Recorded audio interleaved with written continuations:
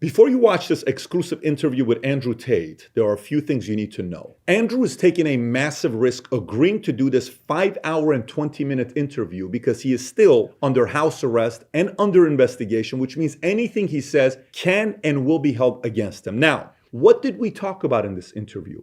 We talked about his experience in jail with Tristan, untold stories, religion, how this impacted his life. How emotional was it? Was he scared? You're going to see a side of him you've never seen before. We definitely talked about BBC.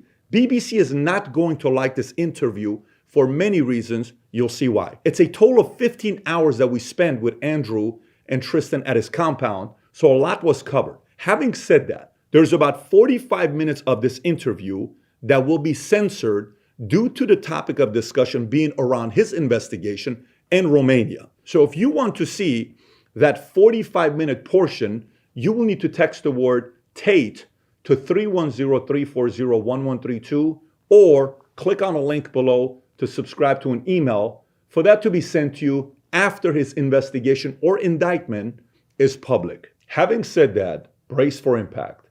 You're about to be value-tained by the one and only Andrew Tate. I'm winning too well. I'm scared by the incompetence of these clowns.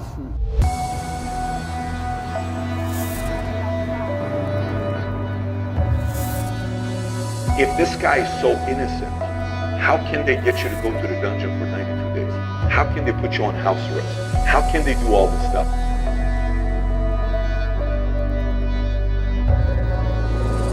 They could do this to you. They could do this to anyone. They could do it to you or me or any man watching this. Any man watching this.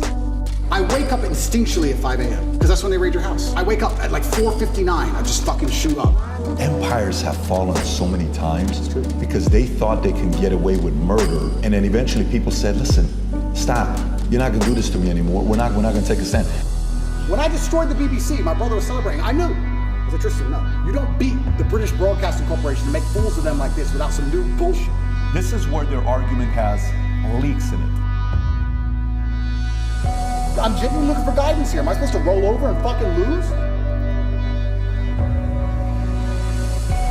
You sincerely don't know what the right thing is. I sincerely have decided that the best thing I can do is stay true to my faith and stay true to God and tell the truth and fight.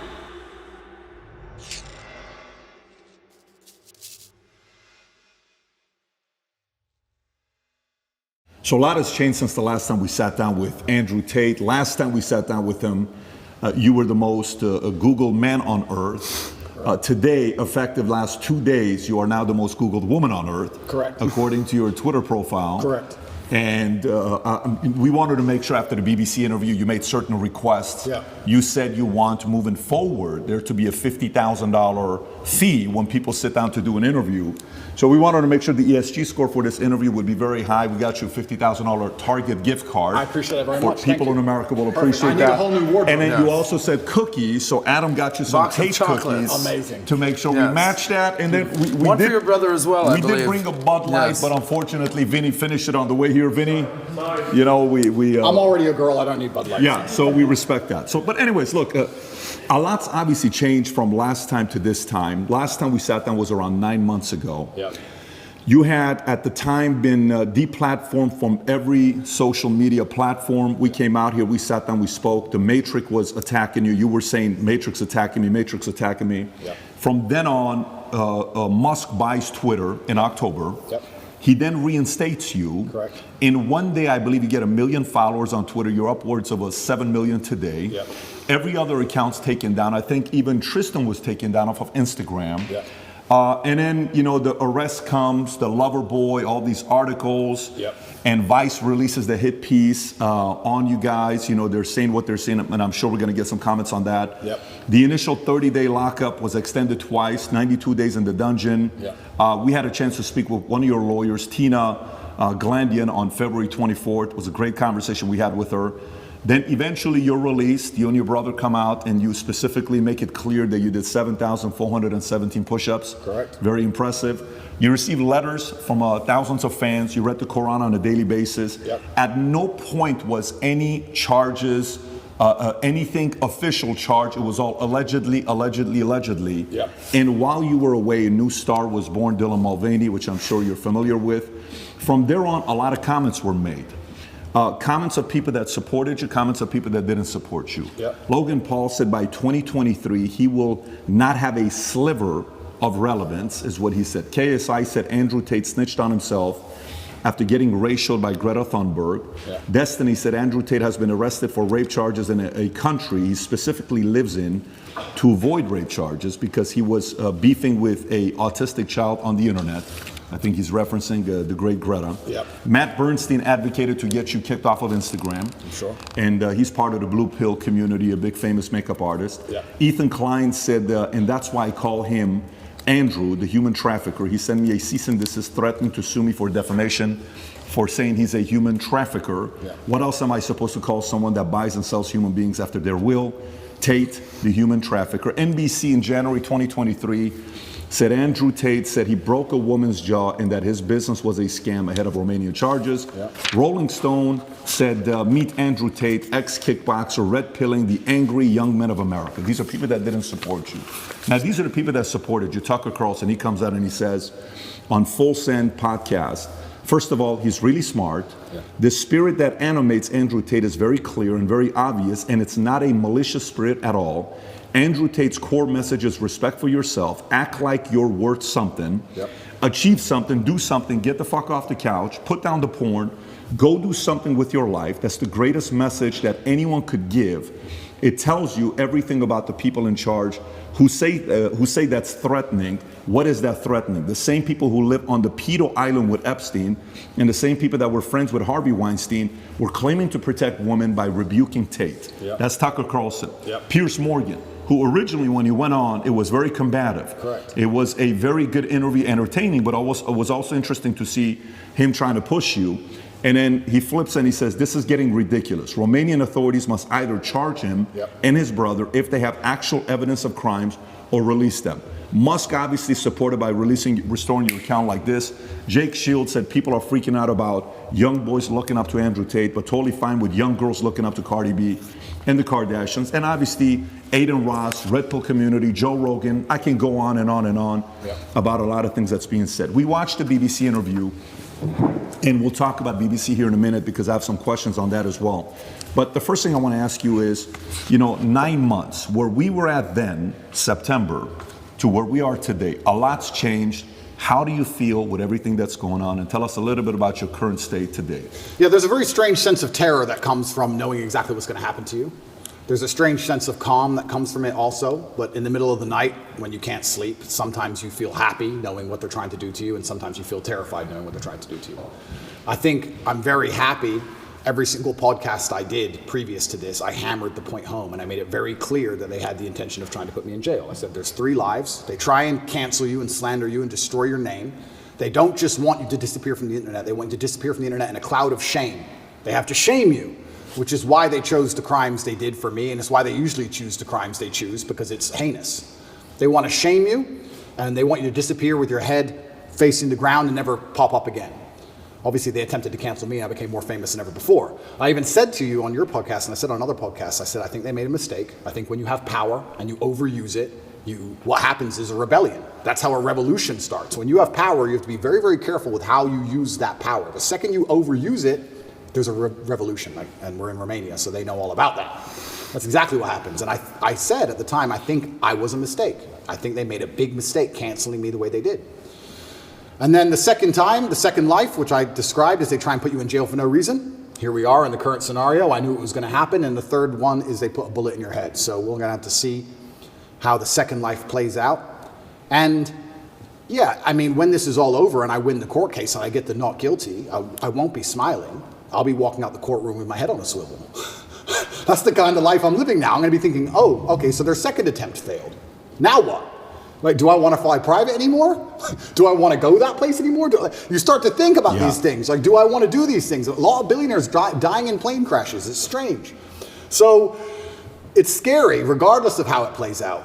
And I guess you just have to go with the punches and see where it lands. And God has a plan for me and for all of us, and we're just going to see how it ends up. Full disclosure, you don't have any suicidal thoughts. I want to make it very clear, and I make it clear on absolutely every single podcast, I would never kill myself. I don't care what they say. I don't care what video they show you. Never under any circumstance would I kill myself. It's haram. Never. I don't care if they put me back in the dungeon, solitary confinement by myself for the rest of my human years. I would never kill myself, ever, ever.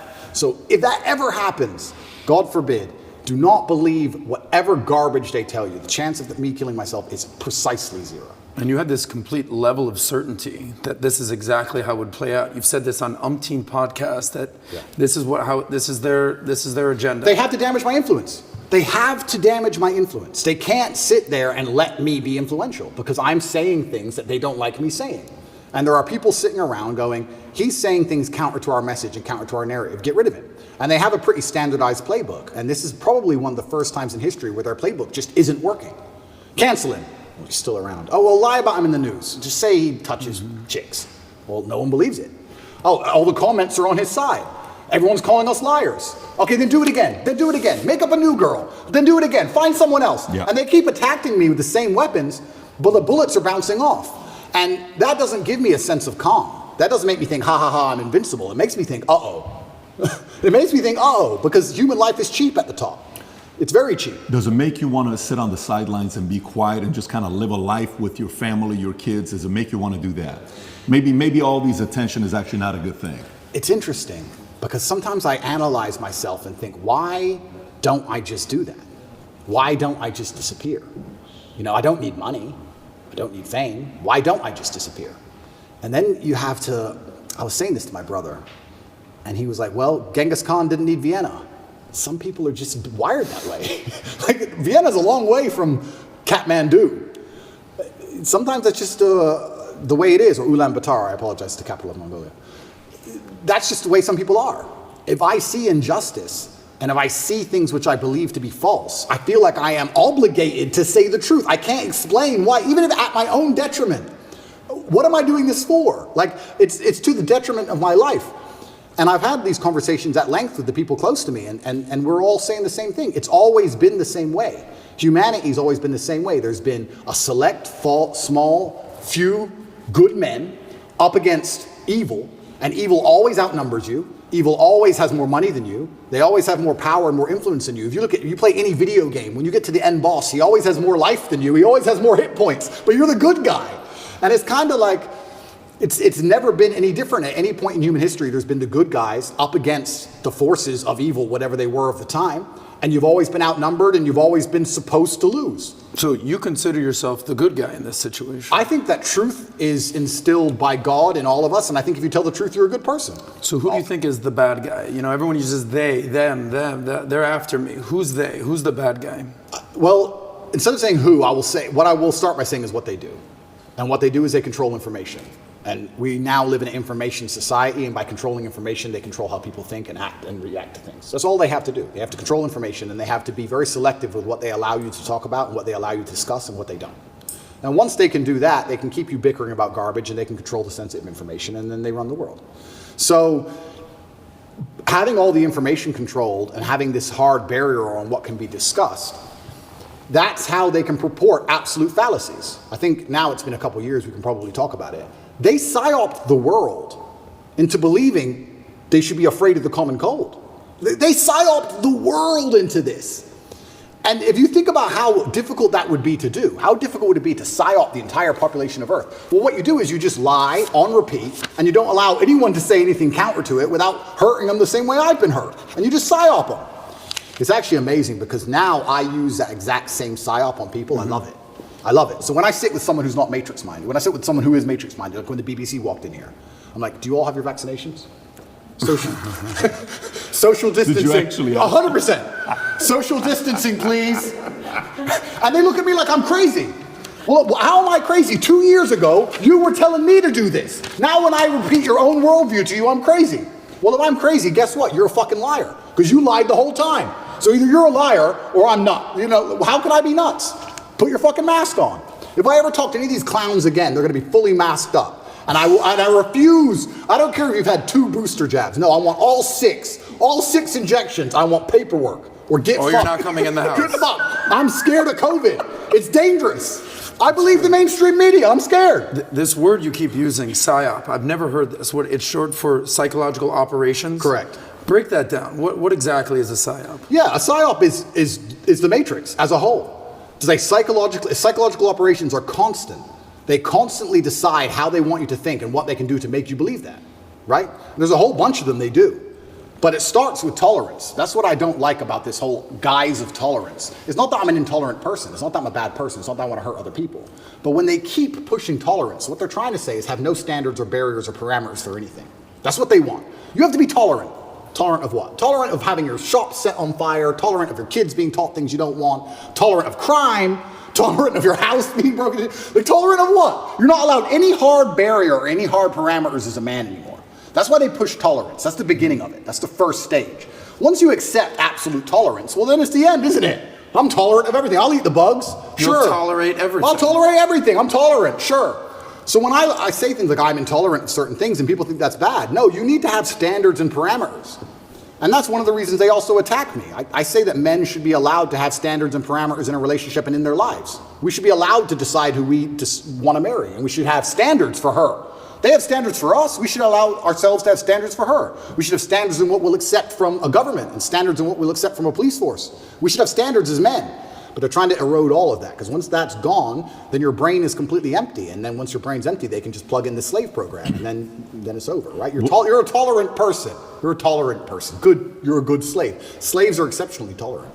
So the shirt you wear is what? Escape the slave mind? Resist the slave. Resist the slave mind. What does that mean exactly? It's a better word, resist. Resist. Right? But I want to do this before we get into, because we got 5 hours, guys. We got plenty of time to get into a lot of different topics. So one, I do want to talk about BBC. Yeah. The handling of the interview, I want to get your thoughts on it. I know there's been reactions, but I want to go a little bit deeper into it, because I want to compare how your start with the interview with BBC started versus Philip Schofield versus Musk. I got all the first questions. We'll cover that. Yeah. I want to talk about media. I want to talk about your evolution of your faith, atheist, Christian, Muslim, and then some of the things that's going on with politics right now. You know, maybe a little bit of Romania, you know, Trump. We'll cover what you're talking about with different things. It's funny you're saying monopoly on power. If you abuse it, now YouTube's turning around and saying, hey, you can talk about the election. We're no longer going to give the strike. So that doesn't work forever. First thing I want to talk about, I think the audience would like to know, for you and Tristan, 92 days in the dungeon, you know, you're in jail, your experience in there. We keep hearing about it, we read about it, but what was it like for you guys being in there? So I'll start by saying, and I have to make this clear, that the staff in the jail were exceptionally nice to me. They were very apologetic. The vibe was apologetic. Nobody was really treating me like a criminal.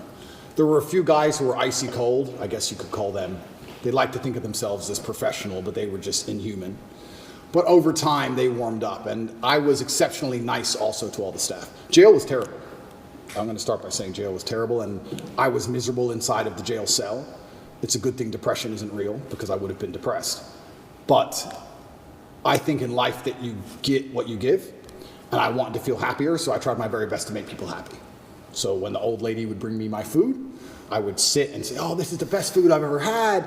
I've never had food this good. Did you cook this? I thought yesterday was the best, but you managed to surpass it again. How'd you do it? What's the magic ingredient? And I ended up making friends with them. Like I had grandmas in there, the old ladies cooking the food. And by trying to make people happy and smile all the time, I started to feel a lot happier. But it's kind of scary. And I think the scariest thing about jail was the uncertainty of it all. If they would have said to me, you're in jail for 92 days, or even 5 years, you got 5 years, cool, I do my time. But when you're nabbed and thrown in a cell without charge, you're like, well, how long, is this my life? Is this it now? Is this the end of the story? I'm just in this cell. And I was picked up on 29th of December. I went through this quick court case.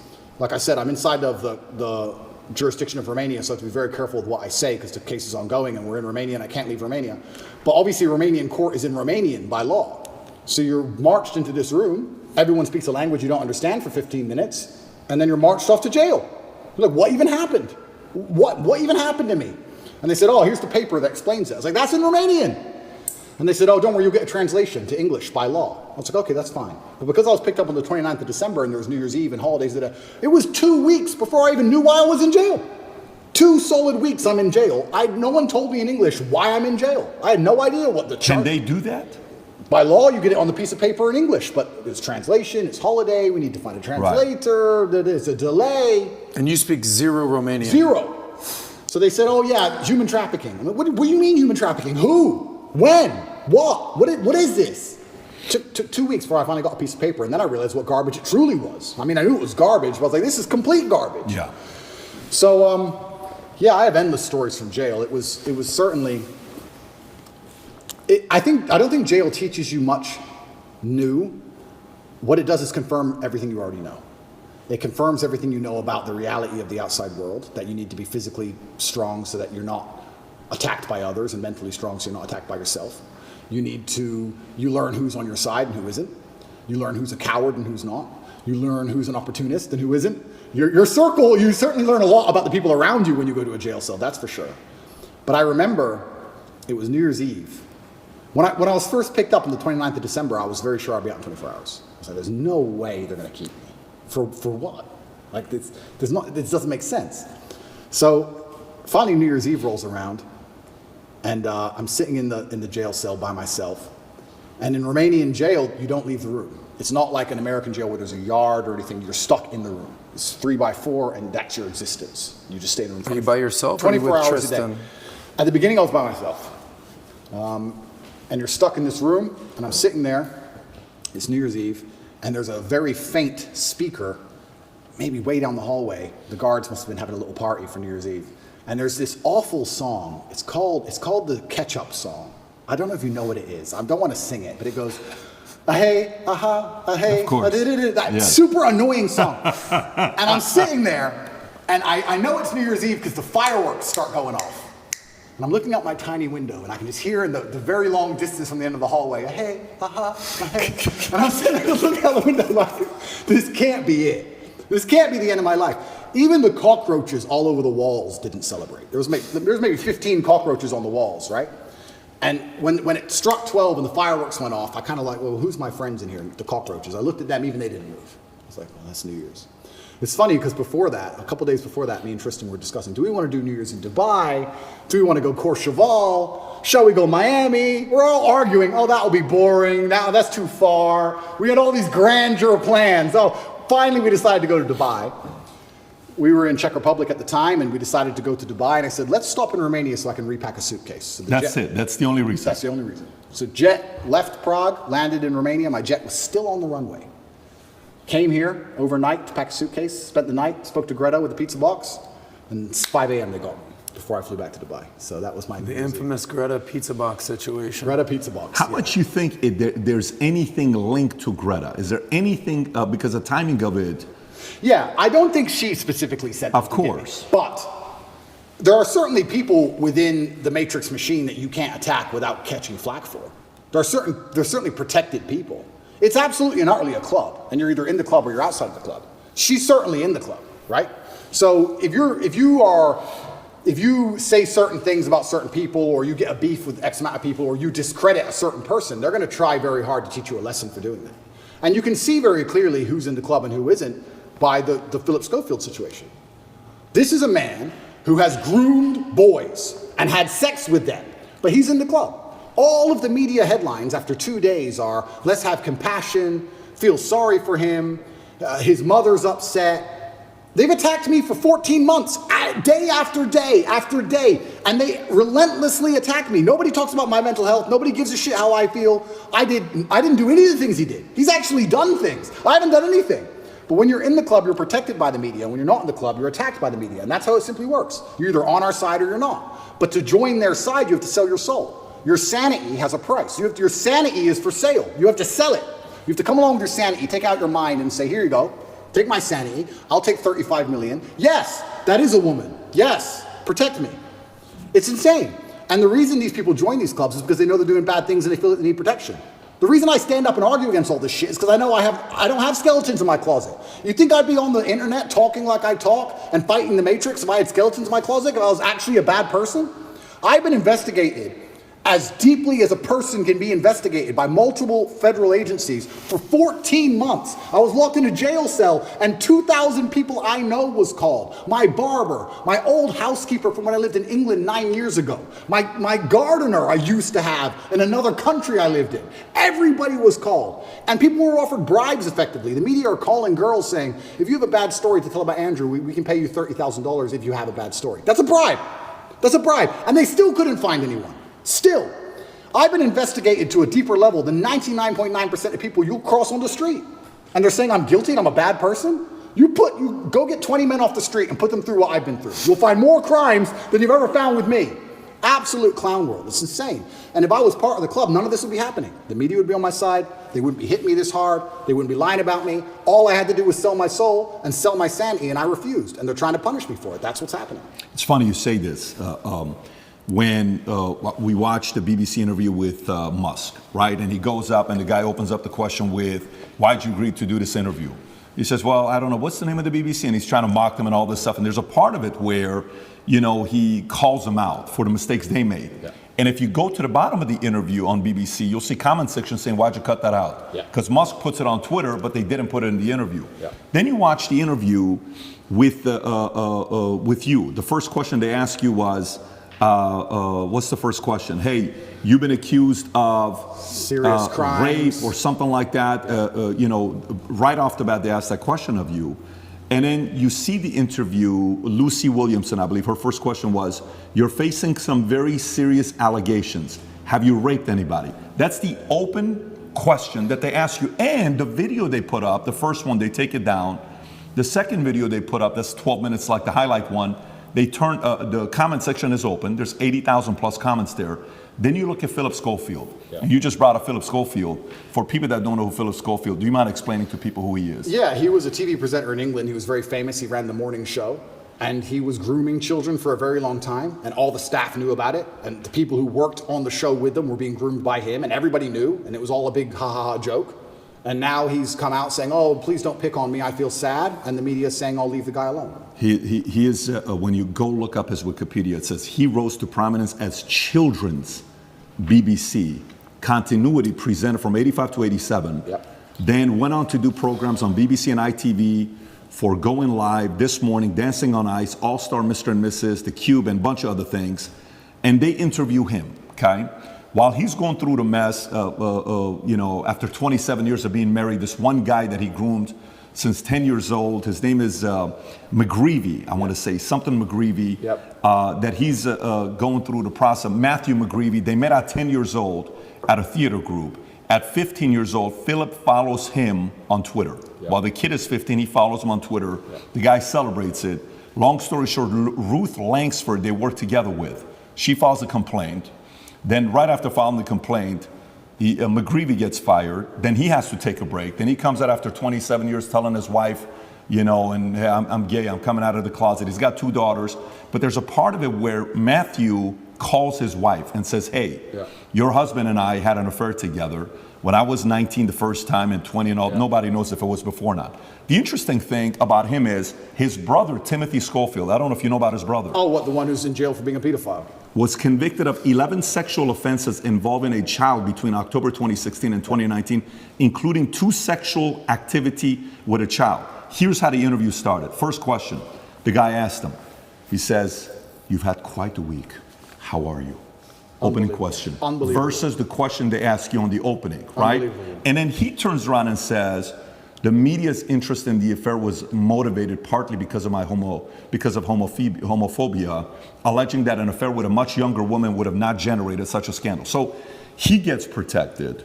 And he says, all those people who write those stuff, do they ever think that there's actually a person on the other end, right? This is proven. By the way, this is the part where even when somebody's watching you and saying, why are they taking him to court? Maybe he did something. Why are they taking Trump to court? Maybe he did something. Why are they taking this guy? He must have done something. There must have been something there, right? It's stuff like this BBC does. If BBC are watching this right now, I want to kind of remind you of your mission statement that you have on your website. We're going to put the link below to your mission statement. You can go find it. Here's what your mission statement is, BBC. This is why you've lost some credibility the last couple of years. To act in public interest, serving all audiences through the provision of impartial, keyword impartial, high quality and distinctive output and services which inform, educate, and entertain. You say you inform, educate, you entertain, yet you conceal, misinform, and your content's quite frankly boring. You're cherry picking on people that you're talking to. So a message like that gets the average person to say, everything with you is allegedly, everything he did is proven, his brother is proven, yet let's leave him alone. Poor guy, let's target him. This is where their argument has leaks in it. And somebody like you can tear it up. Absolutely. Philip is part of the club, and I'm not. And this is the thing. I'm a mentally resilient person, right? 14 months they've attacked me. I'm not going to sit and complain about that because that's not how I operate as a man. 14 months they've complained about me. If you type Romania, human trafficking, you type in any of these things, my name comes up, my face, I'm a bad person. I've lost all my bank accounts. I've lost all my social media accounts. I've been vilified all across the matrix in every single possible way. They print my face every single day with something negative next to it daily. Nobody gives a shit about my mental health, right? Because I'm the enemy. And what's scary about this is Lucy Williamson herself, she was begging me for an interview. The BBC were begging me for an interview. I don't need any of these people. The only reason I even sat down with the BBC is because they were begging me. I can go and just say my own words and get plenty of views, right? But the whole time I was in jail, they're begging me for an interview. Can we speak to him on the phone? Maybe you can give an interview from jail. Can we have an interview? Please, please, please, please. And I was saying, why do I want to talk to the BBC? And the BBC were saying, no, we don't want to do a hit piece. We want to come across, we want to be impartial. This is what they're telling me. This is what they're telling me. We want to be impartial. We believe there's a side of the story that hasn't been told. We're really interested in some of the, let's say, what's the word? I don't want to get this wrong. Inconsistencies in the Romanian justice system. We're very interested in his side of the story. There's been enough hit pieces. We want to tell the other side. We want to hear Andrew Tate's story. And I said no, on repeat. Then they sent me a list of questions. I didn't even ask for a list of questions. That's not who I am. I don't have to script. I never ask for a list of questions. They sent me a list of questions. Here's what we're going to ask. It's about his mental health. It's about the Romanian justice system. It's about the fact he hasn't been charged. His liberty's been deprived. All this stuff. And I thought, well, that's kind of interesting. Maybe it's a bit interesting. And the Matrix is obviously printing lies about me. And these are some interesting questions from the Matrix for the first time ever. Okay. They walk in here all smiles and happy, all smiley faces trying to take me off guard. I already had my list of questions, right? It's all going to be nice and easy. I sit down, and they instantly attack me. They put the cameras on first, and they attack me, expecting me to stutter and make a fool of myself. It's kind of like they tried to sucker punch me. I'm in the club, and they're my friends shaking my hand, and they tried to hit me and knock me out. And this is the thing that's so amazing about it. Yes, I destroyed the BBC. But of course I did, because I'm smarter than all of them. But why should I have to rely on my wit and intellect to destroy BBC with their research team and their plan? Their deliberate plan to try and annihilate not only my credibility, but my life. They are trying to put me back in jail, these people. They're not dishonest. They're genuinely evil. And they don't give a shit. And so why should I even sit there and entertain them? I believe I could slip every single sucker punch they throw at me for the rest of human time. I could sit with any of these clowns. And no matter who they sit with their research team, whatever garbage they come up with, I'll make a fool of all of them. But why am I even entertaining them anymore? What's the point?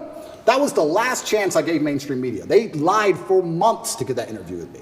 Completely dishonest, head to toe. And like you said, they sit with Philip. Are you okay? Are you okay? We heard your mom's upset, that poor old lady. Maybe everyone should stop talking about it because his mom's upset. Let's not talk about it anymore because his mother's old. You're either part of the club or you're not. You have to sell your sanity nowadays. If you sell your sanity, you're afforded protections. That's the reality of it, because if you're a sane thinking person, you don't buy their bullshit. And that's what upsets them. They don't want anybody who thinks for themselves. They need you to they want you to believe exactly what's on the television screen. Believe in COVID. It's COVID now. It's COVID now. Oh, Putin's invaded Ukraine. Putin's cured COVID now. Now it's Ukraine. It's insane. Till the next thing comes. It's absolutely asinine. Did any of the questions that they sent you ahead of time? Zero. By the way, there was no that's not how we operate. Asked us ahead of time whatsoever. Did they ask you any of the questions they Zero. said they were going to ask you? Zero. They start with an attack and it became a battle instantly. Did they ask you at any point what jail was like? Zero. What your mental health was like? Zero. You completely missed the mark when everyone wants to know what was jail like. And they don't even ask you that question. But this is what's so interesting about it. These people are so detached from reality, because they are genuinely detached from reality.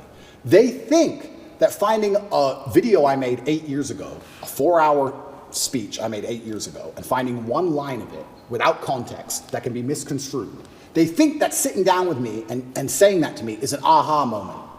Nobody cares. Because you're taken out of context, one.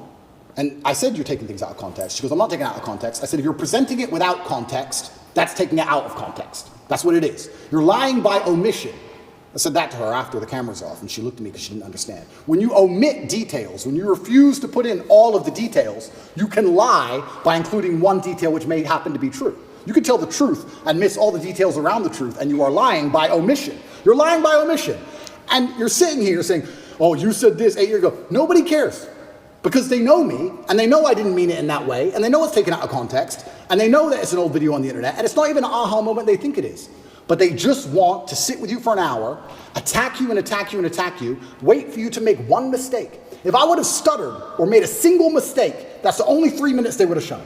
That's all they want. They want that 1 hour, then they take the little bit. With me, they cut it down to 12 minutes, and they look terrible in all of it. But if I would have made a single mistake, it would have been the only bit they shown. That's all they care about. Fake news. Did you tell them, did you say, I'm only doing this if I'm able to record as well?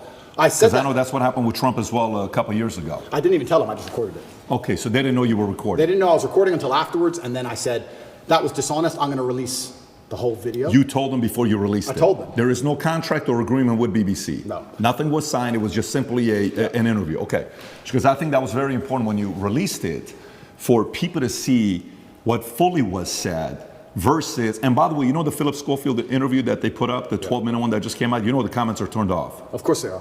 The comments are turned off, yours are turned on, his is turned off. Of course. And who knows many reasons why they would do that. But going back to BBC. So, okay, they come, they want to ask the questions of you. For some of the people that maybe aren't following the story closely, but they know who you are. We're in the car, we're driving, and a lot of people are asking questions. We ask the drivers, like, hey, are you going to Tate's place? How do you know we're going to Tate's place? And he says, well, who's Tate? Oh, Andrew Tate. Oh, tell us about Andrew Tate. Well, this is, okay. What kind of a guy is he? He said, I actually really like him. I said, why do you think he's going through what he's going through right now? Oh, it's always because of money.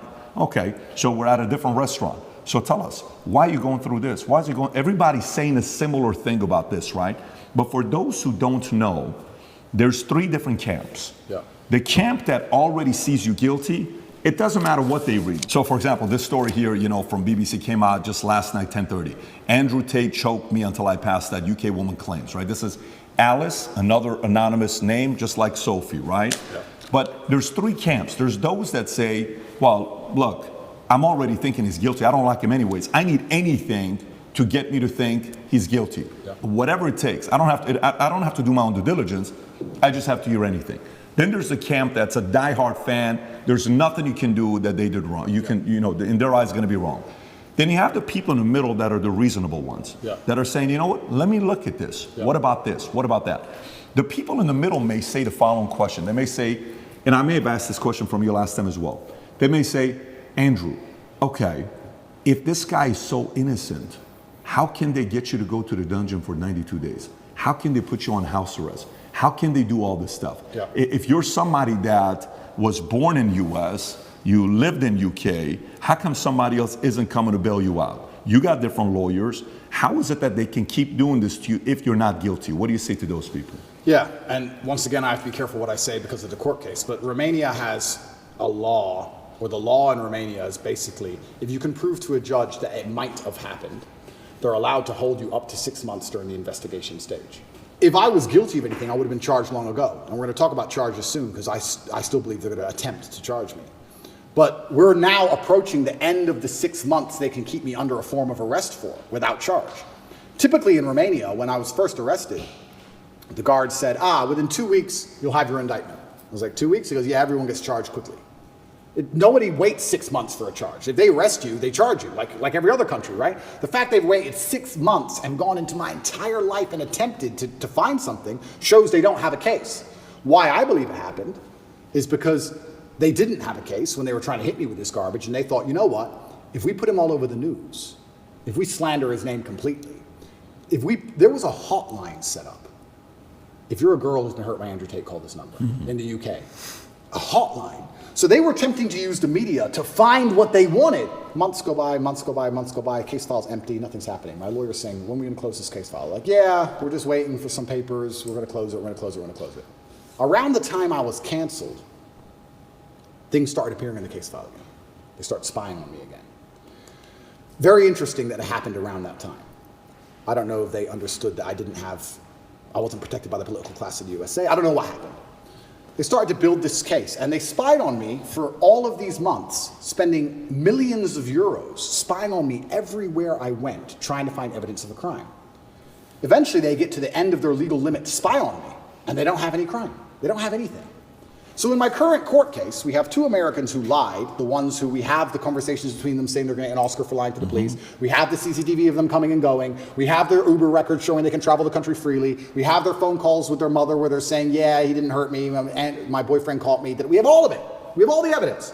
We have those two, and then there's nobody else who could possibly even take the stand. I don't believe, as high level as this Matrix attack is, I still don't believe a Romanian judge is going to put me in jail with the dossiers. I've seen it. It's garbage. I don't think I'm going to end up in jail. But it's just taking years of my life, damaging my influence, having bad things to say about me, keeping me under control, keeping me locked in a house. That's all they want to do. They have no interest in the truth. There's no victims. There's no one to take the stand. Do you know who Sophie is or Alice is or no? Yeah, so the BBC, Ali? That's really interesting. So then the BBC says, well, we found victims, because the BBC have done enough investigative journalism to understand that the case is garbage and there's no victims. So they said, well, we found victims. They found one called Sophie first. That was a few months ago. I think I was still in jail when Sophie appeared. Is that her real name? No, that's her fake name. So they have a girl with a fake name called Sophie. They don't show her face. They ask me, what do you think about Sophie? How can I comment on Sophie when Sophie isn't real?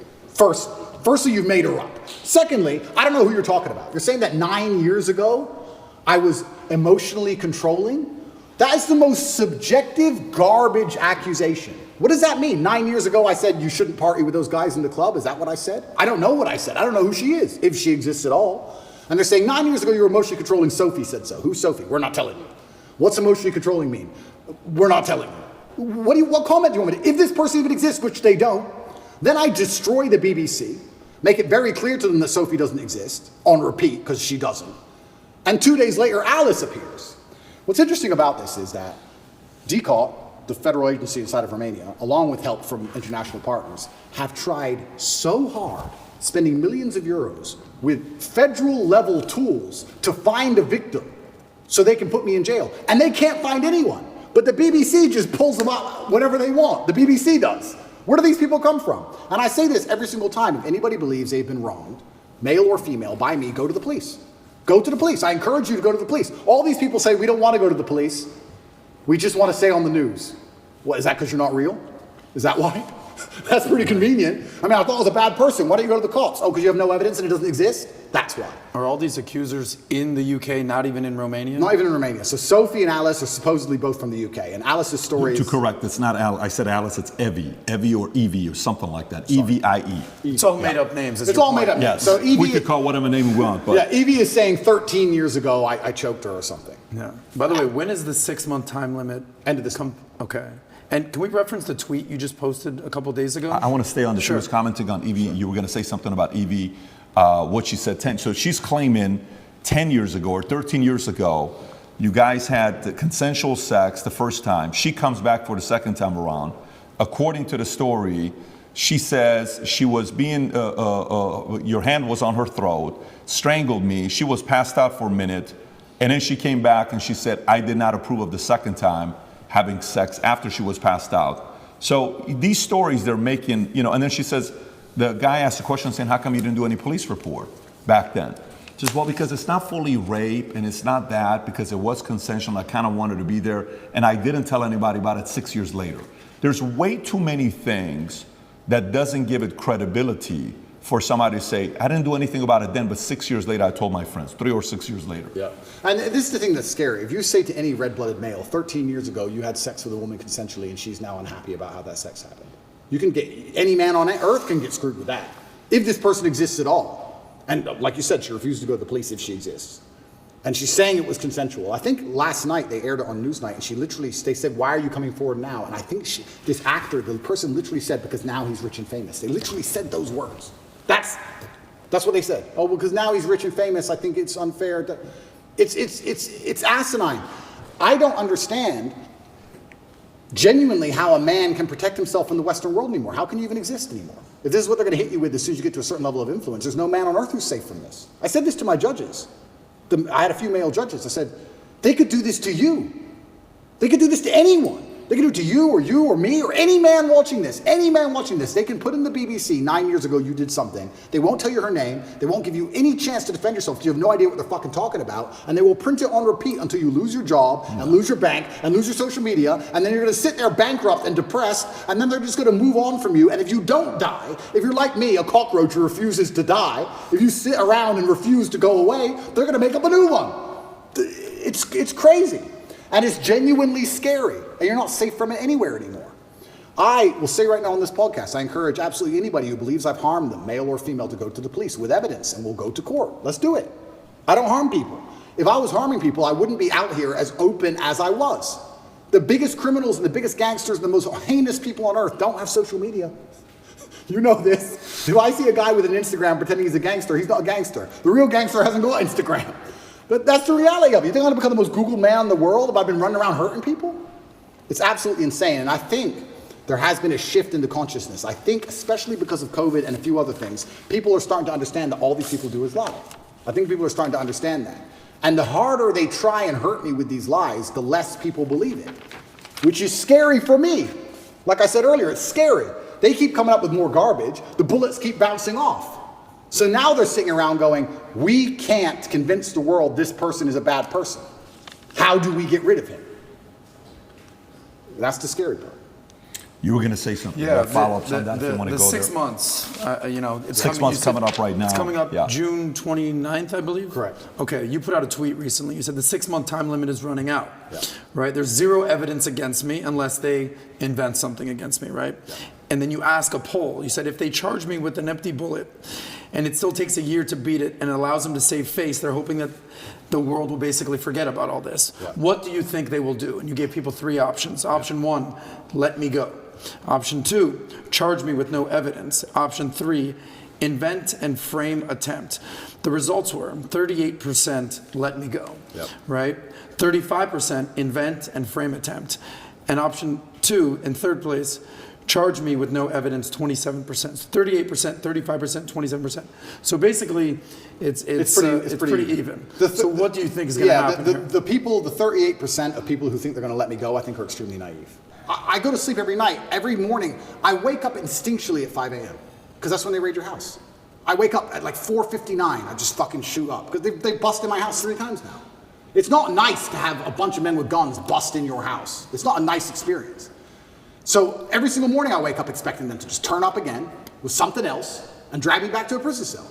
Who knows what? They'll just make it up. But the fact they made up this particular crime is because it's a hit piece and it's a slander on my reputation. If they would have done the same thing, let's say for tax evasion, would anyone care? No. Oh, rich guy didn't pay a piece of paper. No one cares. We have to hurt his name. Human trafficking. Think about that. I said this to the judge. How does it make sense? A man with no criminal record, who is financially successful, decides to begin to human traffic at 35 years of age. I have no financial motivation. It's clearly not my personality profile. I don't need money. Why have I begun to human traffic from nowhere? It doesn't even make any sense from a pure logical perspective. There's no motive to the crime. Who have I human trafficked? Who is the victim? There's no victims and there's no motive. And here I am on house arrest. It's insane. So yeah, it's genuinely intimidating. I don't know what's going to happen next. I believe they're going to try and charge me with the garbage they have, and I think what they're trying to do is just hang it over my head and keep me afraid. Do you think the idea of trying to either silence you or make you irrelevant is working? Meaning, do you think you're more relevant today than you were on September 1st? Is that strategy they're implementing working? No, they're failing. And the reason they're failing is because God's put me in a position where I have to lead from the front. I think that in the days of old, when politics used to mean something, I believe in politics as long as the leader of the country charges on his horse at the enemy at the front. Then you're allowed to be king. Then I'll listen to your laws. That's politics. When you send other people's kids to die in a war and you sit on your ass, that's not politics to me. But now I'm in a position where I'm spearheading, by God's plan, the rights of basically every man on earth. They could do this to anybody. So I think any man with a brain who's thinking is looking at my position and going, they could hit me or my friends or my son or my dad the same way they're hitting this guy. And that builds a degree of affinity amongst my audience. So no, they've failed. They failed and they've made a hero out of me, which is what I'm actually scared of. I'm I am scared by the incompetence of my enemy. I am scared by the fact that they are failing so monumentally. If they had been half successful with the cancellation, none of this would have happened. If the cancellation made me an obscure internet personality, it'd be over. If I would have just allowed them to beat me, none of this would have happened. But I beat them. And that's the problem. Now I'm sitting here going, okay, well, after I beat the BBC, after I destroyed the BBC, Tristan gave me a high five. He's like, oh, you wrecked them. They're going to look so stupid. I said, bro, we've sunk the HMS Hood. HMS Hood in World War II, HMS Hood was the British battleship. It was the flagship of the Royal Navy. And the Royal Navy was obviously renowned. It has been for hundreds of years. It was the best battleship. And it was up against German battlecruiser, the Bismarck. And the Hood should have outgunned the Bismarck. And it was the best German ship against the best British ship. By absolute fluke, the Bismarck, on its first volley or second volley, landed a shell perfectly through the top of the Hood and blew up the ammo magazine. And like in the first shot, within minutes, destroyed the entire HMS Hood. Killed like, I think it was like 3,000 people, 2 survivors. You can find the video on YouTube, the Hood blow into pieces. When Churchill found out the Hood was sunk, he said, sink the Bismarck, don't care what it costs. He sent every ship, every plane, every sub diverted from every other mission. Doesn't care if we lose every plane we have, don't care if we lose the RAF. We cannot lose the Hood without him losing the Bismarck. Sink the Bismarck.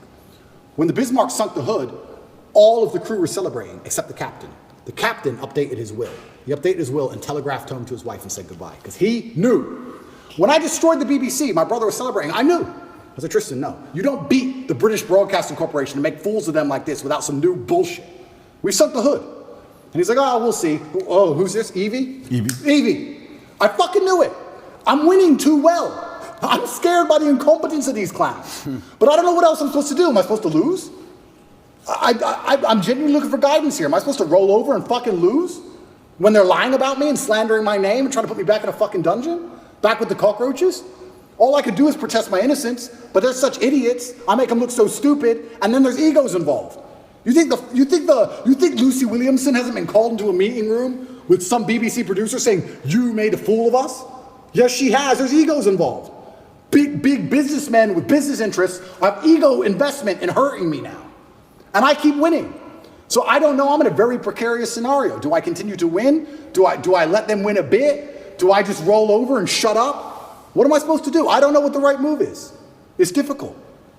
You sincerely don't know what the right move is. I sincerely have decided that the best thing I can do is stay true to my faith and stay true to God and tell the truth and fight. The right move for me, I believe, is to fight and fight to the end, because I think that suicide is always the wrong option. I believe if you're put in a bad position, the best thing you should possibly do is fight to the best of your ability, which is what I'm going to do. However, if I was looking at it purely logically without any kind of ideological motivations, perhaps if I would have shut up when they wanted me to, I wouldn't be in this scenario. But that's just not who I am. You know, Alexander the Great didn't have to keep conquering. Genghis Khan didn't need to take Vienna. He could have just chilled. He kept going. So I feel like when I'm in a position where I don't know what I'm supposed to do, the best thing I can do is just look to God and tell the truth. And that's what I'm doing. I want to ask you one more question regarding human trafficking, because this is a heinous charge, or Absolutely. allegedly. Absolutely. I mean, this is not lightweight stuff. You famously ran a webcam business. Correct. Perfectly legal. Yep. Nothing wrong with that. I mean, I can't tell you how many women are doing OnlyFans these days. Yep. Webcam business. Yep. How much of a reason was that a correlation for the human trafficking, the sex trafficking, the webcam business? How much did they correlate that to? Well, he must be human trafficking. He's running a webcam business. There's no correlation. Zero correlation. So they haven't even charged any of the webcam business Zero. for any of this. Zero. And what's crazy is... It's crazy. People assume that, right? It's crazy because, one, it's not illegal. And two, you can go drive down the high street of Romania. There's webcam studios it's one of the most popular businesses in the country. It's not even illegal. And that was a past life. You're talking about something that happened 10 years ago. It was that long ago? It was about 10 years ago, yeah. It was at the very beginning of it. The very beginning of the whole idea of that industry.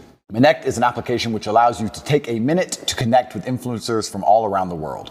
My name is Andrew Tate, and I'm available to speak directly to you on Connect. I think it's just perception. I understand I have this perception. Mm-hmm. And I think a lot of people who are also dislike me, a lot of the reason they dislike me so much is my perception. I've had people who say, I hate what you say. I say, what do I say? And after talking to them a while, they say, it's not what you say, it's how you say it. Of course. It's the perception of aggression. It's the perception of masculinity that they're afraid of. It's not even the words. They might like the words. Mm-hmm. It's my delivery. So I understand perception can be reality to a degree. I accepted that maybe the first month I was in jail. I understand when you have a message which is complicated, and masculinity as a whole is a very complicated tapestry, that the best way to instill it and teach it is to break it down to its core beliefs.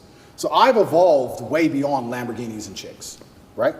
But masculinity as a whole is a very complicated tapestry. You need to have the emotionality. You need to have the times you feel like crying and you don't. You need to have the times you can be aggressive. You need to have the times that you can be violent to protect your family. It's very complicated. And you can't teach that, especially to the young generation, in spite of the constant propaganda they have coming in their ears, very easily.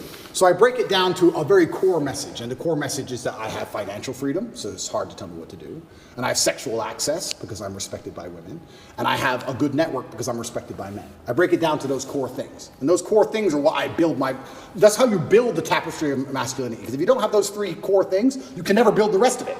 That's the beginning of it. If you don't have those 3 things, it's hard to build the rest. So anybody who doesn't look into my message properly, I mean, I'm sure these people who are after me have never listened to me speak at length, ever. Ever. They just look at a picture. He's on a boat. There's 3 girls on the boat. There's no way those girls are happy with that, because my wife hates me. And there's 3 of them. So he has to go to jail. And that's what's happening. It's that baseline. I truly believe it's that baseline. But how else can I teach my message, as complicated as it is, without first breaking down and proving you have success in the most core levels of it, right? Before you learn to box, you jab and you cross. Before you do all the complicated stuff, you do the basic stuff. So a lot of it is people looking at my message, not understanding how detailed it is, not understanding how positive it is, looking at the baseline instincts which I teach and which I use to advertise my success as a whole to people to show and say, look, I clearly know what I'm talking about to a degree because I have things that you want. And you're a man, so you can't tell me you don't want them. Every man wants this. Every man wants one of these. And they take all this and they try and weaponize it and use it against me. And you're right. It's feminism as a whole that has this idea that if a man is a man unapologetically, and he doesn't apologize for being a man, that he's a bad person. Which we've discussed at length, and I've discussed a bunch of times, but it's truly the most crazy thing about all of this is when shit hits the fan, it's exactly the kind of men they hate that they want. Every single time. Every single time. You can go out to a bar in America and you can stand there and argue with a feminist and argue with her to the end of time. And if someone ran in there with a gun, she would say, hey, you go. You're the misogynist. You go protect me. The feminist guy who was on my team, I don't want him to go. I want you to go, please. We don't want Dylan Mulvaney on the front lines. Of course not. And it's hypocritical. And it's hypocritical, and it's done on purpose. It's purported by the Matrix. It's done to attack the baseline masculinity of men because they don't want men to be masculine. Because when you're masculine, you say no to things. I saw a really interesting study once that was it had testosterone level, and it was linked to your capability to disagree with people. The higher your testosterone level, the more likely you are to disagree, because at a baseline level, back before we were more civilized than we are today, if you disagreed with someone, you had to fight him. Interesting. You had to fight that man. For you to sit and say you are wrong, there had to be a possibility of violence. If you didn't have the capability for violence, you didn't say you didn't say they were wrong. You just agreed with stuff, right? So they don't want men who are standing up and saying, I don't believe in X. They want to reduce our testosterone levels to our eunuchs so that we sit and say, well, I may not agree with it, but what can I really do about it? It is what it is. And then they have absolute control. Do you think history favors that ideology? Or history, eventually, a group of men stand up and say, yeah, listen, we've had enough. This is not going to be happening. I do believe that in history it's always been the same. I believe it's always been a select group of good men who are up against evil. And I think they've always been outnumbered, and it's always been difficult, and they've always suffered.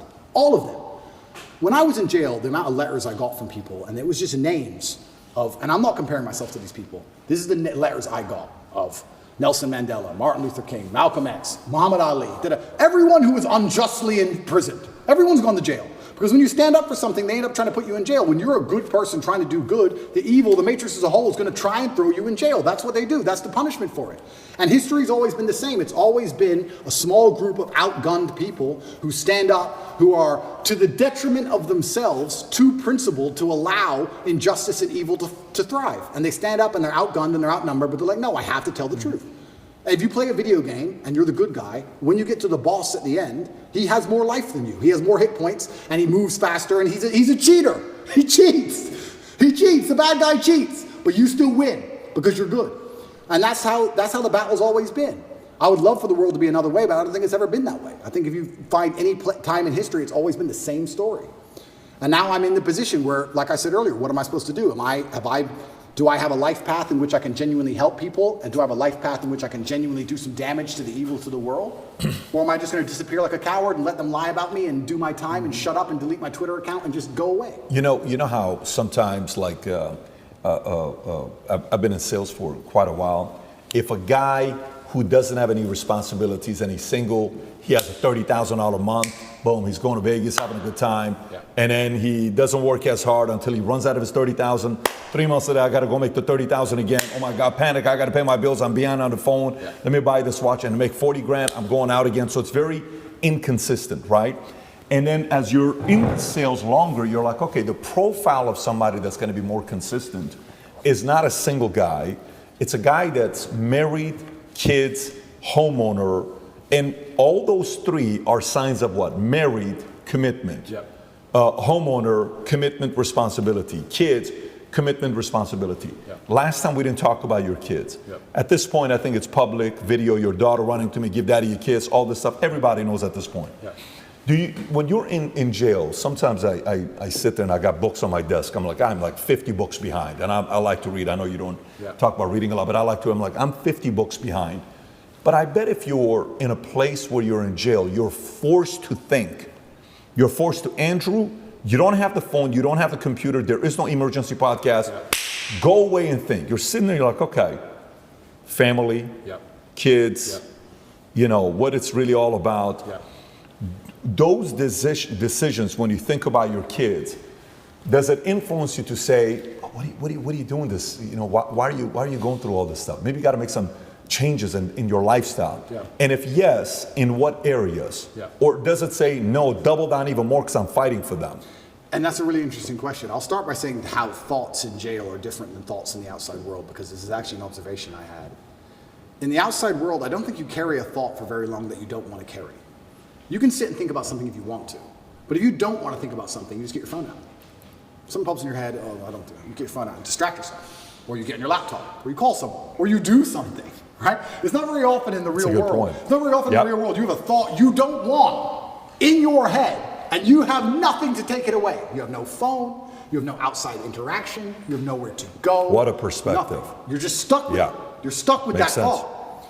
So there were times in jail where, for the first time, like I have a lot of mental control, but there was the first time ever I'm battling with my own mind saying, I don't want to think about this. And I'd put another thought in the way. It was on the door. It was knocking on the door all the time. And this is for weeks. Because every day is the same. You never get the outside interaction. And you also, what made it worse is, you never get the answer. You know, like the open loop. If you ever say to somebody, I'm going to tell you something, I'll tell you later. And it bothers them. That's what jail's like, because you might think of something. Doesn't matter what it is. I won't say what my thought was, but I'll give you an example. Let's say I thought, when did Constantinople fall? What year? I can't just Google it. I don't know. So it's stuck in your head, right? So if you have this negative thought, you don't know the answer. Normally in life, when you want to know something, you find out. But in jail, you don't. So you're like, I don't know. You got this in your head and you're like, I can't get this out of my head. So when you have a negative thought, especially if there's an open loop to it, you need to know something or you want to know something. You can't get it out of your mind. I would sit there for hours just meditating, trying to just keep the door closed on negative thoughts. It's really difficult. It's a really strange experience. And maybe in normal jail in Western countries where you get to go and interact with people, you can distract yourself. But I was stuck in a room for 93 days in one room. I did not leave. That was where I was. I was allowed to go to the fridge once a day, which is a 3-meter walk and back. That is it in my room. You and Tristan are in the same room or no? At the beginning we weren't, but then we ended up in the same room. Got it. Yeah. Okay. So, yeah, the thoughts in jail are very pervasive. And it's also a long time, maybe never, in the outside world where I had a thought in my head for weeks and weeks and weeks and weeks. You just satisfy the problem. You fix the issue in the real world. In jail, you can't do that. So yeah, family and kids, and those are the positive things that you do think about. But it's difficult because I think of children, I think of legacy. And then if you're going to think of your legacy via your children, you have to think of your legacy via your actions. And then you have to sit and by extension go, well, truly, truly on my deathbed, truly, will I be happier if I gave up or if I continued to tell the truth? I'm scared of the regret of thinking, you know what, I was the most famous man in the world and every man on earth was listening to me and I was really making a difference, but I got scared. I don't think I can live with that. I don't think I can live as a coward. I'd feel like a pussy. I just feel like a wimp.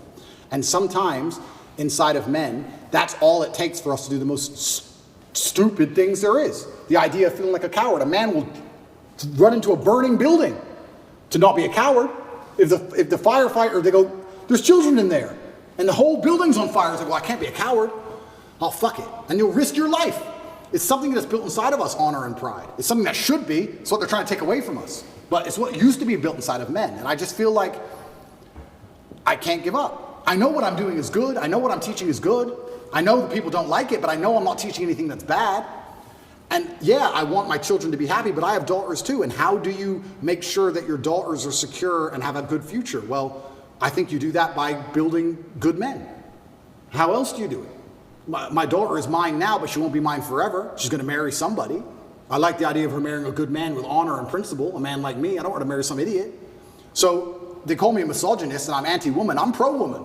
The best way you can improve the lives of women is make men, better at being men. Because when a man is a good man, he's good for all of society, including women. He's good for everyone around him when he's good at being a man. So I feel like I'm helping them as well by extension. And it's difficult. And yeah, I can't say with honesty that I strongly considered giving up. It never crossed my mind.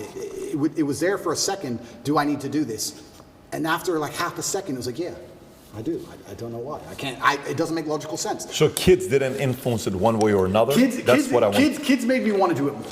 Kids made you want to do it more? Kids made me want to do it more. Got it. I look up to my father as a hero, and I would hate for my sons to look up at me and not see me as a hero. Because that's how I believe you should see your dad, as a hero. And I feel like and you're not a hero without an enemy, and you're not a hero without a fight. Did they ever try to, and by the way, I don't see this working effectively at all, but did they at all try to come in between you and Tristan, or you and the two girls, or the two of you and them? Was there any manipulation and divisiveness going on there? What about these stories that came out that you've got cancer and lung cancer, and then you were poisoned, and these matrix attacks? Yeah, so are you planting these stories? No, are they making these things up? No, so the cancer thing is interesting, because by Romanian law, every 30 days to extend the arrest, there has to be new information. They can't extend the arrest based on the previous information. So they put together all this garbage case and arrested me for 30 days. To keep me another 30 days, they have to find something during that 30-day arrest period to keep me for the second month. But of course, there's nothing to find. So when I was having medical scans in Dubai, a dark spot was identified on my lung. And I had follow-up tests booked for February. So after the first 30 days, I called up my PA and she said, are you coming to Dubai? I said, well, yeah, if they let me go at the end of these 30 days, I'll come to Dubai for my medical tests.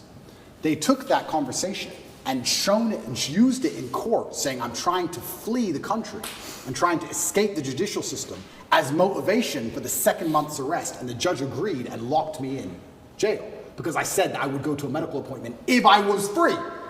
And they used that as proof I'm trying to run, because they had nothing else, and the judge agreed it for some reason and kept me in jail. Then everything in Romania leaks. So it leaked that I had this medical thing in Dubai, I had a problem with my lungs, and then there's a hospital here, and I decided to go to the hospital here and have it looked at, because although I was not concerned, I thought, you know what, although it's difficult to do procedures in jail, I have time for once in my life. So I decided to go to the hospital here in Romania, and Romania does have some private healthcare, which is actually very high quality. It's not as poor as people think it is. And I went to a private hospital, and I knew it wasn't cancer. I knew it wasn't. I sat down with the doctor and said, we're really concerned about this dark spot in your lung. I said, it's not cancer. He said, how do you know? I said, that's just not my life path. It's not my story. You told him that? Yeah. The doctor was like, okay, but we have to investigate. I said, we can investigate, but it's just not my story. It's not cancer. I have 0%. When BBC came, did you have guys like watching every move they were making? You had to almost put like one-on-one, right? Somebody's watching everything they're doing. Everything. You have to do it, right? You can't be, you have to be overly paranoid and skeptical with these guys. If they guys. want to hear about, Ricky Tang's crime lord, if they want to hear more about the crime syndicate in Hong Kong, I can tell them all about it, because Carter and Lee is going to get it under control. I mean, this is the thing. This is actually a really interesting point, which I'll go into before I finish the lung story. So I went to the doctors here. In Romania, everything leaks. It leaked out to the press. I had this mark on my lungs. I was supposed to go to Dubai. They denied me going to Dubai. They said that's enough reason to hold me and keep me in jail, which is absolutely insane, all because I had a phone call about a medical procedure. It's crazy. But they were always going to keep me anyway and find some reason. I went there. I had a bronchioscopy. Have you ever had one of them? Bro. I wouldn't call it painful, but it's certainly horrible. So they put a camera in your lung. So it's down your throat, but it's in your lung. It's not down your throat, it's into the airway.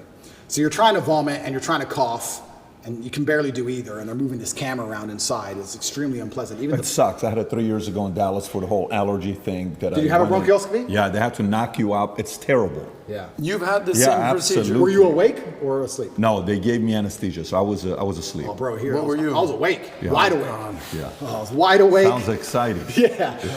They gave me this, they tried to numb your throat a bit, and then they gave it to me. And the doctors all around me. It's kind of interesting because when something is in your mouth and you're choking, you want to grab it, right? So you're on a chair and you're like tied to the chair, so you can't move your hands. So you're like tied to the chair and you're like this, and they put this thing down your throat, this camera, and you're trying to vomit and you're trying to cough, but they can't move the camera when you're coughing. So even the armed guard who took me, the police officer, the guy, he was in the corner of the room, and even I could see on his face, he was like, fucking hell. And I don't even want to reenact it because it's probably so horrible to look at, but you're just, like you're trying to vomit, you're trying to cough, you're like, your face is bright red, you can't breathe, and they're like, stop coughing, stop coughing, stop coughing, and you have to try and stop coughing for like 2 seconds so they can adjust the camera a bit. It's the worst 20 minutes of my life, it was horrible. They finish that and they go, okay, well the good news is there's precisely 0 smoking damage on your lungs, and your lungs are perfect, but the lesion, whatever it is on the outside of your lungs, it's not on the inside of your lungs. We couldn't see anything. So I completed that procedure, went back to jail, that was a nice evening. Horrible. Anyone who has a bronchioscopy, yeah, go to sleep, don't stay awake. Horrible. Then they said we have to find it, we have to get a biopsy from the outside of your lungs. So we have to put a needle through your back, a needle like this long, through your back, through your rib cage, to your lung, a CT guided biopsy it's called, and take a piece of it and then pull the needle back out and then do a biopsy on the piece. Now, they're like, this is an operation, do you want to have it while you're in jail? Because the bronchioscopy wasn't much to recover from. I had a really sore throat, whatever. But this is an operation, do you want to have it while you're in jail? And I was like, well, why not? I'm in jail, I have time. I can't recover, but I have time. So I went for my CT guided biopsy. They put you on your front, they show you the needle, it's like this long, and then they stick it in you, and then they scan you with the biopsy, and they try and see where the mark is, and they adjust the needle, and they scan it. It's like 30 minutes of them shoving this needle in you, trying to get to the right point. And eventually they did the biopsy, and they said, yeah, it's benign, some lesion I might have had from when I had pneumonia when I was a kid or something that's benign. And as I told you, I knew that cancer wasn't my life path. I knew it wasn't. But obviously rumors spread like wildfire. Wildfire. Everybody in the States. Especially because I smoke. Tate's got cancer. Especially because I smoke all the time. Right. But it was actually very refreshing to hear that I have 0 smoking damage on my lungs. 0. I was like, there's 0? I mean, I'll accept a little bit. I'll take a little bit. But I think it's because I train every single day. I work out every single day. I train hard every single day. And I think, you burn it off. A couple cigars here and there are not a big deal. It's not cigarettes. I think cigars are better than cigarettes. I also believe nicotine is a super drug, so I'm not going to stop. I think nicotine and caffeine. A super drug? 100%. What does that mean? Nicotine and caffeine are what I run on. 100, that's all I run on. Coffee's for closers, bro. Tell him. I'm the only one that drinks coffee between the two of us. Oh, really? By the way, you know who talked about nicotine? Tucker Carlson talked about nicotine, right? Have you seen that when he talks about nicotine, where he starts his day off with nicotine? Fire, 100%. Fire blood. I have about 10 to 15 cups of coffee a day and 2 or 3 cigars a day, and I only eat once a day. And it's funny because people look at 10 to 15 cups of coffee a day minimum. Wow. But you don't do drugs. 0 drugs. You'll have a sip of alcohol every once in a while. I used to. I haven't had alcohol in 9 months. I've quit. But you're running on caffeine and nicotine. It's It's funny because people look at my physique when I put pictures up and they're like, what's your meal plan? I'm like, bro, cigars, coffee. Coffee and cigars. Coffee and cigars. I eat once a day. What time? I eat dinner only. That's it? Only eat dinner and 8. So you do intermittent fasting for every 18 hours? What? Yeah. And 80 to 90% of my calories are meat. That's it. I'll just have like 3 steaks for dinner. Now, how much of that is genetics? How much is that I'm not sure if it's genetics, but that's just how I feel best. I feel best when, if I smoke and drink coffee all the time, I feel hungry, which motivates me, and I feel energetic. It's energetic hungry. That's how I like to feel when I'm working. I want to be hungry. If I eat, I'm tired. Life's too good if I eat. I'm in my mansion, I've just eaten. She's beautiful, I'm going to bed. No, but if I don't, yeah, but if I don't eat, I'm like, maybe I wouldn't say angry, but I like to have that tinge of irritableness.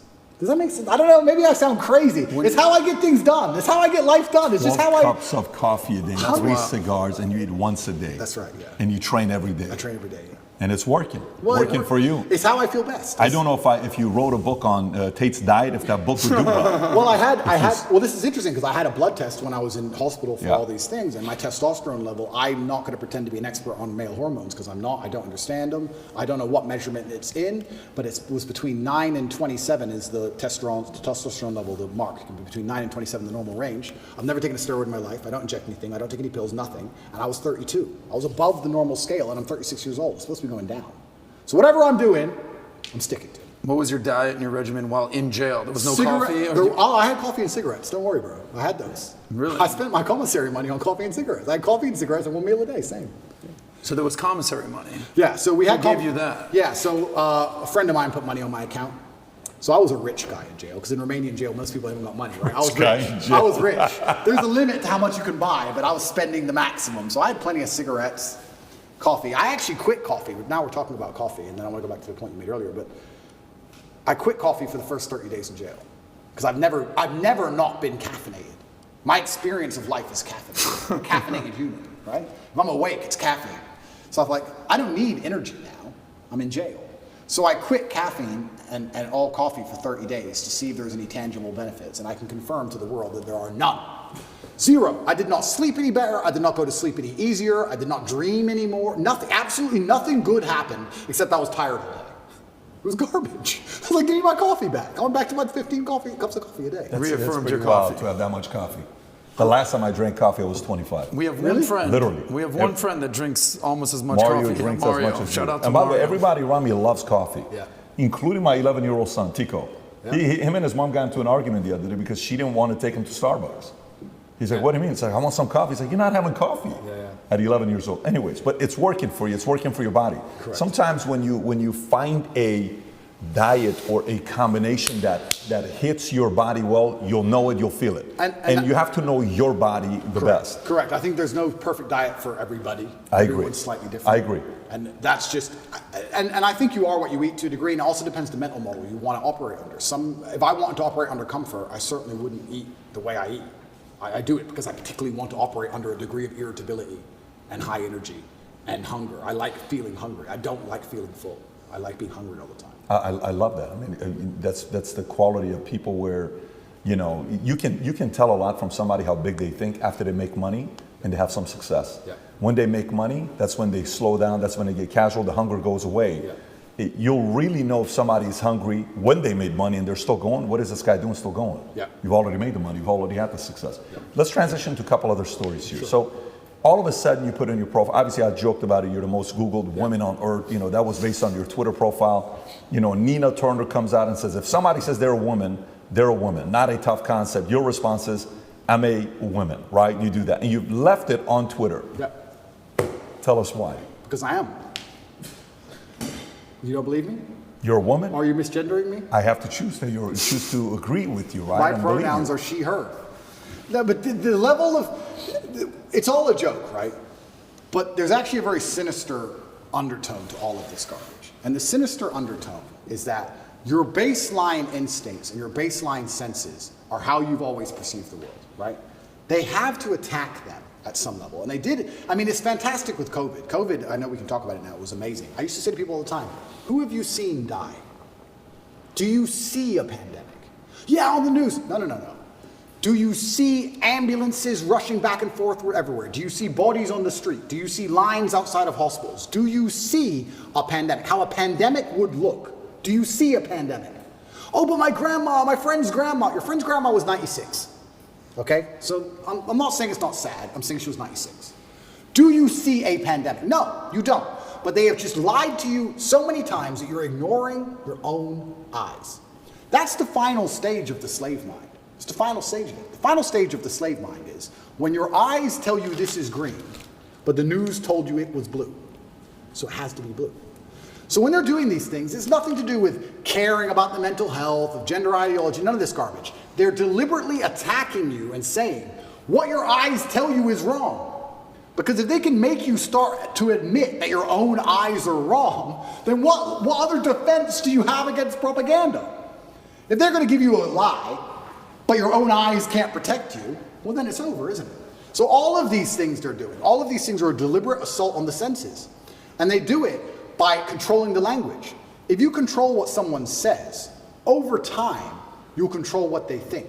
You don't think what you don't say. It's very hard to live a life for 8 years, if you're lucky, and think things and never say them ever. If you think it, you're going to say it sometimes. You're going to give the idea, get some feedback on the idea, build on the idea, change the idea, whatever it is, through discussion. If you never, ever, ever discuss it, you're not going to think it. So they say, this is the truth, ignore your eyes, and you have to say it's the truth. You can't say it's not the truth. And the people who are in charge of the world, they think generationally. They have time. Right now it's a joke.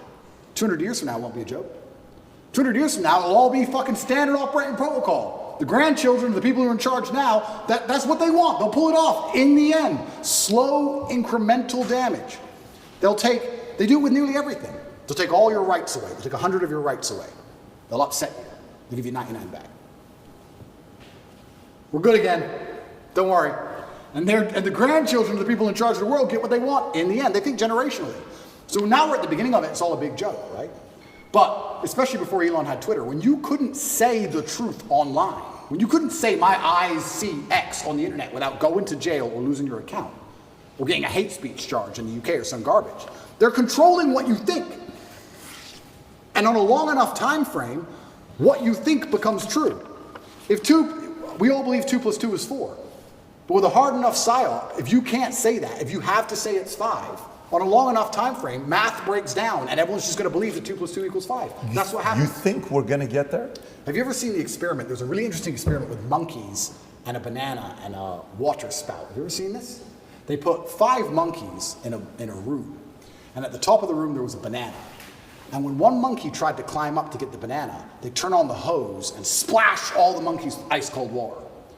So the monkey would come back down and wouldn't get the banana. And when another monkey would go to climb up, they'd splash all the monkeys with ice cold water. And what would happen over time is, when a monkey went to climb the rope to get the banana, the other monkeys would jump and pull him down and hit him and teach him a lesson. Don't go for that banana. If you go for that banana, we get splashed with water. Mm-hmm. Then they'd swap one of the monkeys out. Now there's a new monkey in the room who doesn't know the game. The new monkey would attempt to climb, and all 4 monkeys would attack the monkey, pull him back down, and kick his ass. He knows if he climbs the rope to get the banana, he gets attacked. He doesn't know he gets splashed with water if he gets the banana. He doesn't know the game, but he knows if I try and climb, they're going to attack me. After a certain amount of weeks, they change another monkey, and another monkey, and another monkey. Over time, you have 5 brand new monkeys who have never been splashed with water ever. But nobody goes to climb the rope, because if they do, they're attacked by all the other monkeys. And nobody even knows why. Damn.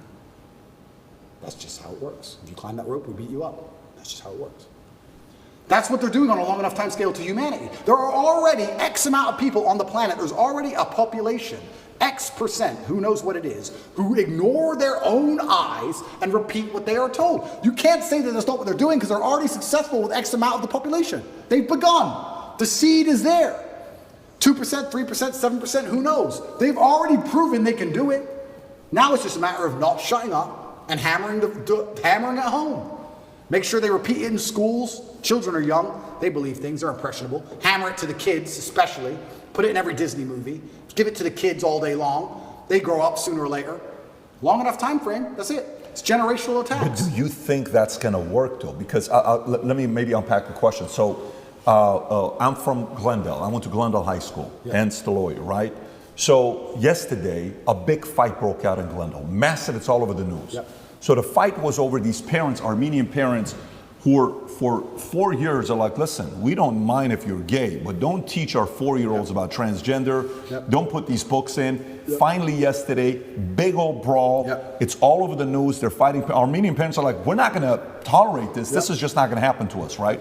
Then you go to YouTube. YouTube comes back and says, hey, starting such and such, all the videos that were put up about, the election and, whether it was a fake election or not, we're no longer going to give a strike or take those videos down. Yeah. They can stay up there, right? This is totally fine. Then you see the Surgeon General comes out, the attorney, I don't know if you saw this one here, he comes out with an article saying new Surgeon General advisory raises alarm about the devastating impact of the epidemic of loneliness and isolation in the United States. This is the same guy that was part of the camp, is now saying, hey, our epidemic of loneliness and isolation has been an underappreciated public health crisis that has harmed individuals and social health, our relationship, our source of healing, et cetera, et cetera. This is the same guy that said, wait a minute, lockdown, do this, do that. Yeah. So the more and more arguments are coming out against even ESG. I don't know how close you follow ESG, where why are we doing this? Did you see how much Target lost? $10 billion? Did you see how much Bud Light lost? 25%, 12%? This is no longer working. Well, if you want to, like even one of the insurance companies I work with closely, it's one of our biggest one we work with. Yesterday, I see their post on Instagram. Well, because of Pride Month, we're doing this. I know the people in that company, but they just raised a few $100 million. One of the companies they gave the money to was one of these bigger guys, the Vanguard, BlackRock, and State Street. So when you take money from those guys, you have to have a certain ESG score. But a lot of people are now saying this is not a proven formula that it works. Stop doing it. So do you think guys like you, who are maybe in business, who are maybe in church, they're saying, Pope, what are you doing? What are you talking about? Who are maybe in the Christian church, who are maybe in different denominations, they're in the military, sitting back saying, I didn't sign up for this. So meaning successfully, do you think these guys will be able to manipulate their agendas down everybody's throat, or there's going to be certain people standing up? Well, certainly I'd like to believe that the tide is shifting and we're starting to get some degree of victory against the matrix as a whole. I do believe that the public sentiment is shifting. However, the fight is long and it's very, very difficult, because I agree with what you're saying. Only a year ago, I would argue it completely and say it's basically over. I'm actually very impressed with the ground we've taken back with common sense. But these people operate so slowly. It's generational, these attacks. The attacks we're suffering now were started in the 70s and 80s. They take it over time. And yes, it's fantastic that those parents fought back against that school. That's fantastic. But there's a whole bunch of schools where they didn't. And who knows, okay, that particular book might be removed. A softer version will be implemented. Next year, maybe that book will come back. They have all the time in the world, all the money in the world, and they're insulated from these things. That's what's most scary. You talk about Vanguard and BlackRock and all these companies. What's actually scary about it is the people who are making these decisions are completely insulated from the consequences of their decisions. They're in Switzerland. They fly private. They don't care. You think they care about any of this crap? They'll say, oh, do this. Oh, it's caused a riot. They don't live there. They're nowhere near it. They have nothing to do with it. When's the last time you've even seen a politician? Do these people even exist? They have nothing to do with where they operate. It's actually amazing. When I was in Dubai once, I think it was about 3 years ago, I saw the leader of Dubai walking through the mall. I was like, he's a person and he just walks through the mall. I was so impressed. Imagine a Western leader walking through the mall. Never in a million years. It's just pieces of paper, private jet, vanish. All these people who are in charge of everything don't even live in these communities. I do believe that, yes, we can win, because I don't think you can fight to the best of your ability if all hope is lost. I do believe we're winning and taking ground back, absolutely. And I believe that we're doing that by purely telling the truth. What our eyes see is what's real. And we're doing it in the name of God, because you're saying Armenians are strictly religious. I think God and religion is one of the best ways you can combat these things. However, the fight is never ending, because they're never ending going to try and implement. You talk about ESG scores. This garbage they put together, that's not going to end. It's just going to get worse and worse and worse over time.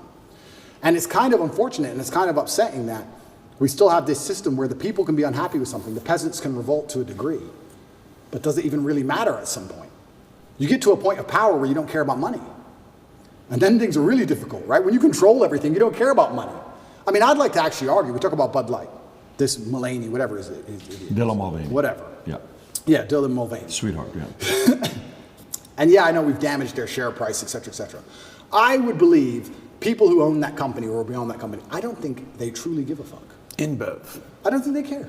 Maybe they care a bit.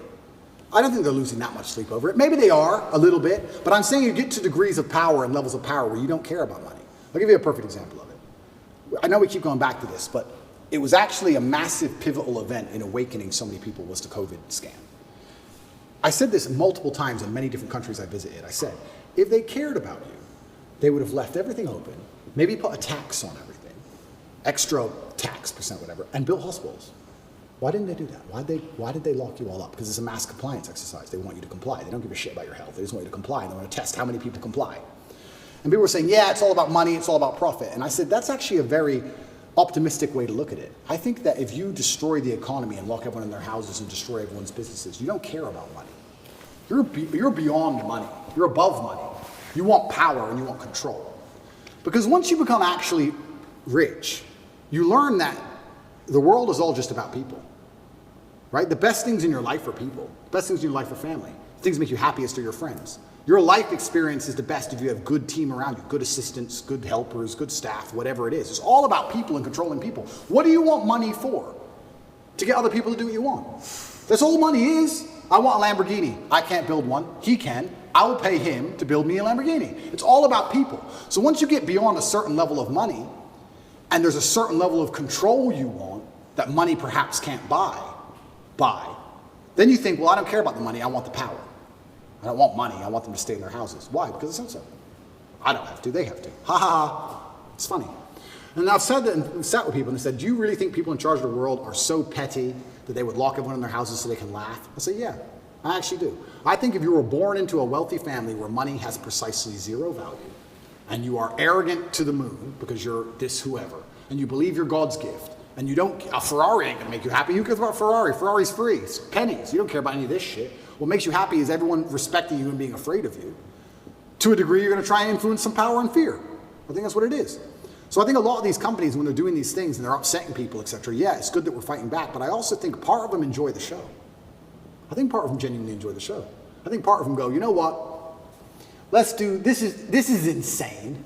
Let's do this. Ah, they're fighting. I really believe it. I know it's a pessimistic way to look at it, but I think they enjoy the show apart from it. I don't disagree with you in regards to that. I can see that how, you see it in movies or scenes where, condescending, arrogant, and they kind of they enjoy bullying the guy that can't help himself, right? Hey, do this. Hey, clean up, pick this up. Look at this. He'll do anything that I need him to do, right? I fully believe that those types of things exist. But, man, empires have fallen so many times because they thought they can get away with murder. It's true. And then eventually people said, listen, stop. You're not going to do this to me anymore. We're not going to take a stand. And typically when that happens, you said it earlier, what is really what's going on in Glendale or some of these other cities that people are protesting? Why is there an organization called Gays Against Groomers? Yeah. Gays Against Groomers? What? What are you doing? He says, man, I just wanted to be gay and leave me alone. I'm not trying to be, grooming kids. That's not my job. I just want to be gay. Leave me alone. We've made so much progress. Yeah. These guys, I'm not that guy. I'm not this person, right? Yeah. So I think the part that they fear the most, if you read Communist Manifesto, there's a book written by Cleon Skousen. I think he was like a former CIA agent for like 15 years. He wrote a book called The Naked Communist. Yeah. One of the things he talks about how getting rid of God, well, they're succeeding in that area, but not fully yet. Yeah. Getting rid of the family nucleus, well, we already know what is the purpose of this LGBTQ movement? What is the purpose of this transgender? What is the purpose of, let me get this straight, this person cannot buy a gun at 13. This person cannot go in the military at 13. This person cannot vote at 18. This person cannot own a car at 13, but they can transition. The most important decision of their lives, you're okay with? Yes. Now, that doesn't make sense to me. I think you said something at the beginning, the concept of being tolerant. You know what? Yeah, it's okay. We can have gays. Oh, it's okay. We can have this. It's okay. Listen, man, you've crossed the line a little bit. Yeah. I think faith, family, kids, values, principles, they fear the hell out of it. Absolutely. And I think that community is rising up. No, you're totally right. But you made a really interesting point there about empires falling. And this is where I kind of feel like we're entering a new stage of the world because it's never really done before. Because typically when empires fell, the world was far more polarized. If the empire fell, there was nowhere for the corrupt dictators of said empire to go. The empire's fallen, or let's say England fell. It's very hard to get exile in France. You could do it a little bit. But let's say America fell today. Let's say it completely collapsed and it fell. The people who archetyped that downfall, do you think they'd be in America? Do you think they'd be sitting there waiting to get scooped up? Do you even know who they are? Can you recognize them? What's their name? Even if you could, do you think they're in America or do you think they're skiing in Switzerland? This globalism, the whole point of globalism is that they don't care when empires fall. When you globalize the world, then you have a chessboard. I lost the knight, doesn't matter, put the bishop. Sack the queen, who cares? There's so many things I want to say, but I don't want to die. But there's truth, this can be proven and shown even with this current proxy war. Europe and all the gas prices and the inflation rate in Europe has gone to the moon to fund this proxy war in Ukraine. Why has this happened? Because America's in charge of everything, and America has decided that Europe has to bear the brunt of the bullshit for its proxy war. You're going to have higher gas prices, you're going to have inflation, you're going to have mass civil unrest, you're going to deal with it all. And we're going to sit over here and insulate ourselves because we have the global reserve currency. And the war is going to happen over there, and everyone's going to die, and we're in charge. So now you have this globalism. How can an empire fall when you have basically two camps? There's two teams now. There's two sides left. So I agree with you completely about empires falling, but I'm saying if the empires fell in days of old, the kings would be strung up. But now when the empire falls, nobody notices. It doesn't matter. We don't know who the kings are. We don't know who's in charge. We don't know where they are. They're not going to be anywhere near the trouble. That's for fucking sure. They're just going to be somewhere else. Oops. Oh, well. And do they really care? Do the people in charge of the world care if America's crime rate goes up 1,000%? Would they lose sleep at night? I actually think they do partially, because think about it. So I'm with Andrew Schultz, and I'm taking your position with him. Yep. Okay, you know who Andrew Schultz Yep. is? Good guy. And he says, part of me that gives me comfort is knowing these guys are so obsessed with their money. He may be wrong. We can debate this. Yep. They're so obsessed with their money that there's no way they're going to let America fall, because if America falls, everything else falls. So they're going to go just as much as they can to control, but not enough to get the machine to break, because they're so in love with money and power, they don't want to give that up. Well, I hope that's true. I would love for that to be true. But my argument is that these people are already so deeply entrenched, they print the money. They'll print the new money. They don't care. If they cared about money, COVID wouldn't have happened. They closed the entire economy. I don't think they care about money. I think they control the world to a level where you want to eat? Do you want water? Like, I don't think they give a shit about money. They'll print the new money. They'll change the name of it and print the new one. At a certain level of power, I think they're so above and beyond all of our concepts of how the world works that they don't have any interest in any of it. I don't think they give a shit. I think if you were to go to these people, whoever they are, and say, we're going to take your money away, they would just laugh at you. You think you can take my money? You think you understand money?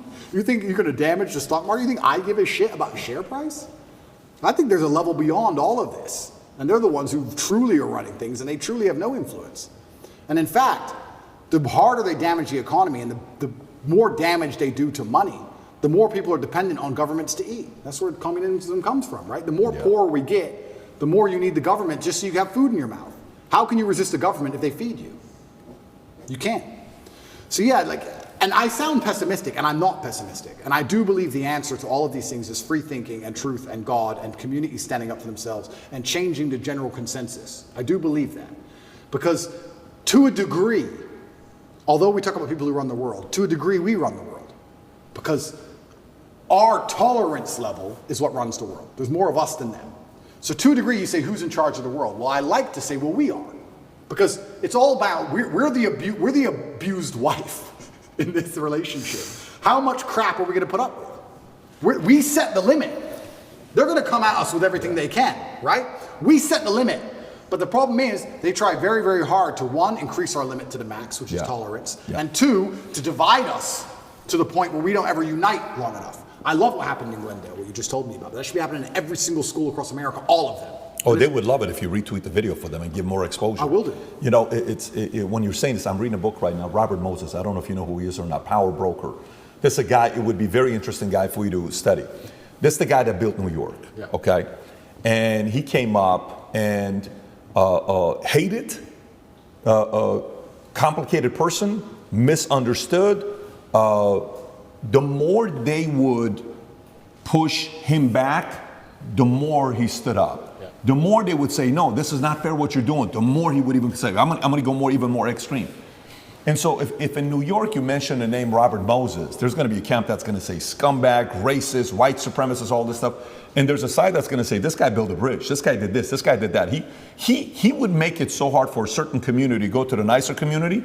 He would put the bridge so low that trucks couldn't go through because he didn't want the bad people to go into this. Like he was that sharp. And one time in the book, they talk about how Robert Moses, he says, look, the one thing about Robert Moses, he could give a shit about money. He could give a shit about, it was all about his influence over. So I agree, there's certain people that don't care about money. They're more driven by control, influence, all of that. The part that, we're talking about the movie Fury, Vinny, and you give me this whole thing about Fury, the scene where Shia LaBeouf is reading out of the Bible and he's crying while he's reading this. And then, if you want to text me and then afterwards, you see Brad Pitt quotes exactly what scripture it was, but they never showed how much faith he had. And the whole point was, I'm ready to die. Yeah. We know we're here. Yeah. This is going to be happening. We're in the attack. I think the people, there's a part about Trump. I had a girl on, Whitney Webb. I don't know if you know who Whitney Webb is. We had her on. Okay. Yeah. And we start talking about different things. And I've been having a lot of weird guests on lately and making a comparison between the Kennedy family and Trump. Pisses a lot of people off. Yeah. But those two families, forget the fact that one's a Democrat, one's a Republican. They were both anti-establishment. Yeah. They were both anti-military industrial complex. They were both anti-CIA, anti-FBI, anti all of this stuff, right? We saw what happened with Kennedy. We saw what happened with Reagan. We saw what happened with Lincoln. All these guys were anti-establishment guys. We saw what happened with Trump. Yeah. The part about Trump that, made the other side uncomfortable is, okay, we can kill the guy. That's been the strategy for a long time. You can't really do it today as much because they fear one thing that they're the most jealous and envy. You know what that is? They do not want to build a martyr. Yes. They fear building a martyr because that's the ultimate high that they want to get. They do not want to build a martyr, right? So, okay, we're going to humiliate the crap out of you. We're going to embarrass the crap out of you. We're going to publicly try to do this. We're going to come in between you and your kids. We're going to go get your daughter to be more LGBT. We're going to get her to be on this side. And we're going to pin this. That's the strategy. We're going to put break the entire family apart, right? And he still stands up there. Yeah. And to them, it's like, what the hell do we need to do for you to, just sit down and be quiet, not willing to do it? That's right. Do you think, again, going back to it, more of those types of men and women who are misunderstood and complicated stories, they're not perfect, far from it. Yeah. More of those guys are the ones that are saying, it's just not going to happen on my watch, man. And that's what we need. And by the very nature of being the kind of person who's principled enough to risk his own personal situation in life, if you have principles that strong, you're going to be disliked by some people. You're never going to have a person who is principled enough to take risk to his public detriment for the good of what he believes in, who's liked by everybody. That's a logic fail, right? Because he has principles which are hard lines, and people exist across the entire spectrum. So there's going to be people who exist outside of those lines. That's what I liked about Trump. He's not perfect, of course not, but he says what he means what he says. I actually disagree with him on many things. But he says what he means what he says, and that's what they're afraid of. They're afraid of a man who says what he means and means what he says because he can't be bought, because he's principled. He can't be bought. Even now, if they were to come to me with $100 million and say, we'll sponsor you with this company, it's $100 million, you just have to shut up, I'd say, no, I don't want your money. I don't want the money. I don't need money. There's nothing else to buy. I bought everything. I don't need it. My principle's worth more. So, and that's what they're afraid of. They're afraid of principles, and it goes back to the original point. They're trying to remove all of our morality, all of our baseline understanding of things. Connect is an application which allows you to take a minute to connect with influencers from all around the world. My name is Andrew Tate, and I'm available to speak directly to you on Connect. That's how they inject you with the slave mind. That's exactly what it is. And you're right. History has always been that way. And now it's under conscious assault. I've never said this before. I've never even thought this before. This is a brand new thought for me. But I would like to think in times of old, in history, perhaps everybody was the same. Everybody was principled. Everybody had parameters, but they were different parameters. Perhaps they were competing ideas. But I think in the modern world, it's not so much competing parameters. It's just people who believe in things and people who don't believe in anything besides what they're fucking told. It changes every day. You have the empty brains, the slave minds, and the people who actually stand up for something. And the free thinkers. But the slave minds, you can't say, well, they believe in a different ideology, because they don't. They believe in what they're told to believe in on that particular day. It changes. They don't have any true core belief. They just repeat. I talk about the Matrix all the time, and people say, why did you choose that terminology? And I chose that terminology because it is perfectly accurate in describing exactly what is happening. The Matrix is a computer program which is designed to control your mind so that your body can be used to power the machines. That's exactly what happens when they make you watch the news, to control your mind so you continue to use your body, to work some garbage job and suffer from inflation and power the machines. The machines being soulless people who are in charge of the world. But there's also a million other different ways you can compare the Matrix to the real world. In the Matrix, they say anybody can become an agent at any time. If their mind is not unplugged, they become an agent. If their mind is not freed, they turn into an agent. You can see that in real life. Mention COVID to an NPC. Mention Trump to an NPC. You can sit and have a perfectly cordial, normal conversation with somebody for an hour.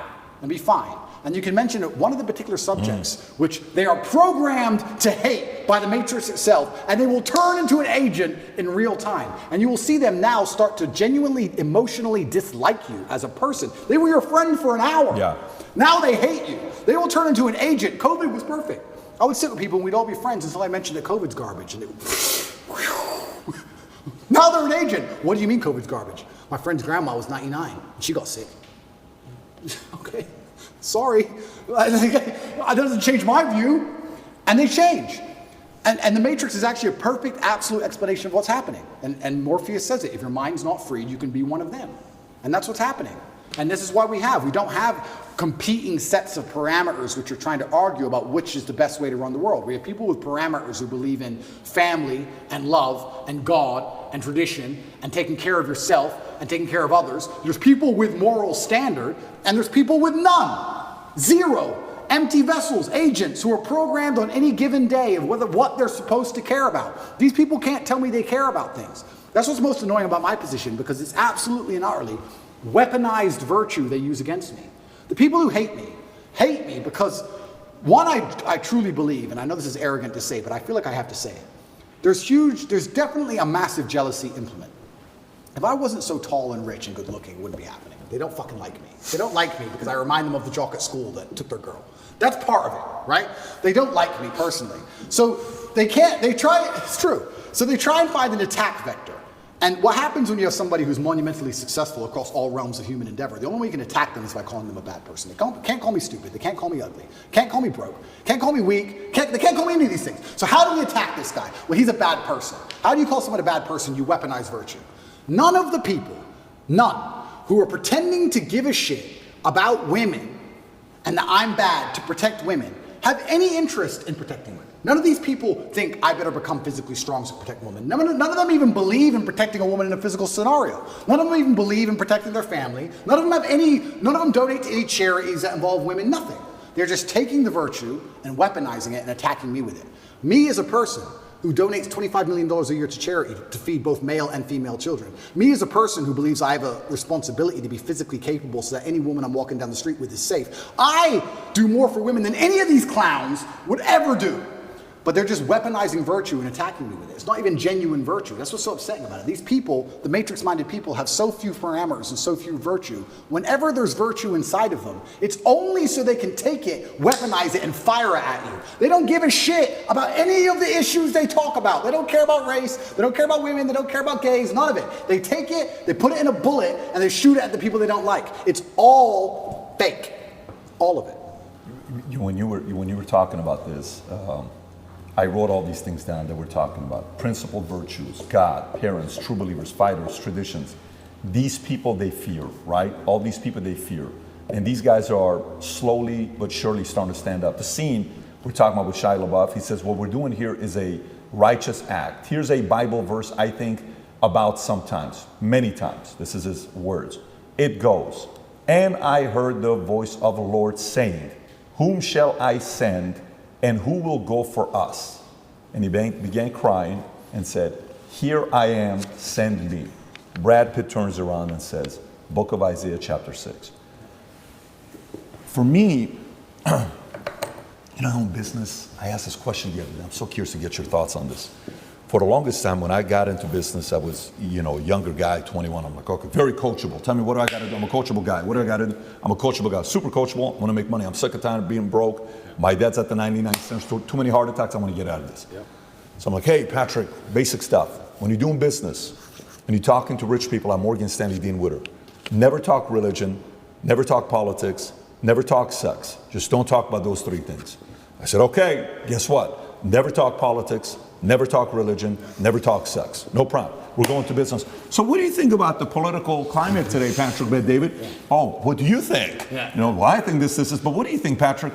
I don't know, quite frankly, I think I'm trying to figure it out for myself right now, but we'll see what's going to happen, whatever way you're deflecting and you kind of go on your phone. Hey, what do you think about God? What is your opinion on Islam or Muslim? Yeah. Well, for me, you deflect that. Eventually you're sitting there, you're like, the people that I know at that level want to talk about those three topics. Yep. Now, sex is maybe off camera and they're kind of having fun with it, but they want to talk about politics and religion. Yep.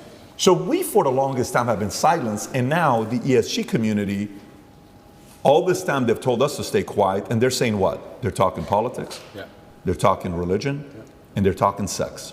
Sex the way through LGBTQ, what's wrong with that? What's wrong with it? It's normal, it's normal, it's normal. No, it's not normal. Well, listen, you guys shouldn't talk about politics and sex and religion, you shouldn't be doing that. And then you see this one, during COVID, one pastor, Australia, a Syrian man. I don't know what his name is, Vinny. What's his name? The Syrian pastor, priest from Australia. And he was fighting all the anti-COVID guidelines, and his stuff is going viral. He's doing this. And you've seen these messages. Some of the people that stood up, they stood up because they feared God. Okay? And for you, with your life, it's been interesting watching you go through your evolution of your faith. Pre-2022, former atheist, couple of the things you've said in the past, God isn't real because you can't prove it. Okay, kind of like that was more the Malcolm X argument, right? Bad things happen to good people and good things happen to bad people far too often for God to exist. I'm the center of my universe. That's pre-2020. Then gradually you start talking about Christianity, and in 2020 you made a video announcing that you were wrong about what you had said previously about God, right?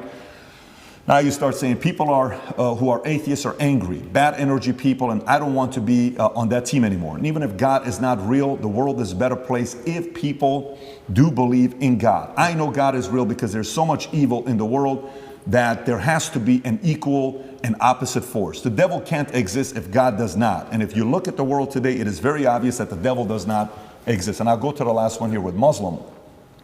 Quotes from you. Christians don't have a religion anymore because they tolerate everything and stand for nothing. And by the way, I actually agree with you, the fact that they're tolerating way too much. Islam is the last religion on the planet. God is something to be feared, respected, and to prove yourself to, which means you got to earn his right. It's hey, I want to earn your right and your respect, right? How did you go, if you don't mind talking about your own evolution? Because us as men, if you knew me at 25 years old, you probably would have liked to party with me. I was a selfish guy. I was a guy you would have thought I was, right? And we go through this phase of where the selfishness kind of comes down a little bit. You still need to be selfish because you need to be driven, but to the point where you're like, listen, man, I got to really do something. And then somehow, some way, God enters. What's been your evolution of your faith, and where are you at today? I think it's third law, equal and opposite force. What you just said there is absolutely true. There has been equal and opposite force to all the evil in the world. And that the equal and opposite force to all that evil has to be God. And I've talked about this at length even with atheists, and I try and say that regardless of whether you're an atheist or not, you're thinking of God as a man in the sky, but you need to think of God as a concept as a whole. And once you do that, it's impossible to accept that he doesn't exist, right? I said to the atheists, I said, let's say there was 2 islands. You're shipwrecked, right? And there's 2 islands. Both of them are full of savages. On one island, you and your friend are shipwrecked. On one island, your friend goes and he crashes and they kill him and they eat him. And you go to another island and they want to kill you and eat you, but they don't because it's against their religion. Did God save your life? Who cares? Who doesn't even know the name of their God? But their God said, don't kill shipwrecked survivors. And now you're alive. So their God saved your life. The concept of God in and of itself saved your life. You owe God just for the concept of it, the idea of it. So even the idea of opposing evil as a whole is a belief in God. So you're either an evil person or you believe in God in some regard. And then once I understood that there had to be an equal and opposite force, I was raised Christian. I live in a Christian nation. Romania is actually, I think, the second or third most Christian country on earth. It's a very Christian country here. There's churches everywhere. They strongly believe. And that's where I began my journey. But I always had a very healthy respect for Islam because I understand that to a degree, to have a religion at all, you have to have an intolerance to a degree. Because without an intolerance, you don't have rules. You don't have laws. You don't have any, like you said, you have to earn God's respect. If you're a religion which is tolerant of everything, then you don't have to earn God's respect. You can be a bad person and do bad things. God loves me, so it's fine. Well, no, it's not, because that's not the point of the religion. So then you extrapolate that out, and I was sitting and thinking, well, what's the primary function of a religion? And the primary function of a religion, I don't believe, is the religion exists so I can live forever. I mean, that's a nice thought. But I think on a macro level, the primary objective of a religion is to restore and contain some degree of traditional value within the society. How do you judge, let me change the way I worded that. How do you judge the success of a religion? I don't think you can judge it by the number of people who join it, because there's lots of people who are Catholic who don't act Catholic. They don't act in any way particularly Christian. Anyone can say they're something. You can walk into a strip club and everyone says they're Christian. It doesn't mean anything, right? So how do you judge the success of a religion? Well, I like to think the best way to judge the success of a religion is how successful is it at fighting evil? How successful is it at preserving the morality of a population in X parameter, in X geographical area? So when you look at it from that way, you can't say that Islam isn't the most successful religion on earth. It's the most successful in regards to opposing evil. It's the most successful in regards to opposing its differing viewpoints. It's the most successful in regards to having people act within the limits and the confines of what it finds to be moral and good to God. It's the most adhered to. It's the most feared. It's the most respected in most forms. And then also I'd like to think... I would say it's the most feared. Yeah, it's the most feared. But what is respect without fear? Do we respect men we don't fear? If there's a man who could do absolutely nothing to you on any level at all, you might be nice to him, sure, because we're not bad people. But would you really respect him? If you could take his chick in front of his face, set his car on fire, and he wouldn't do a thing, you wouldn't respect him. You might be nice to him because we're not bullies, but you wouldn't respect him. Respect and fear are linked. They're not always the same thing, and you can maybe have fear without respect, but it's very hard to have respect without fear. And also, I heard someone say once that we see the world as we see ourselves. If you're a thief, you think everyone's a thief. If you're a liar, you think everyone's a liar. And I kind of agree with that. I understood that. I also like to think we see religion as we see ourselves. I like to see myself as a person whose respect you have to earn. I like to see myself as a person who has strong, rigid boundaries. I like to see myself as a person who will stand up and say, no, that's wrong. I like to see myself as a person who's not afraid of being shamed by whatever community for saying, I don't agree with that particular ideal. I like seeing myself that way. So if I'm going to see myself that way, then I'm going to naturally align with a religion that operates within that form. So when I say Islam is the last religion on earth, I say it because it seems to be the only one who will stand up and say, no, we don't care. No, that's not what the book says. No. I was raised Christian, and Muslims as a whole, we have no problems with Christians. None at all. I don't want anyone to think I'm anti-Christian and like I dislike Christians. We don't have a problem with Christians. We believe in a lot of the same things. We believe in Jesus. We put more respect on the name of Jesus than most Christians do. I just don't like the idea of people saying they're a Christian and saying, but because I'm a Christian, I can do whatever I want and throw all the rules away and none of it matters. Because once you have that level of tolerance, you no longer have a religion. Islam seems to be the last religion left with parameters. If you don't have parameters, you don't have a religion at all. So the closer I found myself to God, the closer I found myself to Islam. That's just how it ended. And Andrew, speaking of fear, one could argue that Islam these days, certainly in the last 20 years with the war on terror, they've also been the most vilified. Absolutely. Right? So, you know, everything that we've seen happen with extremism and everything that's going on all over the world, how are you grappling with that? You've been a Christian for years now, Islam, everything. And you know what? That's such an interesting question, because when I was younger, especially when I was an atheist, I would sit and think, people are really doing terror attacks and doing all this crazy stuff because, you know, they're upset over a cartoon. That's so stupid. And nobody should kill anybody. Nobody should kill anybody. Charlie Hebdo, everything. Yeah, nobody should kill anybody. Nobody should kill anybody. I'll make that very clear. But also part of me is now saying, why would you want to insult the prophet for billions of people? Why would you want to do that? I don't even want to make the argument against free speech. I'm not even saying you couldn't be allowed to. This is a sensitive subject. I'm just saying, what kind of person wakes up and thinks, I want to do that? I don't know. I just don't think that's a healthy mindset. Like when I see these Satanists, and they're, especially in America, and they're doing, let's keep it on Christianity, these Satanists, and they're dressing up Jesus as gay and all this stuff, like, that's not done in any kind of good faith. There's no good reason to do that. That's done with genuinely malicious intention. And what kind of people want to do that? And then the answer by extension is, I thought America was a Christian country. So how can you have a Christian country where the prophets of the religion are mocked to the highest possible levels within the confines of the country and it's promoted? Is that a Christian country? Doesn't seem like a Christian country to me. I don't think the same thing would happen with Islam in Saudi Arabia. I can't imagine that happening.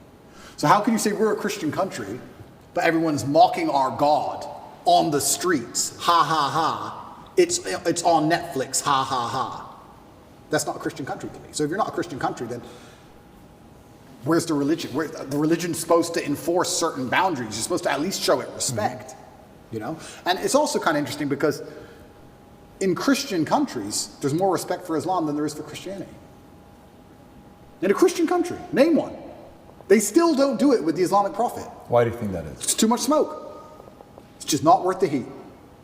Because people believe. And I'm not advocating for violence on any level. I'm saying that even these degenerates who are trying to destroy people's belief in God, like we've discussed earlier, because they don't want you to have any baseline morality. If you believe in God, there are commandments, yes and no.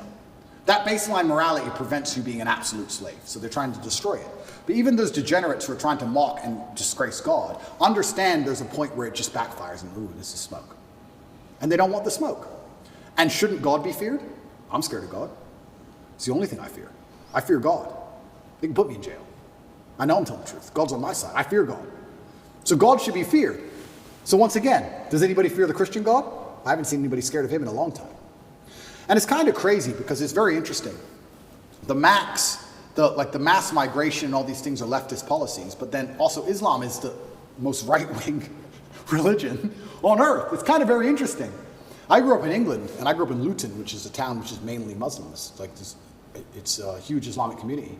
And there was a bunch of English people who were complaining about there's too much immigration, we're losing our culture, and I understood their point absolutely. But these are the same people complaining about all the left-wing LGBT in schools and all these issues. And I was like, the only allies you have against this are the Muslims. They're the only allies you have in any of this. The Christians don't protest against any of this stuff. The Christians don't. There's very few Christians who will get up off their ass and complain. In fact, I saw on Twitter yesterday, one of the churches was lit up in rainbow. I have nothing against gay people. I don't care. And that's actually another point I want to make into about this thing. I think most people don't care, and I think that bothers them. Have you ever had an argument with a girl, and she's like stropping around the house, she's huffing and puffing, and you just don't give a shit? So she has to keep upping the ante till you eventually go, what's the problem? Because she tried the low-level stuff, and you didn't care. I kind of feel like this has a remnants of that. I'm gay, cool.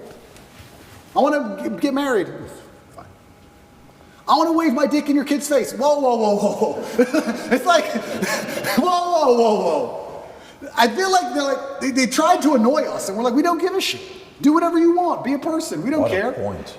And now they're like, okay, well, we have to get to a limit where they have to react. Yeah. We want attention now. We want them to care about What's this. the right move on that? Well, that's the point. You know, it's difficult because there comes a point where you simply have to address it, and now you have to oppose it. And this is sorry to interrupt you, but this is why they're so careful and so clever with what they do. They package it all together. LGBTQ. I would argue. I don't know what Q is. Firstly, sorry, I don't know what Q is. Questioning. Q. All right. I would argue that G and T are very different things. Beyond. A gay man and someone who's chopped the dick off are very different things. Completely. So they package it all together. So now, because the spectrum of your enemy is so large, you have people who are fully this way. Mm-hmm. You have people who we accept and are normal in society. We have no problem with gay people. And they put it all together. You're an enemy of all these people. And they complicate the argument and they mix it all together. And now you're a bigot. And really, you just want your kids to be left alone. Really, you just want to leave the children alone. Of course. So all you want to do is leave your kids alone. And then it's like, okay, I'm now raising children. I have more children than most people would believe. How do I protect my children from this insanity? God. Which God can protect my children? Allah, Islam. I'll move them to Dubai or Saudi Arabia, and none of this will happen. Can I trust a Christian nation? Some of them. Romania is a Christian nation, and to a large degree, they oppose quite a lot of this stuff. But they're also NATO, and they're also EU, and they also rely on bailouts and grants and money. And on a long enough time frame, even in the 7 years I've lived here, I have watched certain attitudes change because money buys influence and power. So Andrew, not to cut you off, how much of you converting from Christianity to Islam is actually the belief in God versus the societal pressures that are facing children? Because it seems like it's a little bit of both. For you to believe in God, you have to respect him. How can I believe and put my life in the hands of someone I don't respect? And I'm going to respect a God which is feared. Yeah, but it's a vertical relationship, right? It's not a horizontal. If you base it horizontally, they're going to disappoint you. If you think about, if you're going to believe, let's go believe Prophet Muhammad, his teaching, and let's go believe the Bible, NIV, and Jesus, Father, for God so loved the world that he gave his, you gave your son for me. Let's say that's true. And you're doing it based on faith. Who would do such a thing for me? What a level of sacrifice for you to do that. Who am I for you to be so worried about me. If you look at it from that angle, it's not necessarily coming from a place of fear. It's coming from a place of grace. It's coming from a place of love. It's coming from a place of, absolutely, a different feel. Because I do believe the part that upsets me is the fear aspect, that they're allowing others to mock your God, to mock Jesus, to mock whatever religion it is you're a part of, and you're kind of like, oh, they're just funny, man. No, it's not funny. You just crossed the line. Like JC has that one line where he says, don't tell me why what the guy said about me. Tell me why he was so comfortable saying it to you. 100%. Tell me why he said comfortable to you. So I think that's the part about faith. I understand when you're saying the fear on the respect side. So that's the part where fear is needed. I totally agree. Yeah. But the part where you were making a point about LGBTQ, you're like, I don't even know what Q stands for, is questioning. And then you're like, well, gay, okay, cool. Yeah. Trans, listen, man, spectrum. And he said if we were to say which religion's the far right, it's going to be Muslim. Totally get it. They're on the far right. Christian today is kind of going center left today. Like they're kind of being soft right now. Okay. So if I want to raise my kids, I want to take my kids to Dubai, and I'm going to take my kids to Saudi Arabia. Why? Because I'm defending against some of these immoral philosophies that they have. Yeah. I don't want to go there. I actually understand that argument. Yeah, and I truly, and I want to make one more point, I do believe there is one God, and I believe there's many different paths to God. And I'm not a religious scholar, and I'm not an expert on Islam. I'm doing my best, and I'm reading the Quran as often as I can. And it does say that Christians on the day of reckoning will see how close they were to the truth, and we are allies. We are not enemies in any regard, Christians and Muslims. And I do believe that the idea of Christians and Muslims shaking hands and saying, let's put an end to a lot of this garbage would be fantastic. I'm not anti-Christian in any regard.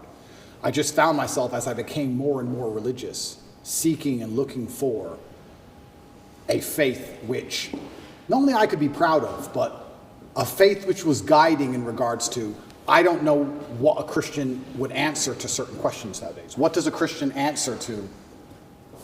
I'm a transsexual and I want to show your kids my genitals.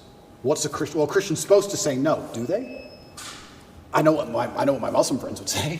I don't know. If you're a Christian, I don't know how you're supposed to act. I don't know what you're supposed to adopt. I don't get it anymore. The true believer says the true no. believer. The true believer. Yeah. But how many are true believers? I don't know. I see all over Twitter, all these churches are losing their minds. It seems very complicated. Islam seems very, very simple. You know what's right, you know what's wrong. I have a question regarding, we talked about tolerance and acceptance. And the other end of that is extremism. Yep. So I'm a Jew, Christian, newfound Muslim, respect, look at us all hanging out here. Yeah, in that's Romania. the beginning of a joke somewhere. So we're talking about accepting I have gay friends, I have lesbian friends, I have bisexual. Yep. Okay. The T stuff is what, it's kind of like, all right, what's actually even happening here? I'm not this is not my wheelhouse nor any of our wheelhouses, but one could argue that, on the opposite end of the acceptance and the tolerance is absolute extremism. And I'm sure the allies of the LGBT will point to Islam and point to the Middle Eastern countries and point to the North African countries that have Islam as their religion and say they are the most extreme when it comes to LGBT. They say that it should be illegal to be gay. And in some countries you should be killed if you are gay. I'm just pointing out stats. You're right, and it's a super interesting argument because I will sit here and say that I guarantee in most Islamic countries there are gay people, and I guarantee that they have gay relationships and nobody cares as long as they're not trying to inflict on the children. It's illegal to walk down the street and do indecent things in front of children. But I guarantee if you were gay in a lot of these countries, privately, nobody would care because they're trying to preserve the family unit. And to a degree, you have to always protect innocence. When you talked about extremism, I would be friends with a gay person. Yes, I'm a Muslim, but I would be friends with a gay person because if a full-grown man decides to make a decision, it's his decision to make. But I must protect innocence as a man, so I must protect children. If two full-grown men decide to have a fight, let them fight. If a full-grown man decides to pick on a kid, that's unacceptable. So I must protect innocence. So I agree with the extremism point, but I have no problem with full-grown men doing what they want to do. Maybe some Islamic scholars are going to watch this and get mad at me. I don't have a problem with gay people and being friends with a gay person. I don't care. My problem is when you take a person who is unarmed, who is innocent, who is programmable like a child, and start inflicting your worldview on them. That is disgusting and it's immoral. That is unfair and it can't be accepted on any level. And that's the reason homosexuality is genuinely outlawed in these countries. Not because they fear what two full-grown men are going to do. They fear what's happened in the West. So 2 full-grown men are going to purport on the minds of children which aren't theirs. That's what they're afraid of. You know, I don't know if you saw the interview. CNN is interviewing this in Africa. And I have the video. I don't want to play the video. Obviously, the leader. Yes. And he's talking about democracy. He says democracy. Says, look, you can do whatever you want to do. He says, what do you think about gays? And his reaction was like, what do you mean? What they do? I don't agree with what they do. Yeah. You think that's okay? Anyways, he's given his argument, right? And the lady's reaction is like, how could you? Says, look, you keep your beliefs to you. Do not bring it to our country here, right? The challenge goes back to, remember how you're like the girl that you're dating is like, so what happened? I asked you to bring the oranges from the store. How come you didn't bring it? Yeah, I forgot. Hey, so how about this? And you know, that's why you love your mom more than you love me. And you're like, oh, shit, you're getting around them. And now there's a fight, right? Okay. Well, is the mistake being too tolerant from the beginning? Is the mistake being too accepting from the beginning? Is the mistake of, like the fear when I talk to Second Amendment guys, and the fear about, well, what's wrong with them doing background checks? What's wrong with them doing this? He says, look, that's how it starts. You give them the background checks, then they're going to come for everything. Oh, you're over-exaggerating. No one's coming for your guns. Well, you also said 20 years ago, Hillary Clinton, marriage is between a man and a woman, and the sanctity of marriage 20 years later. So that is the fear where one must watch this as a case study. Say somebody start a new country and saying, look, here's where we stand. These are the laws we're not touching. We're not going to be doing X, Y, Z. You've been too tolerant, and now you're paying the price for it, and now you're reacting to it. And that's exactly why you completely nailed it. If you give an inch, they take a mile, and that's why I think in a lot of these countries they have it's officially illegal. They're actually quite tolerant of it, more than you'd believe. I'm telling you, you can go to Jordan and your waiter will be a bit fruity. You can tell. Nobody cares. Nobody cares. Nobody gives a shit, right? But they have it officially illegal to prevent it ever bleeding out into actually affecting the mindset of society. You can do what you want, you're a full-grown man, but society is based on family, traditional family values. That's how our society is based. That's how we show ourselves to the world, and that is not going to be affected or changed. I was going to say that's why you see you talk about the collapse of Western society, specifically America. You see a decline in values. Wall Street Journal came out with that article that said family values plummeting, religion plummeting, being a social, being a community organizer plummeting. Everything's plummeting in America other than money. People are focusing on money. Connect is an application which allows you to take a minute to connect with influencers from all around the world. My name is Andrew Tate, and I'm available to speak directly to you on Connect. So it's interesting while you're talking about this whole religion thing, while you're in, who has reached out to want to support? We talked about this last time briefly. Yeah. Being a Muslim yourself, have some of the most powerful Muslims reached out, trying to help out, figuring out a way to get you out? Yeah, absolutely. They certainly have. And also the amount of mail I got from Muslims around the world was completely incredible. When I was in the cell with Tristan, he said, well, I'm Christian. Nobody's written to me. So it was kind of amazing the support that you have from the Brotherhood, and you certainly feel part of the family, and I've had a lot of support from them as a whole. It was Ramadan at the time I was in jail, so my first Ramadan was in jail. So that was certainly interesting because you eat when the sun goes down. And my meal came when the sun was up. So I'd have to cover it up and try and hide it from cockroaches and wait for the sun to go down and then eat it cold by myself. But I felt like, if you're going to do it the first time, you may as well jump in the deep end and do it hard. So I did that, and that was an experience. And jail as a whole, I mean, there's so many stories I can tell. There's so many different ways I remember it. There were times I laughed. I will sit and say some of the best days of my life were in jail. Get out of here. Yeah. And some of the worst days of my life were in jail. But there were days where me and Tristan, when we were finally in the same cell, there's times we laughed like we've never laughed before. I'll sit and admit that's absolutely not really true. I feel like if you're going to be the kind of person who strives for an exceptional life, which is what I am, I think I'd be a coward if I said I want an exceptional life, but I only want it to be exceptional in a good way. I don't think that's genuine. I want an exceptional life. And exceptional means away from the norm. And away from the norm means flying your Bugatti on a jet to Dubai and taking your own plane to meet it there. And it also means a Romanian dungeon with cockroaches on New Year's Eve. They're both exceptional experiences. And the times I was with my brother and it was just him and I, we truly had some genuine days where we laughed like we always laugh. Me and him laugh and have fun on a private jet, and we laughed and had fun in a Romanian prison cell because that's just who we are. And I also have to give my brother some credit while we're here. I would like to state that I absolutely, genuinely believe I have the best brother in the world. And I'll tell you why. I always knew I had the best brother in the world, but he proved it in jail, and I'll tell you why. My brother was put in jail for being my brother. He hasn't said any videos. He hasn't said anything on the internet. He hasn't said any of the things I've supposedly said. He's never, the Matrix isn't attacking him. The BBC doesn't print about him, nothing. Why was Tristan Tate in jail? Because it's Tate brothers. So they just took him and threw him in a cell. Now what's interesting is, when I got out of jail, so many people near me got heat. Old business partners got heat with the tax. They got hit with like tax paperwork, and they were calling everyone who's ever known me, and ex-girlfriends got heat, and all these people got heat. And some people complained, some people didn't. But some people were like, oh, since you've been in jail, it's been so stressful for me. The media's outside my house. I'm like, stressful for you? I was in jail. What do you want me to do? And people were complaining at me. And as these people started to complain, I sat there, I said to Tristan, you got thrown in jail purely for being my brother. And never for a fraction of a second did you even moan. Not even for a fraction of a second did he say, oh, they only put me here because of you. Why am I here? I'm innocent. This has nothing to do with me. Nothing. In fact, he said the absolute opposite. He said, I am so glad I went to jail with you. I would be furious if they sent you here by yourself. If they're going to lock you up, they better lock me up. And there was a time, about 2 months in, because there's less media pressure on Tristan, they were talking about releasing Tristan first. And he was saying, no, I won't leave without Andrew. Going down with the ship. I won't leave unless my brother leaves. Wow. I won't leave. And he was telling the guards, I won't leave. Keep me here. I'm not leaving. And they said, the judge says you have to leave, you have to leave. He goes, then I will stand outside the gate. I will sleep outside. I ain't leaving this jail. And our lawyer said, well, we can make an appeal to just release you because there's less media scrutiny around you. And Tristan's like, no, Andrew's in jail, I'm in jail. Refused to leave. He was adamant he had to stay.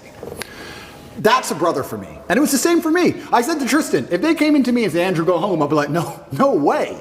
If Tristan's in jail, I'm in jail. We're in jail together. He never for a second complained, never bitched, never moaned. And he was only in jail for being my brother. And then I come out and there's other people, oh, they sent me a piece of paper, blah, blah, blah. You're moaning? It's unbelievable. You truly learn, like I said, jail confirms everything you already knew about the world. And you truly learn who's on your side and who isn't. And that's good to learn, but it's actually crazy. The larger psychological analysis of it all, everyone lives inside their own minds, right? So it's kind of crazy. I came out of jail, and some of the first messages I got from people was them complaining about the problems me being in jail had given. Like, you think that wouldn't happen, right? You think, oh, you come out of jail, people would be like, oh, are you okay? They're like, oh, you're okay? You're out now? Okay, yeah, well, listen, Mo. You'd be amazed. You'd be amazed. And I'm like, I was in jail. What do you want me to do? Yeah, that sounds unfortunate. I was in a jail cell. What do you want me to do about it? It's kind of crazy how much everyone's kind of self-interested. So it's been a learning curve, and you learn a lot about a lot of different people, and your circle gets smaller. And I think that's probably one of the reasons God put me in there, to just learn a lot and make my circle smaller. And you just have to listen to him and pay attention to it and say, okay, right, you're off, you're off, you're off, you're on, you're on, you're on. But my brother, I have to give him credit, because I tell you, I also think me and Tristan are one of the best teams in the world because we have different roles inside of our brotherhood.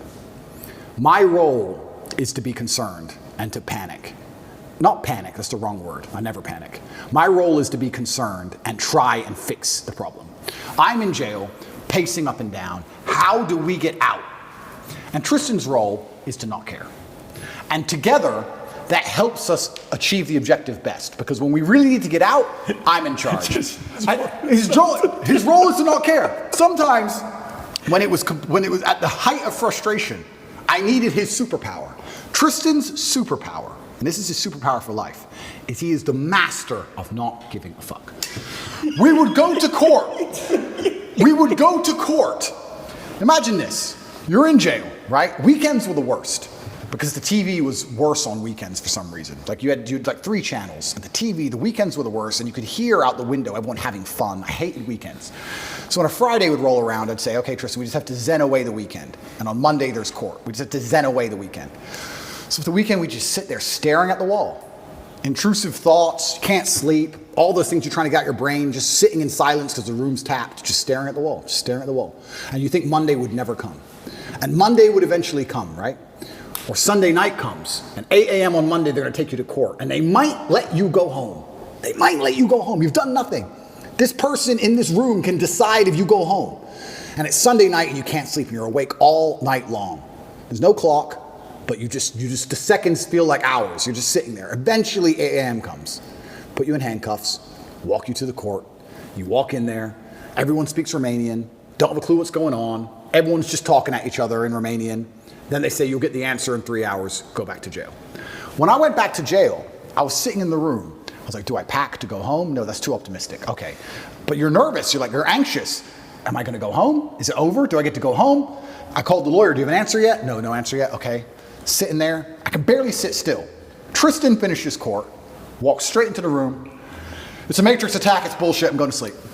And went to bed, clean asleep. I was like, how the fuck are you asleep? He didn't care at all. Gotta respect He that. just went straight to bed. And then when he woke up, like 6 hours later, matrix attack? I'm like, yeah, he goes, thought so. He just rolled back over. Didn't care. But it's perfect for a guy like you. But that's what you need. I need that. I agree. Because if I had someone else next to me as hyped as me, I would have gone insane. I agree. I need someone like Yeah. him who's just like, he had the superpowers like, bro, I love jail. Jail's great. Look, we got coffee. I love jail. None of my women are messaging me. I love jail. I'm telling you, I had 45 minutes on the phone a day, and I used all of my minutes. Tristan never made a single phone call from jail. Get out of here. Not one. I was like, Tristan, do you want to speak to anyone? Nah. Sit there watching Romanian news. Didn't give a shit. Like bulletproof. But the only reason he's so bulletproof that way is because he knows I'm doing the absolute best the other way. He couldn't be that way if I wasn't trying to get us out, because then he would try to get out. You like the yin and the yang. You need the yin and yang. So like when it was chill time, it was his mental frame. And when it was how do we get out of here, it was my mental frame. But Tristan's superpower is genuinely not caring. I can't explain the level of how much it didn't affect him. He didn't bother him at all. I didn't see him sad, nothing. He was smiling. He didn't care. You consider yourself a stoic. How much more stoic is he than you? I just think we have different roles, and I think we've evolved into them over the time, because it's not just jail, it's with everything. That's what we are with everything.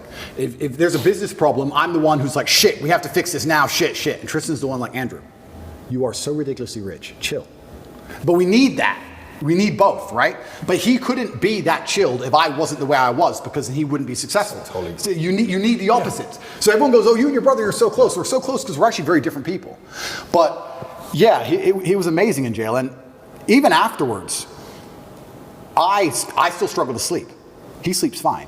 Because I think my experience of jail was a far more stressful one. But I adopted that. Now, I'm not saying I couldn't have done what Tristan did. I could have done what Tristan did. If I were to go into jail and say, your MO is to not care, I could not care. But my MO was, how do I get out of this matrix attack? So I was the most stressed I've ever been in my life. So that's carried over. So I don't sleep. He sleeps fine. But he slept fine in jail. So why wouldn't he sleep fine now, right? So yeah, it was interesting, but I have to give him props, because it's amazing to have that level of clarity. And he said things which were absolutely and utterly true, things I already knew, but it was nice to hear. I want to ask you a question on this. So I have two boys, right? And one day they're going to watch this. They're not going to watch it right now. They're 11, 9, but they're going to watch this, right? And in school, I'll go and the kids that are, 11, 12, 13, they're like, you Andrew Tate, how was that interview? Oh my God. So 11-year-old kids are watching these types of content, by the way. That's pretty wild where they're at. But here's a question about brothers. There's a lot of brothers out there. As a father, there's certain principles I'm teaching them, okay? One, if you can speak from the idea of how your bond was built based on a man, your father, Emery, injecting certain values and principles in the two of you. You guys better do this. I don't want to see this. And then which part of the code did you guys create? Because there's friendship, but there's brotherhood. There's a very different story. Absolutely. How was that developed? Yeah, so my father, and I have endless stories about my father. A lot of people who dislike me would call him an extremist. I don't think he was an extremist. I truly believe I had the best father on the planet. And from a very young age, he made it clear. He said, look, you're Tates and you're going to have enemies. You're going to have people who are against you. Your best bet is to be a team. So whenever me and Tristan would fight, which happened, we got put in a room together. And we had to sit in that room, and my dad would say 3 hours or 4 hours in silence. He'd sit us down in the room, here, looking at each other, and say, if I hear a noise, I'm starting the time again. And we'd have to just, imagine when you're a kid and you fight and you're furious and you're so mad, and then you end up sitting across from the person you hate. Silent. Because if you make a noise, Dad gets mad. And Dad's outside, right? So just sit there, 2 hours, don't make a noise. We had to stare at each other. And over time, we thought every time Dad was home, we just stopped fighting because it wasn't worth it sitting in this isolation, weird, silent stare thing. Because that's what happened on repeat. It happened like 5 times and we just stopped fighting. We'd fight all the time when Mom was home. And when Dad would come home, we'd literally just look at each other like truce. Like, we don't want to sit and do this thing we had to do. Yeah. So we became a team, and then I think it evolved from there because there's always been a hierarchy. I am the older brother, I'm the bigger brother. He does respect me for that. We both have opinions, but it can be vetoed by me in the end. And we have our specific roles. My specific role is I'm the one who takes the most action. I'm the one who over worries. I believe, especially in business and many other things, I say it to all my staff. I said react fast, react early. Like panic early. Like panic now. I don't believe in waiting for things. It's just not who I am. I can give you a million different examples. If my email processor, this happened just before my cancellation, said, oh, we'll put your account under review. You'll have an answer in 72 hours. As soon as I get that email, within 3 minutes, I'm like, get a new one. Get a new one. I've never waited for anything in my life and it worked. I've never waited and it worked out fine. Ever. Every time it's your canceled, every time it's your deleted, every time, so I'm like, no, get a new one now. Just get a new one. I need today's email out, get a new one. We can't get a new one, no one will accept us. Build one. So within a day, we built our own. Like, I'm the panic fast and early guy. Tristan's the complete opposite, and that makes us a perfect synergy, and I super need him, and I need his energy. Especially in jail, man. He was fantastic in jail. He was like, Andrew, I'm like, what? He goes, if when you were 18, they told you could be one of the richest, most famous men on earth, with street cred in every single city that knows how to speak English, all you had to do was sit in jail for 2 months, would you have taken it? I was like, yeah. He goes, and what the fuck do you care for? It's like, true. I would have taken that. He goes, I know, he used to say that, what kind of man hasn't been to jail? That's what he's saying. He used to say, what kind of man hasn't been to jail? He loved jail. He was loving it all the time. He goes, what kind of man hasn't been to jail? Of course I've been to jail. I'm Tristan Tate. Of course I go to jail. Like, he didn't care. And his energy was amazing to tap into. But we both understand that neither of us could be us without the other one's polar. And that's why we live together. That's why we'll always live together. I've had a lot of women try and say, why do you still live with your brother? Why don't you want to live with me? Da-da-da. And I try and explain to them that, 1, I don't think I can be my most competitive without him. 2, I'm most emotionally stable with him. I like the idea. I'm most competitive with him. I'm my best version of me. If it doesn't matter if I have to go into a fight, doesn't matter if I have to run a business, I'm better with Tristan by my side than I would be by myself. And 3, my ideal family life, even my ideal family, the way I live my life now, is very much more like a clan than a nuclear family. I like me, my girl, my kids, Tristan, his girl, his kids, my cousin, his girl, his kids. I like this idea of lots of people. I like that. I like that feeling. So girls say to me, well, you don't want a family. Like, no, I want a family bigger than you want. I just don't want to just sit with you. I want a lot of people around me, and I think it's better for that, and I think it's better for the children especially also. I think they enjoy it more. But yeah, I've got the best brother on the planet. I truly do. And this is why I'm saying some of our best days of our lives were in jail. I was going to ask you that. You guys live here in this compound. It's an amazing place. I was going to ask you, you kind of just answered it, but you foresee yourself living with your brother the rest of your life? 1,000%. 1,000%. I can't imagine not wanting to live with Tristan. If you want privacy, you have privacy, right? We have a big house. So it is what it is. You're on one wing, yeah, he's on the other wing. It is what it is. But I can't imagine him not being around. If there's a problem, I just shout his name, or I just can't imagine it. And I know I'm my best self. Also, there's the overall male competition, the masculine competition that exists between us and between all men. So we live currently here. We got me, my brother's personal trainers here. We got camera guys here. We got war room guys here.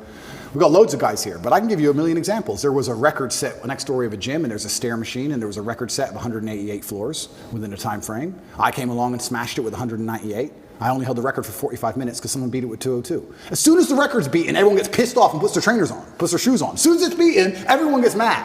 Who beat it? Who beat it? And everyone goes and did it. And that's how you push yourself to the level you never thought you'd be able to push yourself. 202? 202 floors in 30 minutes. Good luck. 230 minutes. No, that's what that was beaten with. Now it's 222. It's been beaten again. I don't know if I'll ever get to that. But I'm still 198. I've got to try again. But the point is, when you have men around you, there's that natural masculine competition, and that's what drives you. If you're going to be the best version of yourself, even if you're a boxer training for a fight, you train with a team. You train with other boxers. You train with other boxers or other trainers. If you're on a football team, you're pushed by your team. I think life should be the same, right? Imagine you took the normal average man and you moved him into a house of 5 people, and you had a philosopher and a fitness expert and a hypnotist, whatever it was. That will make him a more competitive person overall, because he's trying to compete with all the other people who are on his level. You don't want to take bitch position.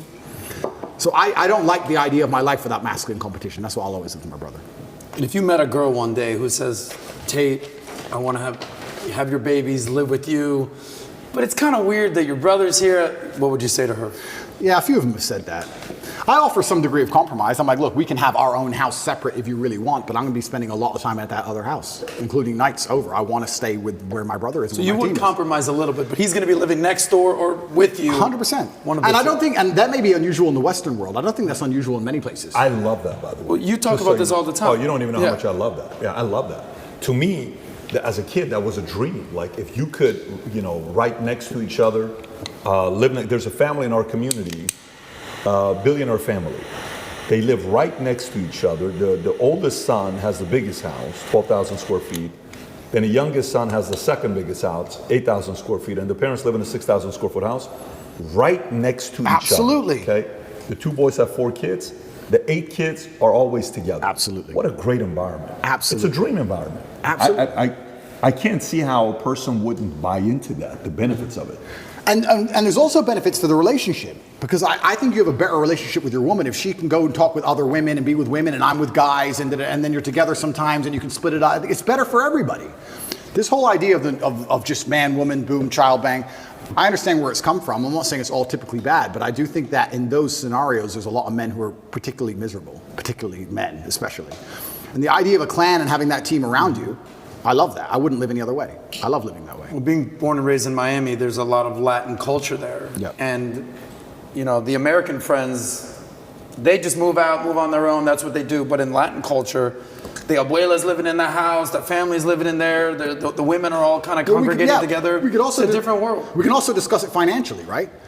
If you're a man and a woman and you have 3 boys and they're, let's say, traditional, Western, whatever, they all go and pay 3 different rents and they all move in with their girlfriends and everyone's getting wrecked, right? If you all stay together and combine your income, you also do much better financially. This is how a lot of immigrants even survived, especially Muslim immigrants in England. I've heard you tell the story about that. Absolutely, yeah, they all stay together in one big house, they all pool their incomes.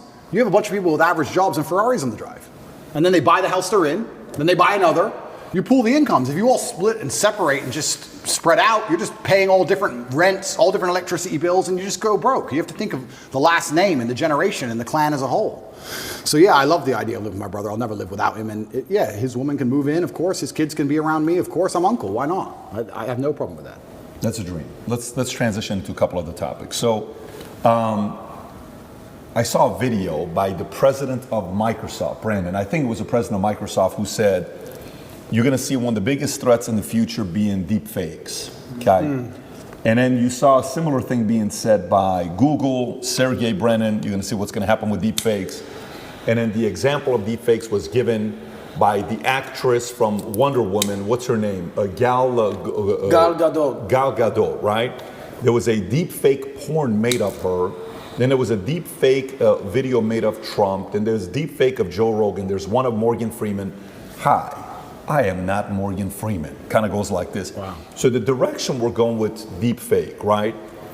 When it comes down to AI, where do you see the threat? Is that something you think about? Is that something you see as an opportunity, as a threat? And if yes, which part of it? Yeah, that's a really interesting question. Deep fakes are certainly going to change the world, because what we're going to have is we're going to have a post-truth society, and then the only way they're going to be able to tell you what's true or not is some committee which decides what's true and what's a deep fake, and then they're going to be in charge of the world, and then they're going to lie to you.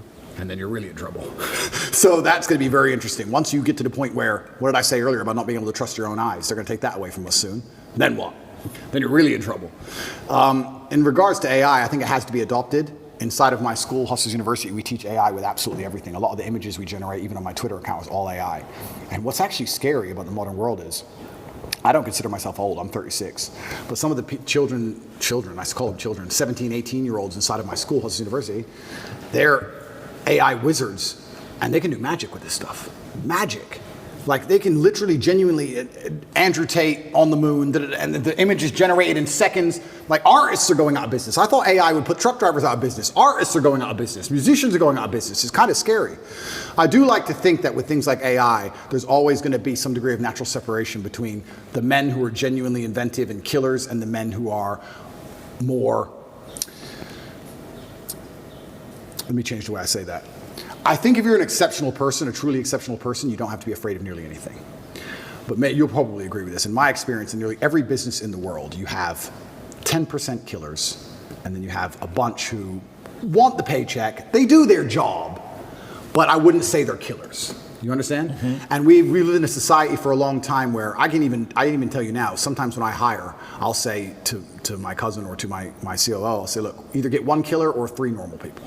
Because that's the reality. That's the basic. You either need 3 people to half do the job, or you need 1 killer to do the job. And I think that those 3 people who half do their jobs, enough to not get fired, they turn up most of it on time, but they're not really that motivated. Those are the ones who have to fear AI. I think businesses in the medium term are going to become killers and AI. I tell them now, I have some guys who work for me on one particular company and their sales staff. I was reading through the sales scripts. The killers doing really well, but the average guys, I said, you're not doing much better than ChatGPT could do right now. I want to warn you that you're not doing much better than I could replace you with a machine today, let alone in 5 years from now, for free. You need to be careful. So I think it's just becoming more and more competitive. The idea that you can just be Joe Schmo, do your job, turn up, I don't try that hard, it's fine. I think that's all going to go out the window, because as the world becomes more competitive, as a company, you have to compete with your competitors, and the only way you're going to be able to do that is just, where do you cut the fat? Where do you cut the slack? When I see AI popping up and getting more and more intelligent in the way it's talking, that doesn't scare me. But I have a way with words. If I was Joe Schmo, I'd be afraid. This chat GPT can probably text your girl better than you can. He'll probably get laid faster than you will. That's a little advice for the guys out there right now. Just plug it into your phone. It'll do better than you do. So that's scary, you know? That's hilarious. I think that's what the average man really needs to struggle. And I've been saying, this has been my message for a very long time in all realms. I've said for a very long time that life for the average man is going to get harder and harder. It's becoming more and more competitive. You need to find more and more ways to stand out and be unique. And the only way to really do those things, unfortunately, as a man, is to suffer. And that's one of the reasons I'm kind of glad that God put me in jail, because if you look at anything that builds a man into a man, there's a degree of suffering. It's very hard to become a man and have a man who's respected and has stories and is capable when he only had a nice life and nice experiences. It's usually the things that made you the best version of you are usually the worst things that happen to you. So the demons I carry from jail, the fact that I can't sleep. The fact that I can't sleep, I've had girls say to me, you can't sleep, you need to see a psychiatrist. And I said, absolutely not. I would be furious if a psychiatrist walked in here and took my demons from me. I don't care if they could fix me with a click, they're mine. And they were bestowed to me by God. And they are mine to deal with, and they are mine to fix, because that's how I become a better version of me. I would be furious if someone took them away from me. I'm glad I can't sleep. Good, I can train endlessly. That's why I'm bigger than I've ever been. I'll train I'm not going to waste a minute. But all the demons that have been given to me by God and all the problems that have been given to me by God are mine to fix. I would never, ever allow anybody else to take them from me. I'd be furious. Mm-hmm. If a psychologist came in and said, I could cure you, I'd say, no, thank you. I will cure myself. I don't care if it takes 10 years. I'll cure myself. That's my job. And I know that when that's done, I will be more mentally resilient than I ever would have been without jail. That's the whole point of it, right? So many men say, I want to be the man, but they don't want to suffer, they don't want to fight, and I don't understand why, because even if you look at a superhero movie, they tell you, even in superhero movies, they make it very clear, Batman's parents died, that's why he's Batman. All the bad things have to happen. There's no way to get there without the bad things. I get so many emails from people complaining about their bad things, and I don't have time to reply to any of them, but if I could, I'd say, good luck, congratulations, off you go. Of course she broke your heart. Of course you're sad. Of course you miss her. She's with me now. That's life. That's part of it. That's the only way you're going to get to that level of resilience. You can't become the man any other way. So yeah, I thank God for everything bad that's ever happened to me and all the demons. And I trust that he's not going to give me anything I cannot, in the end, decipher and deal with. In the end, I think it's a puzzle. And you decipher it and you work out the best way to deal with it. And you internalize the good parts. And you become a better and stronger and more resilient person for it. Mm-hmm. So I have to thank God for every single one of them. Well, I mean, you got to go through shit to be the shit. That's basically what it is. And by the way, what you're saying is not a hypothetical. You talk about being the average man. You see this play out on dating apps these days. Have you seen what's happened, especially on Instagram and on all the dating apps, Hinge, Bumble, and out there? The top guys out there are getting 90% of the women, whereas the bottom guys, I think the stats are a third of men under 30 have not been laid in a year. If being average is not acceptable anymore. At all. It's not acceptable anymore, and it's not acceptable in the sexual marketplace, but it's also just not acceptable, I don't think, even in life anymore. Period. You have to diversify now so much to even protect yourself. The idea that you can just be a law-abiding citizen in a country and just work your job and be okay is gone. It's gone. If COVID doesn't prove that, I don't know what will. Yeah. Look at my situation. You have to diversify. You have to be smart enough that you have assets and friends and capability and lawyers and whatever all over the world now. That's the only way to protect yourself. You can't just sit within one jurisdiction and go, oh, well, but I don't speed, so it's going to be okay. I don't think it is. I think it's coming to a point where it's not going to be okay. And AI is going to make it harder and harder, again, for those average men. It's going to be harder and harder. I don't think the exceptional men are ever going to suffer from AI. I think we're going to use AI. Do you think this whole Neuralink that Elon Musk just got the approval for the patent? So now the sale is going to be, look, no matter what you do, John, you will never be like Andrew Tate. Yeah. But if you take this Neuralink GT500/Tate, you're able to get upgraded to his levels and think like him and outthink and do this and do that for only $49,000. If we put this chip in your head, we'll never offer this to you. My mother always says to me, I'm glad I'm not young. And I'm starting to say that now. I'm glad I'm not young. Because I'm telling you, it's going to be scary, right? Because the world is hyper-competitive. Every single thing in the world is competition. I don't think people realize I'm a hyper-competitive person because I understand that every single thing I want, somebody else wants. The girl I want, other people want. The car I want, other people want. The house I want, other people want. The lifestyle, the jet, every single thing you want, somebody else wants. It's a massive competition. As a man, you have two choices. You either accept that as a massive competition and try and play the game, or you just try and pretend it's not a competition and live in perpetual failure. And it's going to become hyper-competitive. The world already is. You're not going to be able to compete with a person with a computer brain. So you're going to have it because you can't compete.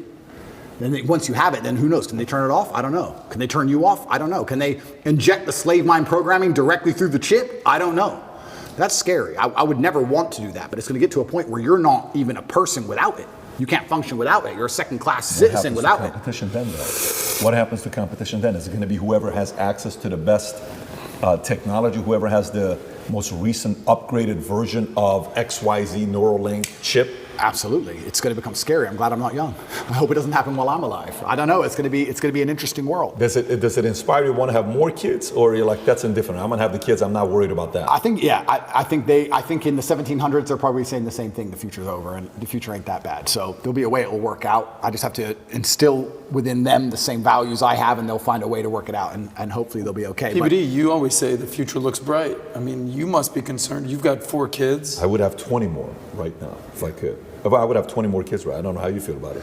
I'd have 20 more kids right now if I could. Absolutely, absolutely love children. There's nothing bad about having children. The only thing I wish I did is start earlier. It's the only thing. The only thing I wish I did was start well, listen, right now, I don't know if you know, if you need some inspiration, there's this guy named Al Pacino. I saw that. Who had a kid at 82, and his girl was 29 years old, and De Niro had it at 79. Wow. Well, so it's never too late. You're never 36. Too late. If you got the testosterone level of 32, I'm sure you can have 20 more kids. I'll be okay. Politics. Let's talk politics with America. You're seeing what's going on with the election. Mm-hmm.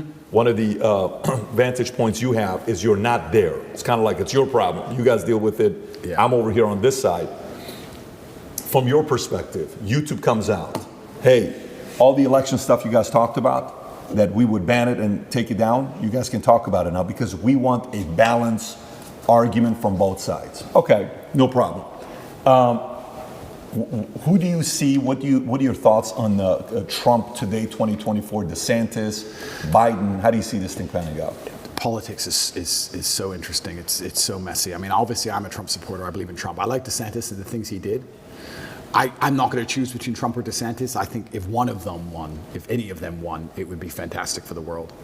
I think YouTube taking a back step is actually extremely important symbolically. It'd be interesting to see if they keep that up post this election, seeing what happens with this election. That'll be very interesting. But I think it's certainly a massive symbolic step back. I remember when I got canceled, nobody talked about Rumble, nobody talked about Kick, nobody talked about, even you got Valuetainment, no disrespect. You were a lot smaller then than you are now. Of course. It's crazy how fast alternatives have popped up.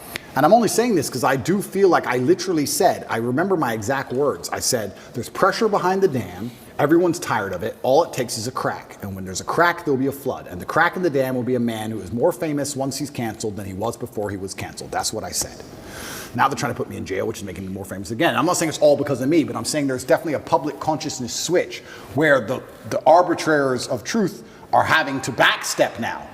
They've overused their power. They overstepped their power exactly like we said they would. And now they're allowing open discourse. So I hope that America has a free and fair election. That's what I'm praying for. I think every country should have a free and fair election, especially when we're going to fly fighter jets and drop $500,000 bombs on farmers who've never made $5 in their day under the guise of democracy. If we're going to bother to do that, then we should at least have a democracy ourselves. So I think a free and fair election will be interesting. And I think the will of the people should be done. And that's how America was built and founded, and that's what I would like to see. And I do think that America does lead the public consciousness overall as a whole. I know what you're saying about me being over here, but I do think that which side wins does have an overreaching effect overall on the entire planet. America is still the most powerful country on earth. It'd be very interesting to see what happens in 2024, we'll put it that way. Crazy question for you. He gets approached all the time. PBD, when you're running, PBD. He goes, listen. I'll vote for you, bro. Yeah, he goes, listen. I was born in Iran, made in America. I can't run. Well, when are you gonna? Well, you were born in America, Andrew Tate. I was, yeah. You know, you were raised in Luton, UK. You lived in Romania, but you are an American citizen. I have no idea. Dream with me for a second. I have no idea. If you were president of the United States, Andrew Tate, what would that look like? I have no idea what it'd be like to be president, but I have a feeling what Putin said about the presidents might be true. Did you ever see what Putin said? Yes. 8 years, they come and go. Yeah. I've seen 3 presidents. I've seen a lot of presidents come and go, and they all come with these grand ideas. But once they get in office, the people with the briefcases and the dark suits come in and sit them down because of the strong bureaucracy inside of the United States and explain to them how things are done. And they never seem to get their ideas done. They never seem to do the things they said they were going to do. Do you include Trump in that? I think Trump tried his very best to resist that, and that's why he's in the situation he's in. That's why they're taking him to court for no reason. That's why he was Matrix attacked. I mean, if Trump's, okay, let's cut the guard. I'm going back to jail anyway, probably with this Matrix attack. They're going to try and kill me anyway. They probably are. If Trump's situation isn't a Matrix attack, what is? What did they just hit him with in New York? Some defamation for defending himself against a lie? If that's not a Matrix attack, tell me what is possibly else. Anyone who's sitting out here who actually truly believes that the Matrix doesn't exist has no idea how the world works. The media machine and the legal system work hand in hand to try and slander people's name and convince the populace enough that they're guilty so there's no revolt, so they can hit them with a guilty plea. They've already decided before all of it. It's all a plan. This many months of negative news, they won't hit him with this, we'll get him guilty for this, and with this many months of negative news, the populace will probably swallow it. It's garbage. It's a Matrix attack from head to toe. How much do you see yourself in Trump? And to use your words, first they try to cancel you, he was canceled. Yeah. Then they try to throw you in jail, he's dealing with lawsuits. Yeah. Lastly, they try to put a bullet in your head. Well, Trump's lucky because he's a bit older. So Trump, they'll try and outlast him. They'll wait. My problem is I'm a bit young, you know? And I also think the reason I feel particularly at risk, and I say these things on podcasts to protect myself, and I don't want anyone to think I'm paranoid or crazy, because I really don't believe I am. The reason I think I'm particularly at risk is for the thing you just said. It's the masculine youth who are my fans. It's the 11-year-olds, 12-year-olds, 15-year-olds, 16-year-olds. They are the future of the world. They're the people you want to go and die in a ditch. They're the soldiers you need. Those are the people you need psyoped. You need them psyoped. You can't have a bunch of men who aren't psyoped. Mm-hmm. That's when you lose control of everything, when the men don't listen anymore. And they're all listening to me. And I'm teaching them things like God, religion, personal responsibility, accountability, discipline. And everyone's saying, well, why are they attacking Andrew for just telling the truth and making me go to the gym? Because when you have these things, when you have accountability and discipline and personal responsibility, you have a barrier, you have a parameter, you have a no, you have a limit. They don't want you to have a limit. None of the men are allowed limits. We must accept whatever we are given from our relationship with our woman, from the government, from our job. We're just the slaves. We're the backbone of the tax bracket. We just have to shut up and pay our taxes. As soon as we have limits, they have a problem. That's why they dislike the things I teach. What do I really say? What do I really teach young kids that's genuine dangerous? What do I say? Go to the gym, stick up for yourself? Stick up for yourself, go to the gym, you're allowed an opinion. Educate yourself, be smart, work hard. Believe in things. Believe in yourself. Have friends. Have strong friends around you. Don't listen to dishonest men or dishonest women. It's not misogynistic to say dishonest people. Non-gendered should be anywhere near you. You should have standards for who's your friend. Standards for who you have relationships with romantically. Whether you're gay or straight. You should have standards. Telling men to have standards is now wrong think. Because as soon as men have standards, they lose control. They don't want any man to have any standard on anything. They want to come along and say, no, you need the 8th injection. Take it. That's all they want. I think that's the saddest thing that's happened to you, is because anybody that listens to your long form content, not 60 seconds on TikTok, fully understands that you're an advocate for male self-improvement. Absolutely. Get out of depression, work your ass off, be coachable, make money, get women, enjoy the finer things in life. But they will take the little things you say and label you a misogynist, label you a chauvinist, and that's the tip of the iceberg of minor things you say when you really are a male advocate. It's weaponized virtue. But also, you can't have an opinion on any kind of differences or differentiation without them now calling you a misogynist. If I believe a woman is better at raising young children than a man, I would never drop my child off to a nursery run by men. I think that would be weird. I would never take my 2 or 3 year old girl and drop her off in a nursery which was male run. I would only bring her to a nursery which is female. Nor would you hire a babysitter that's a boy. Neither. Never. Do I hate men? No. Like, I just believe that in war a man should go, and raising children, maybe perhaps women should go. I just believe in the same things that everybody believed in 10 years ago. The world has gone nuts. 10 years ago, everything I'm saying was standardized and accepted and normal. And they're taking this misogynist garbage and weaponizing the virtue and trying to attack me with it, and they don't even believe in it. It's truly upsetting, but I just can't be quiet because I don't know how. I couldn't live as anyone else other than me. I couldn't live as a man who wasn't trying to be his best self. Let's stay on this. So you said president, then you brought in Putin. Yeah. So then that discourages for somebody to think they can make real change. Okay. So 2 questions. One, if you are the president today, I'm sure you've thought about it. Yeah. What policies would you attack? Right now in America, I watched RFK. I don't know if you listened to the recording yesterday. I've heard. What he said about the angle he would take with pharma. He says, all these things we're talking about guns. He says, how is it that we have the same amount of guns as Switzerland does per capita, but Switzerland hasn't had a school shooting in 21 years. We had it 21 hours ago, and we just had one last night, by the way, big one. I don't know, in Virginia, I want to say, right? 7 people shot. Yeah, 7 people shot just yesterday, right? Every day there's something. Every day. You're talking about fentanyl. You're talking about the drugs. You're talking about LGBTQ. You're talking about military-industrial complex, economy, taxes. What would be top 3 issues you would attack if you were president today? And that's so interesting because before I answer that question, that ties back into what we were saying earlier about men's mental health. They pretend they give a shit about men's mental health. But if you come along and actually advocate and tell men how to be happier. I've been a sad man and a happy man. I am a man. I know exactly how it feels on all ranges of emotion. And I'll be honest with you right now. When a man is sad, there is an inclination towards aggression. That's how we're born. That's how we're evolved. We're evolved with that inclination towards aggression. We need that to protect and provide. That's who we are. We need that bravery. But having a bunch of depressed, sad men who have no emotional control is dangerous for society. I say this all the time. They try and pretend that I'm somehow dangerous for society by telling men to stand up for themselves and be masculine. Absolutely not, really not. When you tell a man to have no emotional control and be more feminine, that's a school shooter. A school shooter is not a man with masculine accountability. He's a man who's told, act how you feel all the time.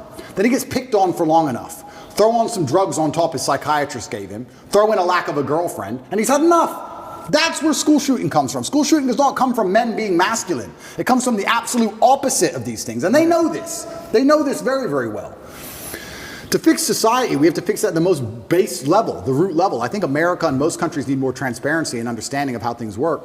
But when they're attacking the family unit, they're attacking all of these issues. Every issue you've just labeled all starts back down to the beginning. I really think the reason I would like to argue, and I don't know any of the statistics on this, in the 1950s, I'm sure there was prevalence of guns all around America, but there just wasn't the school shooting. Why? What was different? What was different in the years before that there is now? I think it's just because children obeyed their parents, and their parents were a family, and there was a degree of responsibility that was instilled inside of people, and there's a degree of accountability, and there was a degree of honor and pride. Great question. There's a degree of honor and pride. Yeah. I'll tell you something now. I bet in the 60s, 70s, whatever, in any country in the world, people didn't want to do dumb shit because the family would be known as criminals. The last name would be tarnished. Their son did this. You hear what their son did? There was a vested interest in all of it. Now you have a school shooter who's going to go out there, be a piece of shit and kill people, and then their parents are on TV, well, yeah, he was failed by the system. They don't even feel any shame. It's unbelievable. If one of my children or someone close to me did something that heinous, I would be disgusted. I would apologize just for the name alone. There's no honor left. There's no pride left in the name. And this is what happens when you remove honor and pride from people. If you have no honor and no pride, nothing really matters. What matters anyway? It doesn't matter if you're out of shape. It doesn't matter if your kid's a piece of shit and a criminal. Nothing matters without honor and pride. And this is done on absolutely every level. I said this to Tristan the other day. I was actually saying, we were driving, well, the other day, long time ago. I haven't left the house in a while. We were driving and I said, even on the most base level, I said, every building is ugly. Have you noticed that every new building is ugly? It's ugly. Tristan goes, yeah, it's all the same glass, big square, ugly building. In the 1400s, we built these ornate, gorgeous buildings. And now everything's ugly. Why is that? And well, I'll tell you why it is. It's because they don't want you to have any intrinsic attachment to a specific place. If all the buildings are beautiful in a specific town, you have intrinsic attachment to that town. You care about that town. You want good things for that town. You'll protect that town. You'll defend that town. What is that? That's a barrier. That's a parameter. If everything looks the same all the time, you'll just move. Who cares? Oh, they've messed up San Fran. Who cares? I'll just move somewhere else. Let's move somewhere else. It's all the same. Globalism doesn't matter. It's all the same. Buildings in Berlin and New York, they all look the same. Where's all the beauty gone? When there's beauty, you have an attachment to that beauty. They want to remove all your attachments from everything. Even now, when they try and psyop you into, let's say, the way that models all look different than they used to before, right? Models all look different. Victoria's Secret. Yeah, and I was arguing this point, and someone's saying, oh, but that's because you have Eurocentric beauty standards. I said, no. I'm going to correct you, because I know you think you sound smart using the word Eurocentric, and I'm going to correct you because you're a dumbass. Let me tell you what beauty standards are. Beauty standards, by definition, for something to be beautiful, has to at least be unique.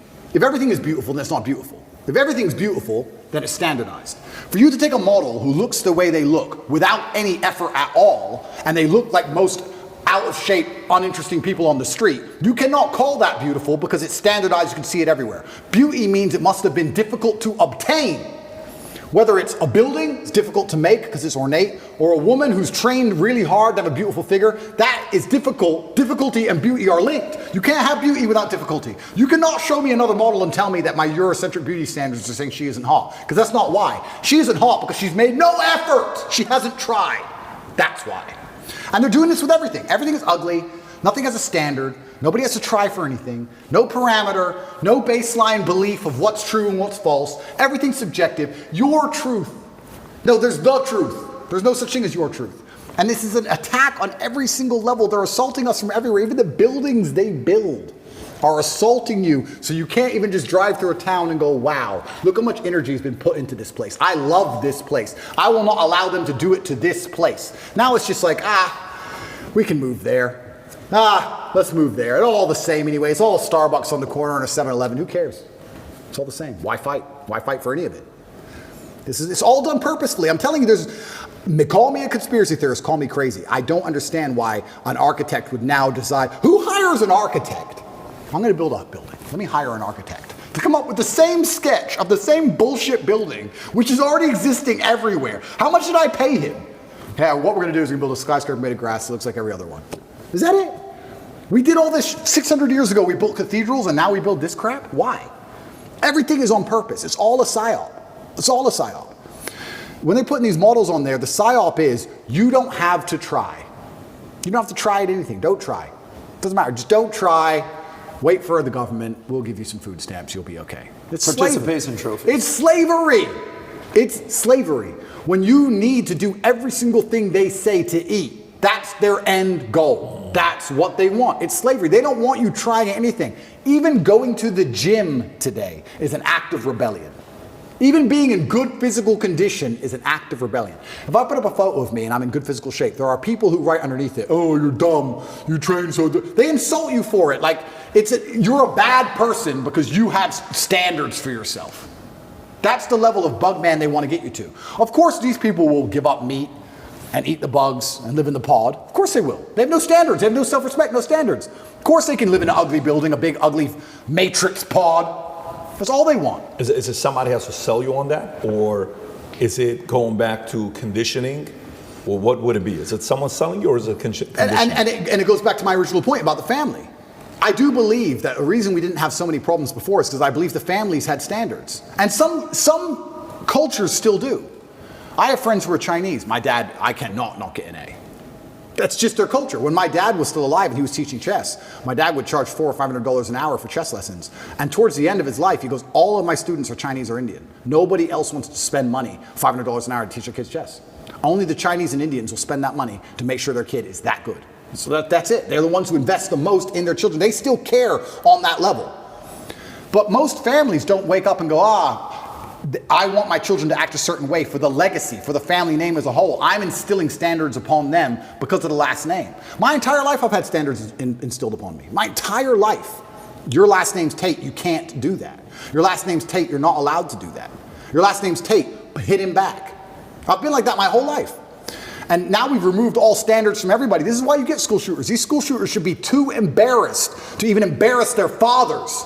They should wake up and go, I would never do this to my family. And I'll also, this is definitely gonna get me canceled, but I'm gonna say it because it's true. I'll say it by extension for suicide. I don't care what you do to me. I'm Andrew Tate. I cannot kill myself. I can't. I'm not allowed. It's against the creed of my last name. I didn't have ancestors who suffered how they suffered, who went through what they went through, for me to be born to kill myself.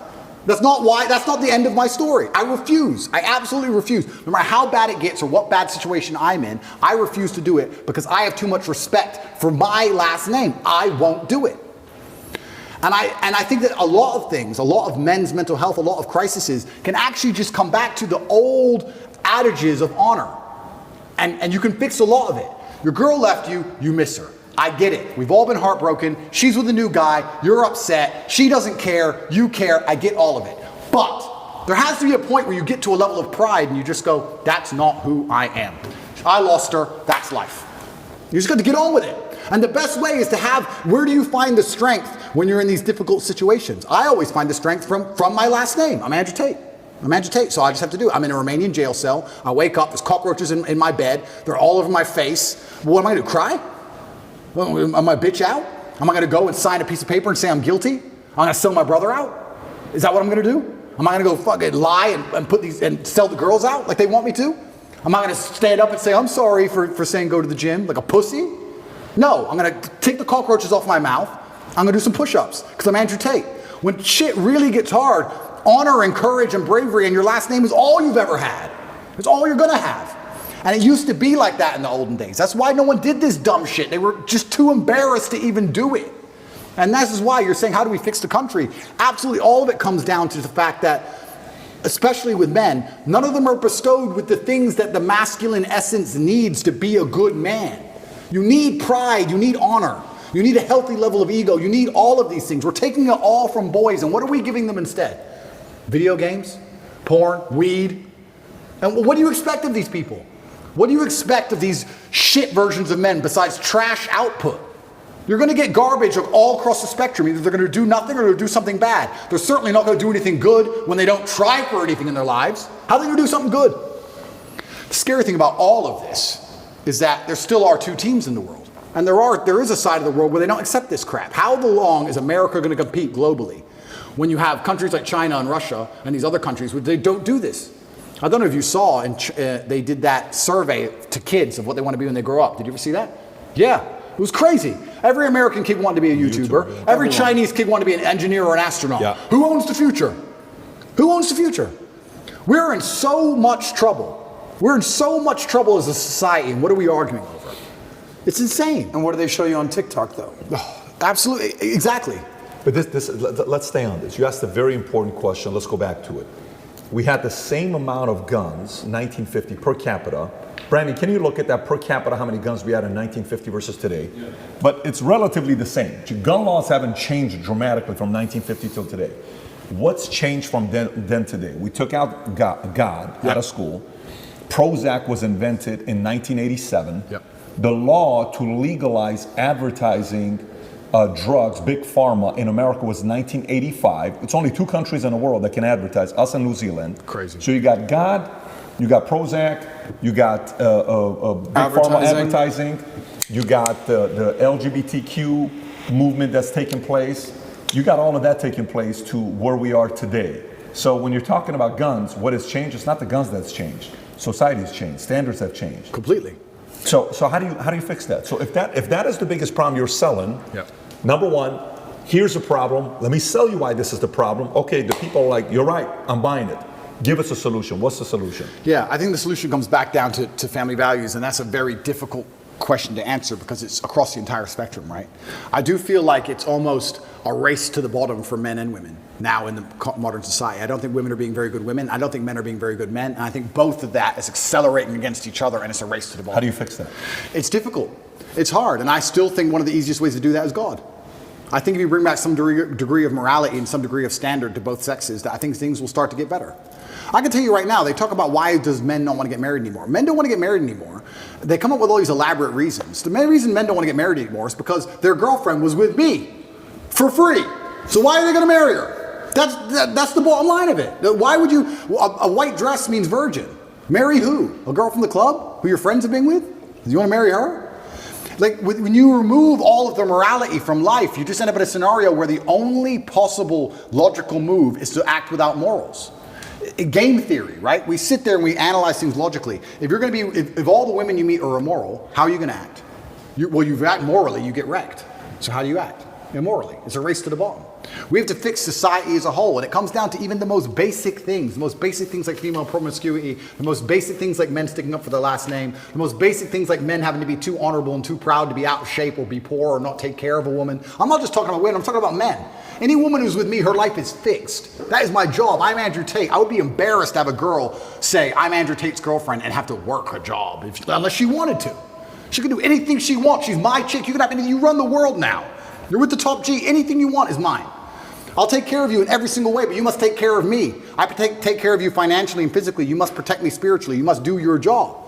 It's a race to the bottom on both sides. And when you have two genders racing to the bottom and then a child is born, what do we expect from this child? Who's raising the child?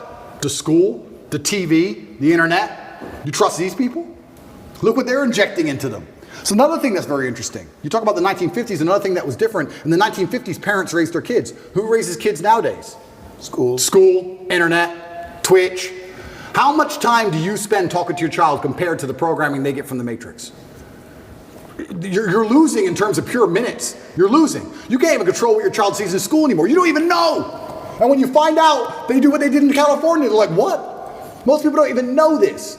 You have children 15 years old, I've seen it on YouTube, arguing with their own parents, disagreeing with their own parents. The whole point of having children is to instill your values in them. I want my sons to be Emory Andrew Tate. They must think and act and be like me. And for someone, I've had people say to me, what if they're not? If they're not, they're not. That's fine.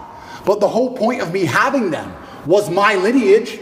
That's the whole point of me suffering to raise them was my lineage. Why would I raise them to be anything other than what I believe I should be and they should be? That's the whole point of it, and I'm proud of that. I'm not going to sit and apologize for wanting my sons to be Tates. I'm not going to apologize for it. I don't care what the school wants them to believe. They believe what I want them to believe because they are mine. But all of that's gone. So then we also talk about what's different between the 1950s and today. These kids are being raised by people who aren't their parents, and whoever's raising them clearly ain't teaching them anything good. It's teaching them, if you feel, act how you feel. You can't tell men that. It's dangerous. You can't tell men to act how they feel. You can't tell men to not have emotional control. You can't tell men to cry anytime they want. Because men don't just cry sad, they cry angry. They cry very angry. You don't want that. You have to teach them stoicism. You have to teach them all of these things. And it's all gone. So, okay, so let's stay on this. This is actually a very interesting topic we're in, from 1950s till today. So you're saying, if somebody is a Tate, if somebody is my wife, if somebody is my son, you're going to be doing this. I'm not going to let a teacher X, Y, Z. Okay. Well, 85-90% of America doesn't have the money to be able to put them in a private school. Correct. Where right now is June. If you go on YouTube or Twitter and look at Pride Month, everywhere kids are coming to school. Parents, teachers got these pride stuff going on all over the place. Parents are like, look, I'd love to put them in a private school, but even some private schools are doing it right now. In Florida, there is a private school. It's known one of the best private schools out there. You know which one I'm talking about? I won't mention it. Starts with the letter P. People should know what it is, but they all know what I'm talking about. We have a party at our house, okay?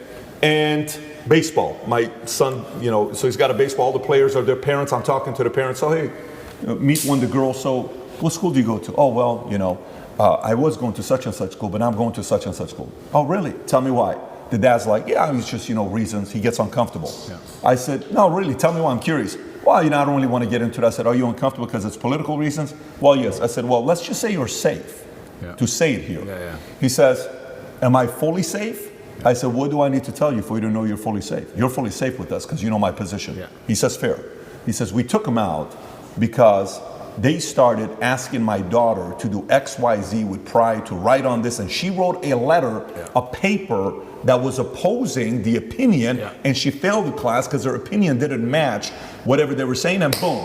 Now, so I said, what's going on with that private school? That school's $50,000 a year per kid, the one that's grooming. $50,000 a year per kid. There's an exodus from this school to go to other schools. So one, some parents don't have the option, Andrew, to say, you and I are not worried about it. I'm not worried about it, but the people I'm leading, they're worried about it. Absolutely. How do you fix it if you're that person without the resources you got? And that's another thing that's difficult, because I have two answers to this question. I have the arrogant answer, and I have the answer that I believe I think is I know helpful. the arrogant one. We'll give both of them. I'll give both. Yeah. The one I actually believe is helpful. This is where I think things like we discussed earlier, like the Klan comes into effect, right?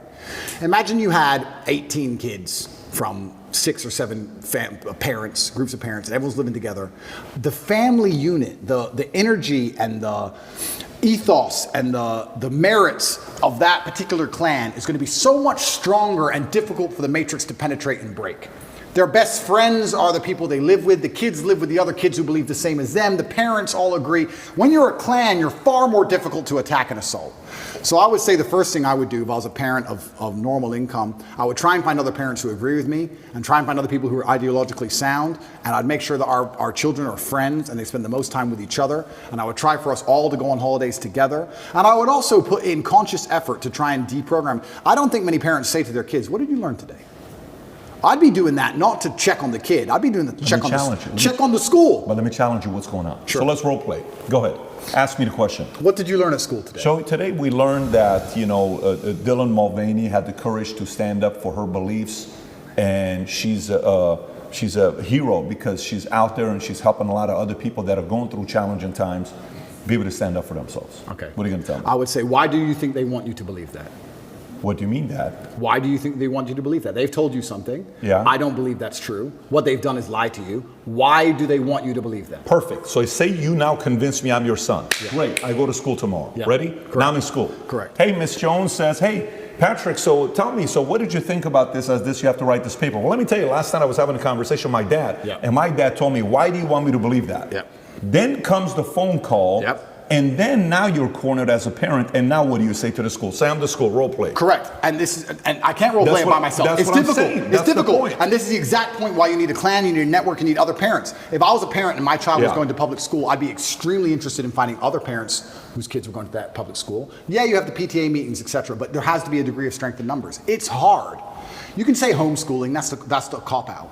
But the other answer, the more arrogant answer to this, is actually an answer I gave after the subway incident. You know, in New York with the subway where they choked the guy and he died. Yep. I get asked all the time, Andrew, what would you have done in that scenario? It's a very difficult scenario. I mean, we can argue whether he choked him too long, whether he was trying to protect people. There's a bunch of arguments.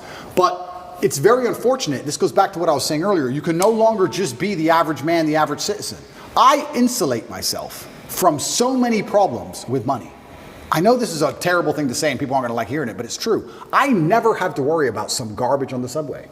I never have to worry about, do I stand up and defend this woman or allow her to get attacked because they're going to put me in jail? I never have to worry about some fight on a plane because the ticket was $40. I never have to worry about my kid going to learn something they don't want to learn. I don't have to worry about any of this because money protects me, right?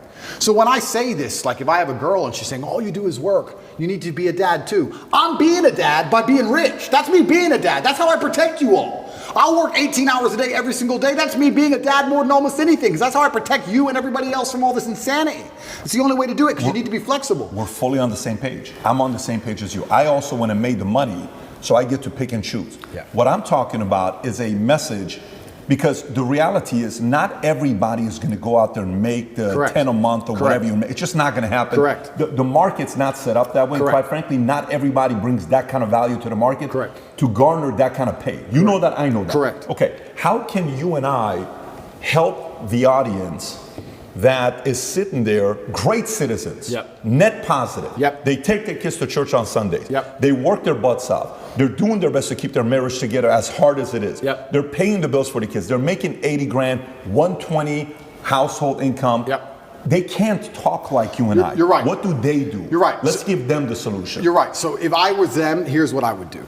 I would make sure that my family had core parameters and core beliefs that we believed in, and I would fact check everything my child was told against those core parameters and core beliefs. So let's say one of our core parameters and core beliefs was hard work. We believed in hard work and dedication. When they came home and told me something about body shaming or the fact that models can change, I'd say, does that agree with the beliefs and the merits that this family has decided we're going to operate under? Yes or no? I would have a framework, I would have a gate which ideas have to penetrate through. Every idea has to be fact checked against a gate, a parameters of set values that was stuck to my last name.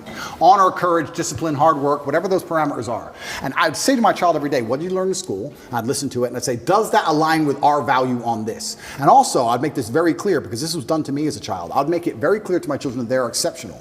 I think every single person is exceptional for different reasons. We talk about normal children, normal families. That doesn't mean they're not an exceptional individual. They can still be an exceptional person. Totally. Who knows what they might become? Sure. I'd say you're an exceptional. You don't believe what everyone else in that school is told to believe just because it is said. You're an exceptional person, and we have a framework we operate under because your last name is X, and our framework is this. Does that align with hard work and dedication? No, it doesn't.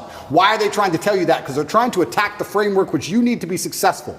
My father said to me when I was young, my father had many quotes, and I use them all the time, but one of my favorites was, I allow manipulation to find out where my enemy wants me to go. And then I use my mind to break the trap and punish the perpetrators. That's the exact line I will tell my child. I'll say, they've attempted to manipulate you. We've allowed it. I allowed you to go to school and listen to this. Why were they trying to manipulate you? Where do they want you to go? They want to take you away from discipline. They want to take you away from hard work. Now we're going to use our minds to break the trap. We now know what they want. My father explained this saying to me, and he said why it was so important, and it's true. If you don't allow them to manipulate you at all, you don't know where they want you to end up. You might get tricked another way. You might take another road to the same destination. You allow the manipulation. Tell me what you want me to believe. Tell me what you want me to understand. Allow it to manipulate me all the way to the end. I see the end goal. This is what you want. No. And this is what I would teach my children. Explain. Your time in school is going to teach you some very important things that you need to know. And they're also attempting to psyop you and trick you and poison your mind. And we are going to discuss daily, built within our family framework, within the code of our last name, to see which are true and which are lies. It takes work, like everything else on earth. It takes work. And I know it's hard. Parents are out there, they're working, they haven't got time. Their kids are on the internet. It's difficult. But you have to put the work in, because you are almost fighting an enemy for the minds of your children now. You know what I think? Is that's great, very good feedback. But so I lived in Iran, and in Iran, you'd go out there and you'd say, so hey, listen, people are asking about religion, don't talk about it. Are we Christians? I don't know. Talk to my mom and dad. You don't need to answer the question, right? Because there's that fear. So parents are teaching kids to not talk about their values and principles. The element that parents fear what the school's gonna say to them and not give the kids the best grades, because imagine you got a 10th grader or even a senior. If you really say what you believe in, that teacher gives you a C. You don't get the A to get the 4.3 GPA to get the scholarship because you can't afford it. You have to be like constantly like this. So parents are telling their kids, look, whatever I'm telling you, don't tell them. I think it's bigger than that. I think a part of it is this is the first time we had stats, and I don't know how long this was, where kids graduating high school are not valuing a four-year college as much as they did before, okay? That is a threat to the establishment because they can't be a control, right? Number two is there is an element, when I'm watching this video with these parents yesterday in Glendale, and this is where I grew up, this is my street. I grew up Broadway and Verdugo, right next to that post office. I'm 200 yards away from the high school is where I grew up, and I lived on Doran for a couple of years before I went to Wilson Junior High School. And I'm seeing these parents upset, like, how is this? This is common sense. Leave these kids alone. I think there's got to be an element of those parents coming together and a form of a strike, I believe, to say, if you want the tax-funded money that's being given to your school district, hey, we're not coming. We're going to decide to do schooling together, and we're going to use this place or this facility and that facility, because they have to feel the pain. They cannot do that to the kids. So my only messaging with what you're saying right now, number one rule is what? Go start a part-time income, make an additional $3,000 a month so you can send them to the private school that they're teaching right values. Okay, that's number one.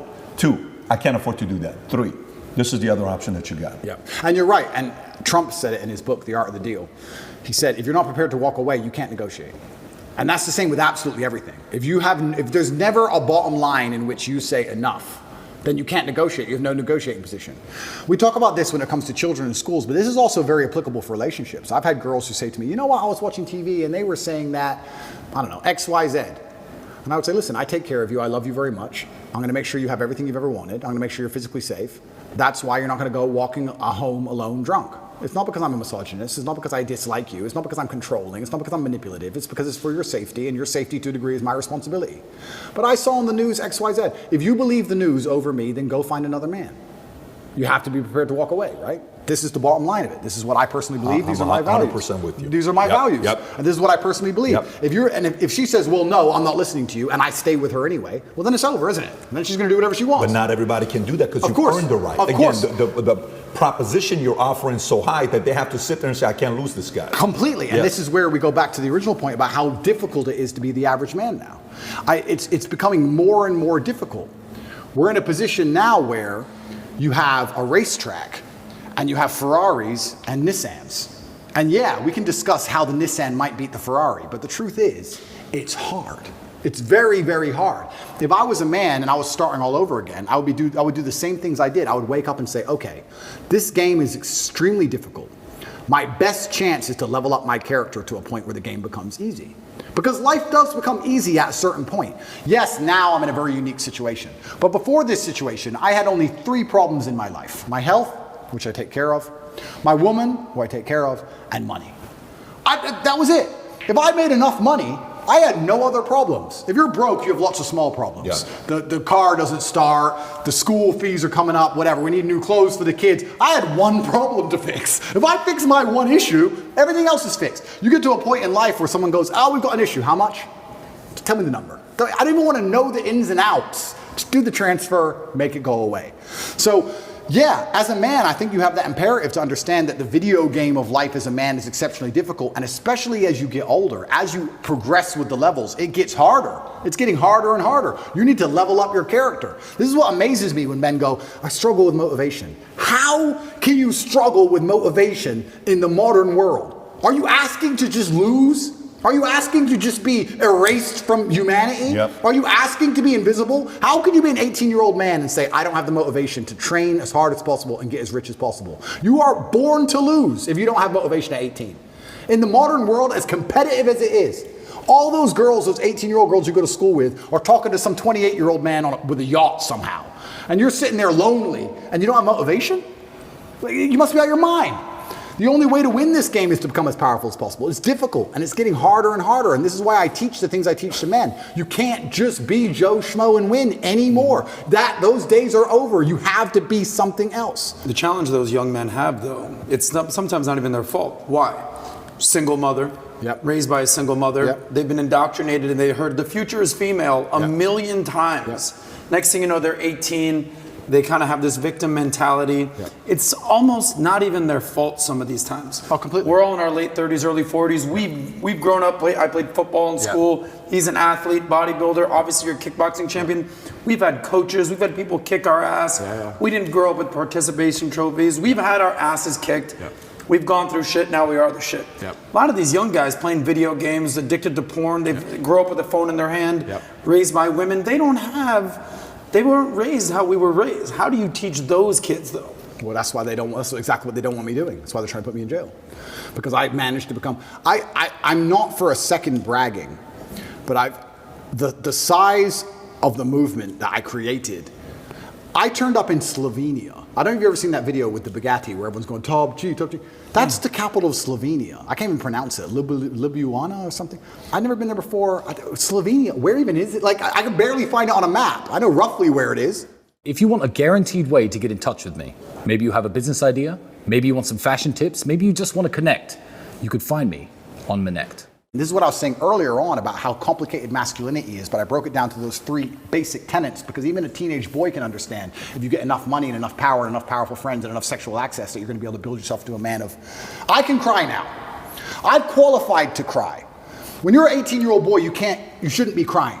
You should be focused, and you should be an animal, and you should be training, you should be working hard, and you should be listening, you should be going to coaching. I'm now at a level where I'm allowed to cry. I understand all the different elements of being a man. I understand the tapestry of masculinity fully. I can cry if I decide to. I've qualified for that. But before you get to that point, you have to go through all the hard shit. And the hard shit I've broken down to the 3 basics. And I think that's why they're coming to attack me so heavily. Because of what you just said. I'm telling kids things. And especially, people often ask me, especially Matrix Media, they say, why did you get so big? Because I'm telling the truth. I'm telling the truth, which every man knows is intrinsically true in his heart, because God has instilled him with a basic degree of morality of right and wrong. I'm saying things to a 17-year-old boy, and he's going, he makes sense. I get it. Everything I was told so far just didn't quite click, but this does. And that's what they're so scared of. And I agree with you. You're completely right. And this goes back to, once again, we were saying about last names, family values. The number of times I was told I couldn't do something because of my last name, I think that was my whole childhood. My whole childhood is, well, you're a Tate. Dad, I got an A. Of course, you're a Tate. It was just like, duh. Of course you got an A. But what else are you going to get, a B? What, are you a dummy? That's who I was my whole life. I had standards exacted on me. And I've even heard psychologists, I have a big problem with psychologists. I don't like them as a whole. I'll tell you some of my scenarios. I've had conversations with psychologists. There's a couple good ones, but there's a lot of them who I don't like. And their ideas, you raise children, don't put standards on, don't put pressure on them. How are they going to perform without pressure? Do you have pressure to perform in your business? Because I certainly do. I certainly do. Pressure makes diamonds. You think I didn't have pressure to perform when I sat down with the BBC and they tried to set me up? You think I didn't realize instantly? Okay, war. She's ready. You think there's no pressure? You think there's no pressure when they try and stab you to death? There's no pressure in life. You're going to raise a child and say, give him no pressure, give him no standards, so he can just be a kid. And what's he going to mold into? Absolutely and utterly not. Life is pressure, especially as a man. You need to have these exacting standards. That's how it is. My whole life was a pressure to perform to my last name. That's all it's ever been. I don't know how anyone's raised any other way. So yeah, it's crazy. It's a very difficult problem to fix. I agree with you. It's a very difficult problem to fix. But I think it starts with baseline things. And this is also why I feel like I have such a duty to act. I'll give you an example. If I could lie right now for $10 million and nobody would find out, nobody, I still couldn't do it. Because God would know and he'd punish me sooner or later. I really, truly believe that I would pay the price for that lie. I truly believe it. I think if you're a man and you're growing up and you're saying, how do I act? What do I do in this scenario? What would God want you to do? Tell the truth. You'd be amazed how far just telling the truth will get you. In any situation, I can give you benign situations that don't even matter. Your girlfriend caught you. Oh, and no, and I barely know her. Just say, yes, sorry. I love you. I'd love to stay together. But you did this. Sorry. I'm leaving. Okay, goodbye. Next day she's back. You just tell the truth. It could have gone on for weeks. She could have kept spying. She could have called the girl. All this drama. Just sometimes in life, you just man up and tell the truth. That's why in my current scenario, and I was saying earlier, that's the only way you're free, by the way. Oh, completely. Only way you're free. Truth shall set you free. It shall set you free. When I was saying earlier, the incompetence of my enemies is scaring me, and I don't know exactly what to do. All I can do is just tell the truth all the time. I'm going to tell the truth all the time. I'm going to say what I mean and mean what I say, and I'm going to tell the truth, and that's who I'm going to be. That's what I think is the best thing for me to do in the current scenario.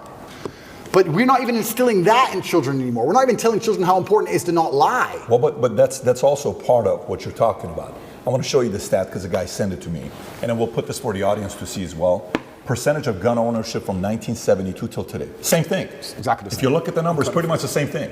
So what's been the biggest difference is a lot of these things that we just talked about. By the way, that question you asked from 1950 till today, the candidate that's talking about this, again, I went back to politics, RFK is talking about this. Yeah. And I think it's a very important thing to talk about because it's making people go research and see for themselves and to ask the question, what really did change? Completely. We've had this all the time. Completely. What became legal? Why are we adding all these pharmaceuticals to, kiss the Tate? Yeah. What else would it be outside of that? So that was the foundation, which I agree with you. Household values, principles, kids, men, raising them better. Yeah. What else would you see as a challenge from an outside? And then I got part two of the question for you. Yeah, it's anything else where you say, XYZ would also, by the way, I love the way you say Nissan and status. I just love the way you pronounce those two words, man. For a second you said Nissan, I'm like, what is Nissan? And then I realized what you're talking about. Well, I remember when I was young, other people's parents would tell me off. Do you remember that? Did you ever get that Yeah, when you were young? of course. Other people's parents Yeah. would come up and like, Yeah. you better not. Random adults would just tell me Yeah. off. I was scared of every grown-up. Every grown-up had a degree of authority. Just random adults. We can't do that anymore.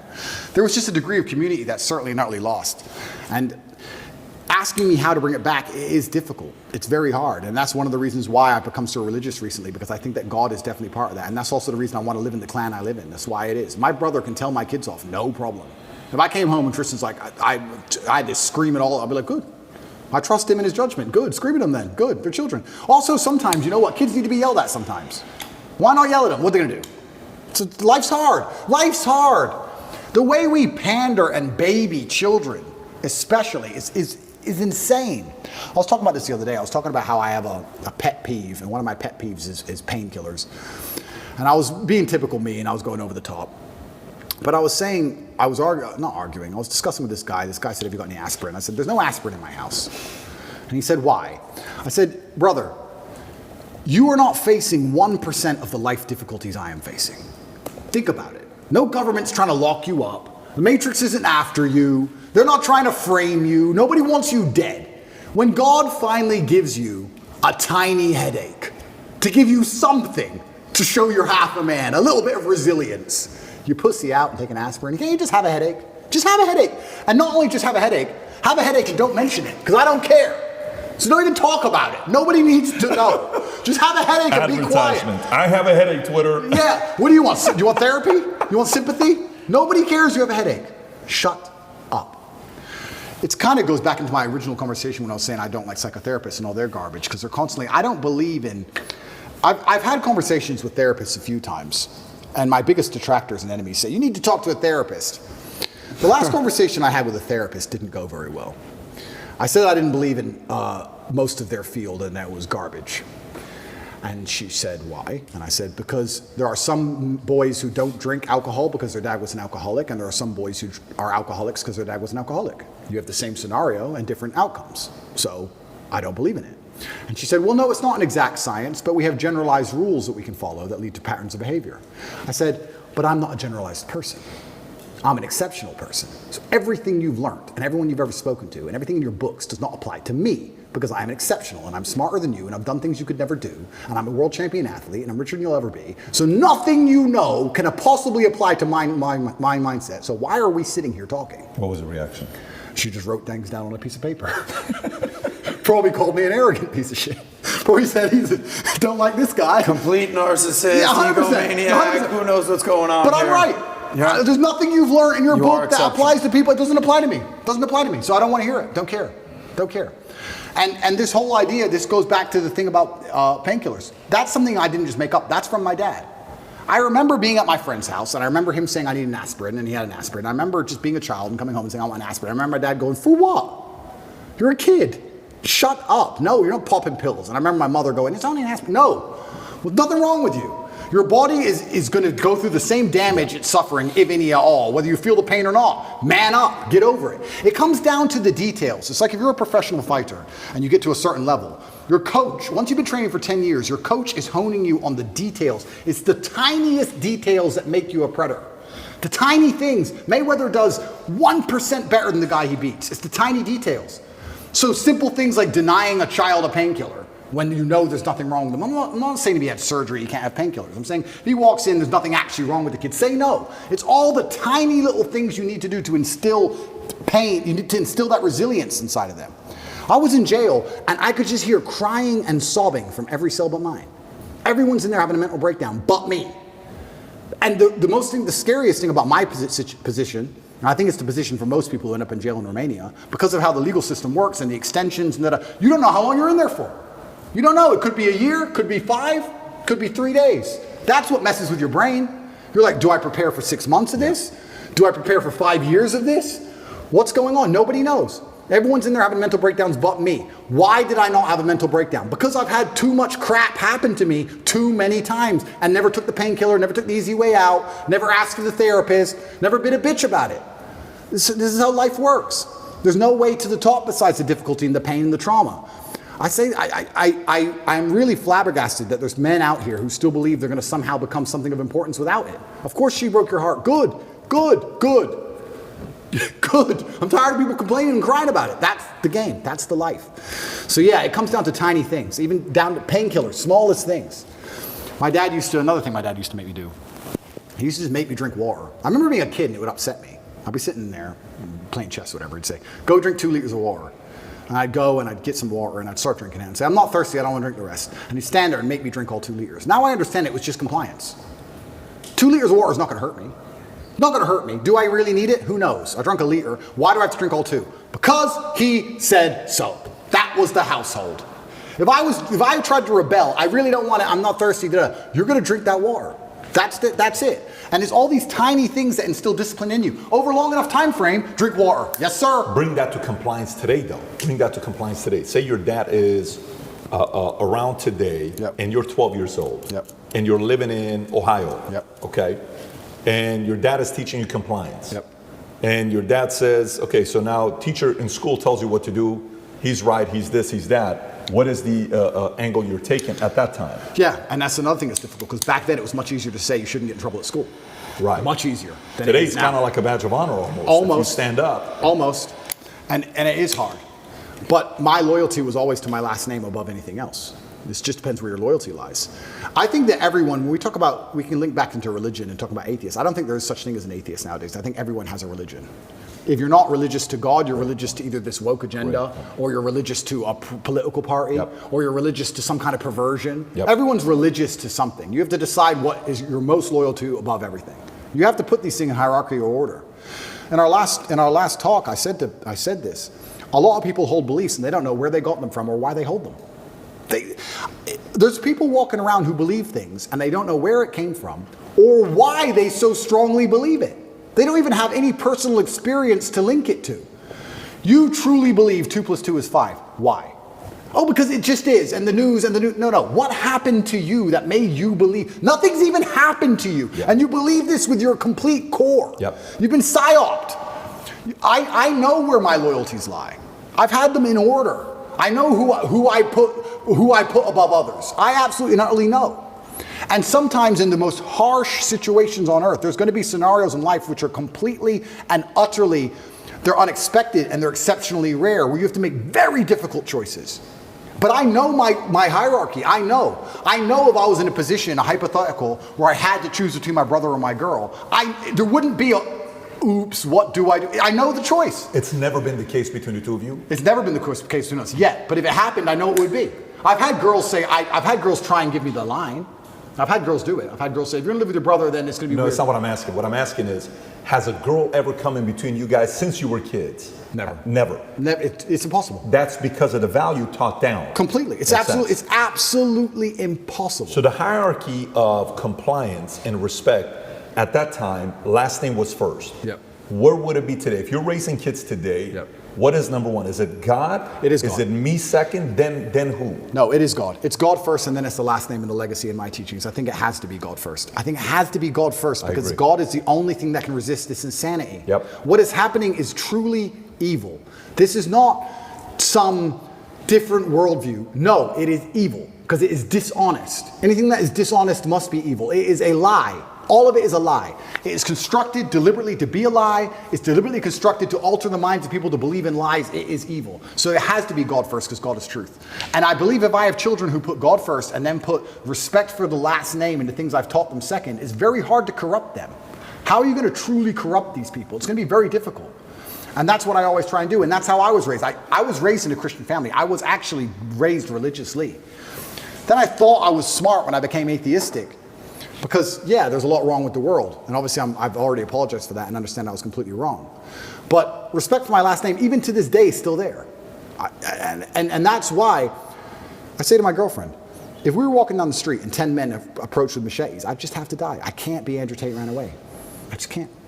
I can't be Andrew Tate ran away. I can't do it. That's the bottom line. If you're living in this clan, right? You're living here, your family, Yep. Tristan's family, Yep. you're raising your family, Yep. Muslim, Islam. Yep. Your brother's still Christian. Yep. How's that going to work? Well, there's one If God. God's first. There's one God. I truly believe there's different paths to God. I truly believe that. Like I said, I'm not a religious scholar, but it says in the Quran, people of the book. Even as a Muslim man, I'm allowed to marry a Christian woman. They are of the book. It's only atheists that the Quran has a problem with, because there's something morally corrupt with them. But if you're a person of the book, a person of faith, we're not even says inside the Quran we're not supposed to convert you or insult you. We're not here to insult you or correct you. There's one path, there's different paths to the one God. I truly believe that. And another thing I'll say about clan living, in my experience, I think that men quite often get along in those scenarios. If anyone is hearing the idea of this and love the idea of this, but they feel like it would be argumentative or there'd be problems, I think that comes from the women. I think it's when women don't like each other, or the woman's in the man's ear. You're too much with the guys. I think the women are more against it than the men for some reason, unless you have a very strong frame in the relationship. I don't have that problem, but in general, the men get along. The men love it. I think it's quite firm and quite rigidly installed inside of the basic psyche of men. We like that. Men feel best in a gang, in a group. It's why we charge at the gunfire. When we're with our boys, it's when we feel strongest. It's why we go out and drink and party when you're with your guys. There's something inside of you just feel like on fire. I think men have that. A lot of the time it doesn't seem to work and it breaks down because women can be unhappy in certain scenarios. But this is why, especially in some ethnic communities where the gender roles are more specific and defined, where the man is in charge and the woman does this, they can all live together in peace. It's much easier for them. Like I said, I grew up in a town full of Muslims. They'd have 10 families in one house. Women cooked, cleaned, looked after the children, looked after their man. The men all worked, made a bunch of money, a bunch of average-ass jobs, and they were all millionaires in 5 to 6 years. So let me ask this other question while we're on this topic. That was a good question, by the way, Christian dynamic and Muslim dynamic. When you're saying there's a lot of ways to get there, there's a religion called Baha'i. It's an element of Muslim. Mm-hmm. Baha'i is like how Mormonism to Christianity, and Baha'i believes there's 8 ways to go to heaven. That's the philosophy of Baha'i. My sister, her husband's family, they're all Baha'i, great people. But going back to this, okay, impact. Let's think impact. If a person's watching this content, most of the people that are watching this, a portion is going to be those that are haters, that just want to find poke at the argument to find, you see, I told you, fine. But a lot of people that are also watching this, they're probably wanting to make impact. They want their life to have meaning behind it. That's who's watching this show today, right? Okay, so I can't be a president, but I want to make impact. I being anybody that's watching this. Because Putin says 8 years, another guy comes, or the guy with the briefcase shows up, okay, cool. Well, if you were in the States and you're saying president wouldn't be how to make an impact, but let's say there is a kid who's 20 years old, 18 years old, 25 years old, has so much drive, it's unbelievable. Yeah. Ambition at the highest level. Who do you think has the biggest influence to make positive change, like real change? Is it the person with the money? Is it the person with the biggest mic? Is it the person that goes into politics?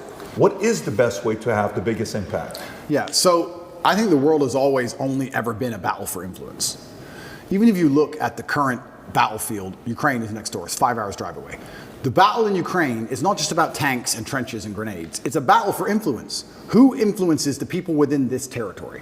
Who is in charge of the thinking, the language, the mindset of people within this geographical area? Every single battle, every single pitched battle, every single argument, every single debate has always been a battle for influence. If you have influence, you're an extremely powerful person. All of us here are some of the most powerful people in the world. How many millions of people listen to us? We have massive influence. And I think you can have influence at the ground level. You don't have to be a famous podcaster or famously well-known to have influence. I would argue that those Romanian grandmas who gave me my food will remember me for the rest of their lives. I would like to believe I gave a positive influence and a positive impact on their lives for the rest of their life. I believe if you go through life and you're genuinely a good person, you try your best to be good to people, and you're honest, and you shake hands, and you don't lie, and you're on time, and you work hard, and you're good to everyone who's good to you, I think you'll have a massive influence. And I also believe, I truly believe that God is extremely giving. There's the saying, goes around, comes around. Completely true. But I would say it comes from God. God is keeping an eye on you, and he's paying attention to you, and he knows the kind of person you are and the kind of things you do. And I don't believe if you're actually genuinely a good person all of the time, that you're not going to get some goodwill back to you. Look at my scenario. If I was being a piece of shit for years with all these chicks, I'd be in jail. I'd be in jail. I could have never seen this coming. But the fact that I was nice, paid their taxi home, bought them food, looked after them. Are you okay? I know we broke up. I'm sorry. I know it hurts. I just did it. I was nice about all of it. Here I am. I'm fine. So I could have never seen this Matrix attack coming. It's amazing how what goes around comes around. It's truly amazing. If you're good to people, if you're generous to people, if you're helpful to people, you'd be amazed how much influence you can build up. I say this to people all the time. I don't think if you're a hardworking person who is honest, who shakes hands, who tries to learn, who does what they're supposed to do, who has a good heart, that you're truly, really not going to be able to get what you want. I think the universe is absolutely and utterly giving. When I see somebody who says they want something and they don't have it, I don't even think they truly even want it. You can have anything you want in the world. When a guy goes, I want a six-pack, then why ain't you got one? If you wanted it, you'd have it. You'd like it. There's a bunch of things I'd like that I don't have, but I don't want them. Everything I've ever wanted, I've got. I've never wanted something and not had it. We all know what we're talking about here. There's things we'd like. I'd like to be able to figure skate. Not enough to go learn to figure skate. It's a weird look if you figure, although that other guy dancing like the way you dance is doing a pretty good job. Bottom G, yeah. You've seen this guy? He can figure skate. That guy kills the dance moves, Yeah, by he's the good. way. But Your doppelganger. But if you truly want something, you're going to absolutely not have it. So when it comes down to influence, I think you start at the base level, at the grassroots level. What if this guy's got, like, you know, for example, like, you know how when you were 20, were you this driven? Oh, absolutely. Okay, so when you're 20, who did you look at and say, I can do it as good as him, if not better? My coach, because I wanted to fight, and he used to beat me badly. Everyone used to beat me up when I was young, and I wanted to be the best. So I used to go into the fight championship. Okay, how about communication? Who'd you look at? Were you always a good communicator? I can see you being a great communicator since you were 14 years old. Am I pretty? I was pretty good, yeah. Okay, who did you look at and say, that guy's good, but I think I can, you know, do it better? That's a good question.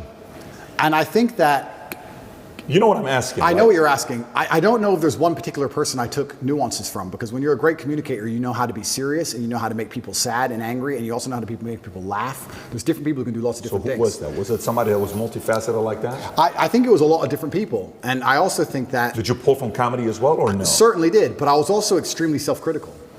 I think that's where a lot of it comes from. I'll watch this podcast back 15 times. I will notice every single time I made a mistake. Just then I said, I'll watch twice. That was a mistake. I will watch this back 15 times and I'll identify every single error. I have an email list and I sign up and I get words of the day. I get 5 or 6 new words a day, which I try my very best to memorize. It's harder than you think to memorize 5 words a day, but I always try to make sure I have the most interesting vernacular I can possibly have, a wide vocabulary, so I can be very specific with my points. The reason I actually did that, I keep talking about my dad, but I'm his son. I have the same name, Emory Andrew Tate III. He was Emory Andrew Tate II.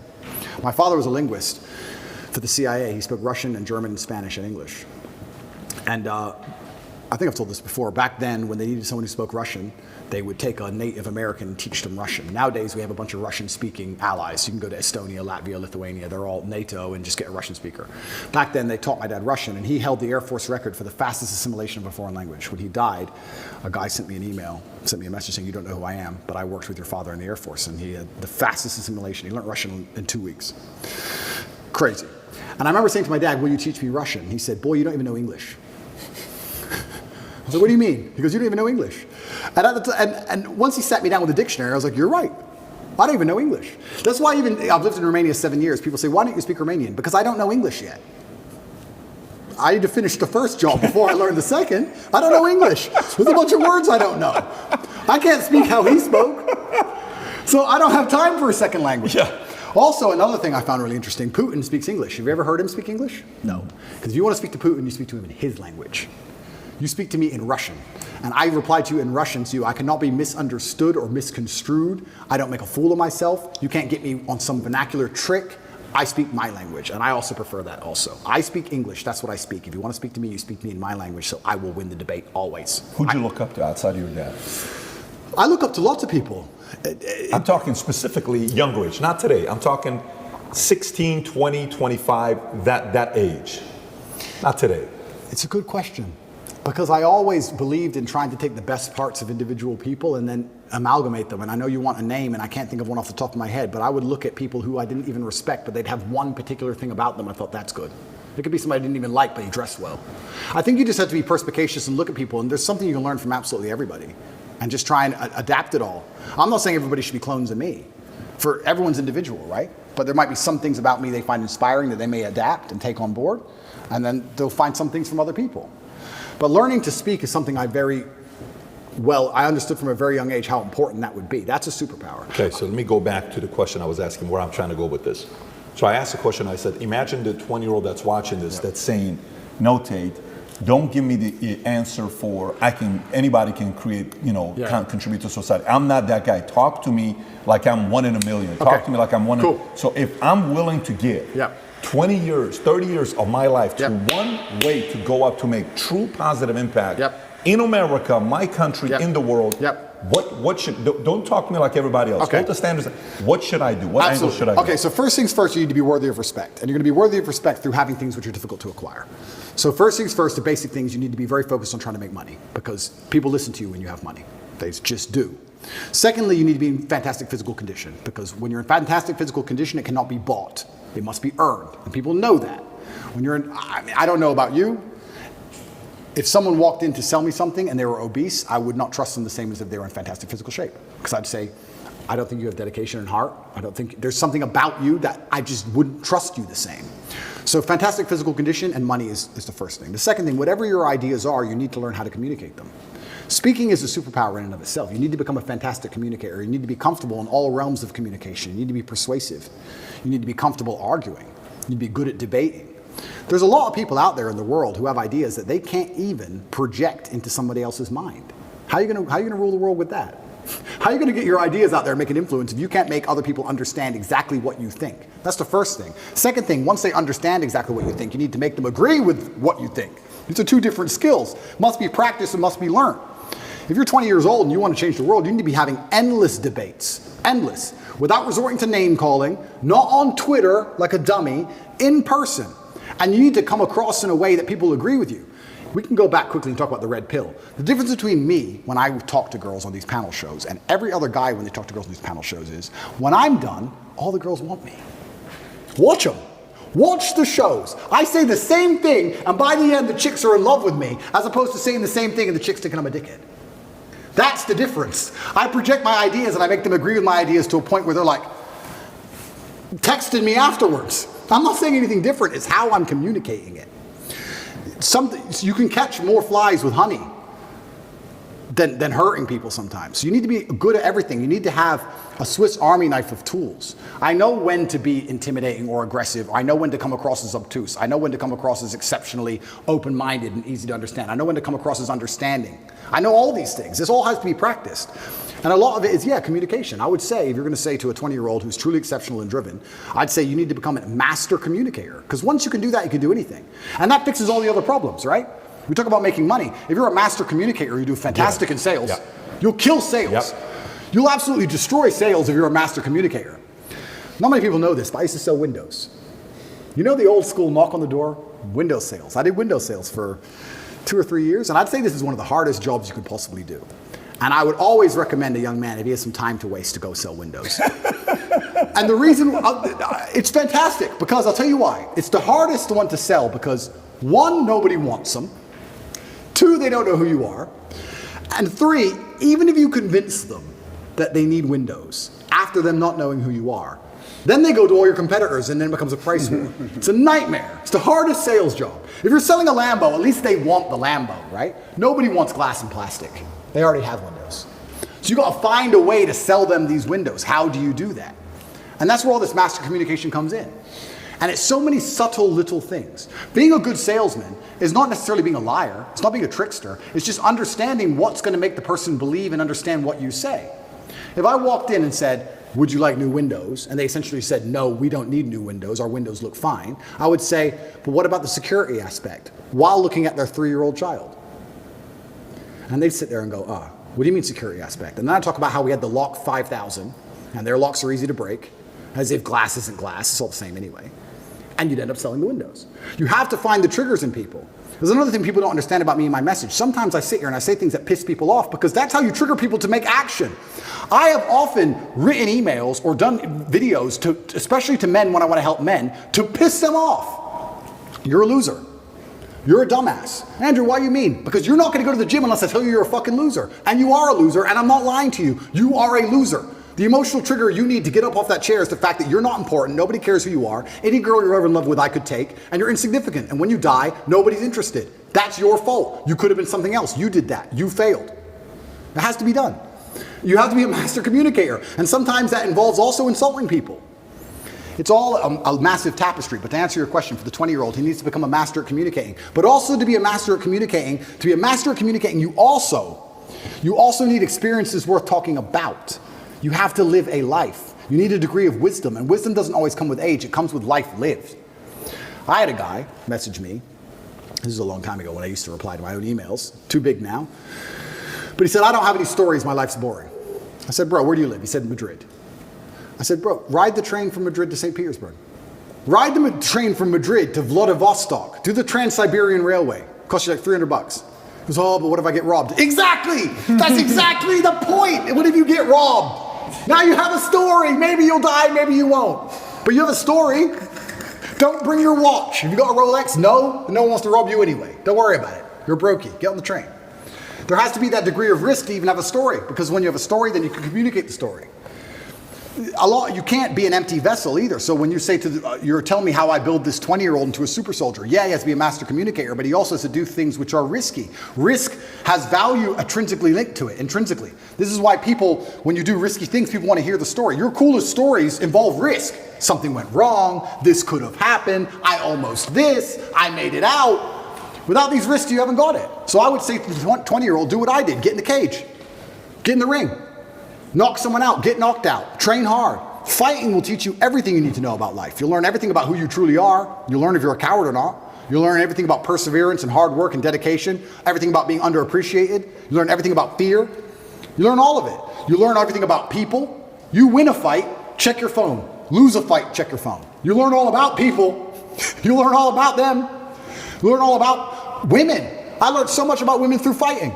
When I had a fight coming up and I was weight drained and I had barely eaten in weeks and I'd lost all this weight and I had a world title fight and I'm fighting a guy who might kill me and she's complaining about the toilet seat. I learned all about women. You learn a lot about life through these difficult processes and paths. And there used to be for men like a rite of passage. In most societies, you had to go through something to become a man, from a boy to a man. But that thing was always difficult. It's always been difficult. Now you have to self-induce it, self-inflict it. But if you're going to be a boy and never bring on that self-inflicted rite of passage, how are you going to ever become a man? It's great feedback. Let me ask a question about this. I love what you said, especially, number one, you're a wordsmith, you're a linguist, no doubt. I mean, I don't know English yet, bro. Yeah, I'm practicing. You're still working on your practicing. English. You know, you've got the kickboxing belts all up over here. I would argue, I've never seen you fight, but I would argue that your linguistic skills are better than your fighting skills. I'll let you judge that. I'll take that. I totally agree with you that the way that you speak to a man is way different than the way you talk to a woman. Yeah. You can tell a guy, you're a loser, get your fat ass in the gym, and a guy would be receptive to that. So I can't tell you how many men come up to Pat, dude, what was Andrew Tate like? What was Tate like? Tell me about Tate. Tell me a Tate story. Dude, that guy's so cool. He's such a badass. Connect is an application which allows you to take a minute to connect with influencers from all around the world. My name is Andrew Tate, and I'm available to speak directly to you on Connect. I'm no longer interested in just random chicks. I want a woman who I know would wait for me if I did 10 years. That's what I want. That's what I find interesting. That's what I'm in love with now. I can't be in love with a random chick. Also, once you get to a certain level of fame and influence, you're no longer winning the exchange. I feel like a lot of men like going out there and pulling girls because they feel like they won. Haha, look at this hot girl I got. Whereas if I go to the club and get a hot girl, oh, okay. Me, the famous millionaire, the most Googled man on earth, got a hot chick. Who really won here? Who pulled it off? She did. She'll brag, or rat, or kiss and tell, or ask for handbag. Like what did I win? Sex? Who cares? It's uninteresting to me. I don't want a child with her. I don't want a family with her. I don't want a future with her. So why do I even want her at all? I'm really beyond all of that stuff. So now, it's kind of funny. In jail, I got thousands of love letters from women. Thousands. I got thousands of love letters from women in jail. Did you read them all? I read every single one. Yeah, but you have time, but you went through all of them. All of them. Got it. Thousands of love letters. Craziest letter you got? What's the craziest letter you got? A lot of poems. One had drops of blood on it. She did a little cut. Lots and lots of love letters, lots just saying that I'm the last man, they've been in love with me, and they watch all my podcasts, and they were with, one of them said she was with her ex-boyfriend, he started watching me, then she started watching me, then she wanted me, not him, and got rid of him, and all this craziness. But I didn't trust any of it. Is it real? Is it an agent? Is it a psyop? Who's she? Is she crazy? What if I sleep with her and she says I did something to her? What if 13 years later she contacts the BBC? Garbage. That would never happen, I don't talk to any new chicks. Same as I don't have any new friends. I don't talk to any new chicks. No new girls. That's what I thought. Zero. So let me ask you, the idea of going through a lot of girls when you're younger, do you think a man needs to go through that, or do you think that is a form of a weakness that holds you, that you're a slave to it? Right. So that's a good question, and it's a fine line because there's arguments on both sides. However, I think in all scenarios and life experience is always going to be valuable. No matter what it is, you need to have experience. If you're inexperienced to anything, whether it's hunting, figure skating, girls, you're going to suffer. You pointed at him. You're saying like insinuating to Sorry, figure skates? I know. He told me figure skating, and we made fun of it earlier. But I was technically Patrick. oh, sorry. We're talking about figure the bottom skating. You need experience, and experience is exceptionally important. Also, as a man, especially when you're young, you're going to get your heart broken a bunch of times. Some bigger, older, richer dude's going to take that chick. And you need to get used to that pain. Okay. You need to get through it. So I do think it's a necessary part of being a man, but you don't want to be led by it. There has to become a point where you go, you know what, I'm versed enough. And also, another thing I would like to say is the reason you need to but date lots of women when you're younger, so you have choices. Define the two. Yeah. Which is more important, date or sleep, in your eyes? I feel like you don't really, I think that sleeping with a woman, you learn more about them. It's a closer relationship. So I'd say probably sleep with X amount, not crazy amounts, but I would say that, okay, let me give an example.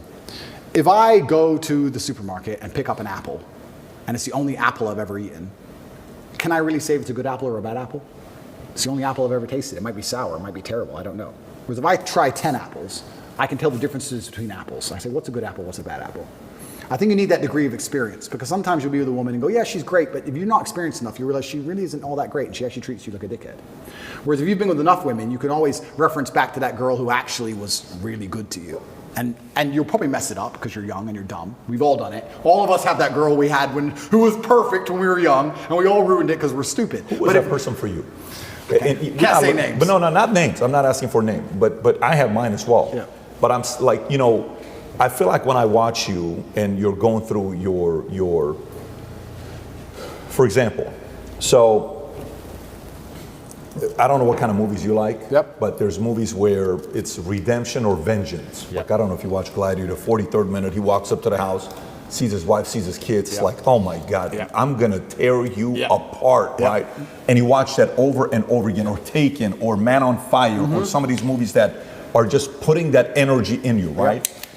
So, girl that breaks your heart, and to produce the energy to say, watch who I'm gonna be in life. For the rest of your life, you're gonna brag about the fact that you could have had me, right? And then comes to a point where you're like, okay, there's not much more I can do. She's already knows what she missed out on. Now what? But for me, go back to you. I'm curious. How bad of a breakup was it? How bad did she break your heart? I know you're I think lots of men have gone through heartbreak. A lot of men have, and I wouldn't say that I've gone through any heartbreak which is particularly worse than any other guy. What I will say is that I think heartbreak is the most fantastic motivator on the planet.